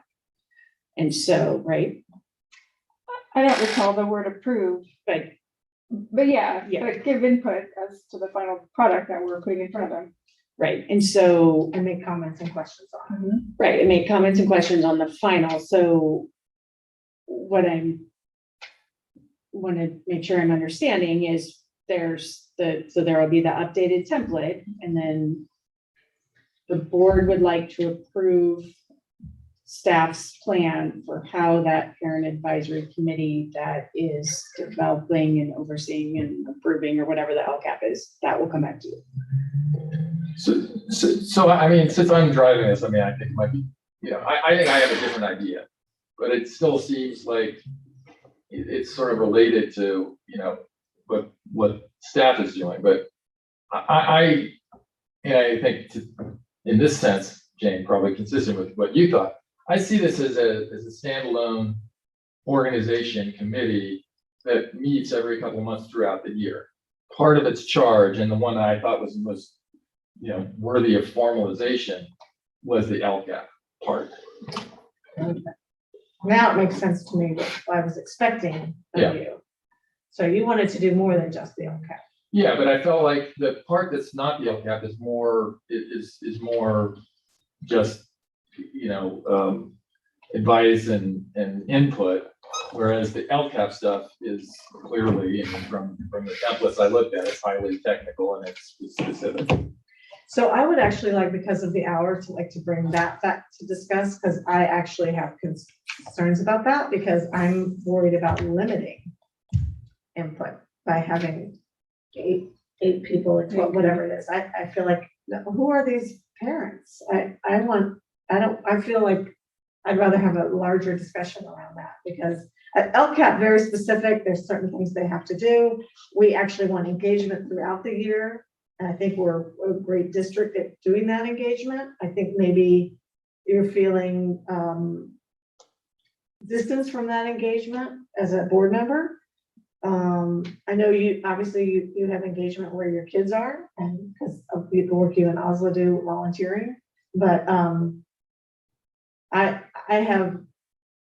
feel like having a board a parent advisory committee that addresses the board is actually cutting off. I just feel like that doesn't make sense to me.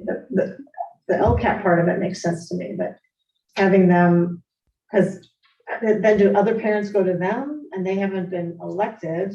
And then what if parents get mad at them?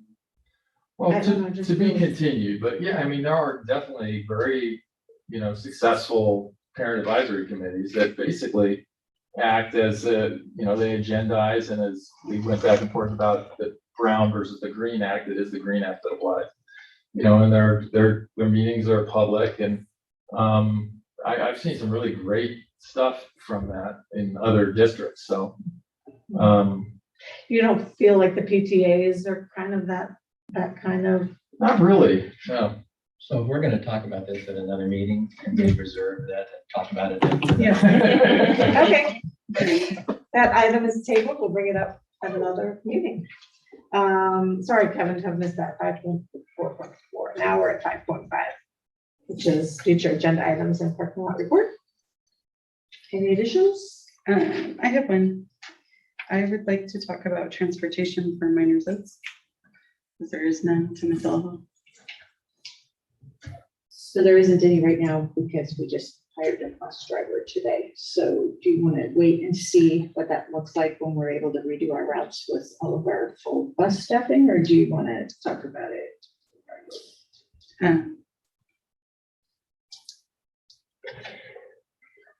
No, I mean, if you feel like you're gonna be able to add routes, I thought my understanding was different of why we don't have that transportation. I was told something different. Mileage. Well, so there's a walk zone, and then, but when we can. The walk zone. Yeah, so when we can, we add routes. We've had to collapse routes right now. And I totally sure. So I would say, if you want to wait and see now that we're staffed and we can redo some of the routes, right? We just had to kind of do what we minimally can. Wasn't aware that we hired a bus driver to happen. Yeah, he Wonderful. like cleared or, I don't know, Angie just left, but, I'll find out about that. yeah. We will look at Well, that. maybe, once if there's some changes, if that could be a Friday update, then maybe we can. Yeah, or weekend update. Sunday update. Thank you, everyone. Thank you for watching. If you're still with us, we'll see you in September. Couple weeks. And then Rebecca, if you want to send your particular, to Cheryl, so we can just put that on the. There's just minor hooks, like they're just not that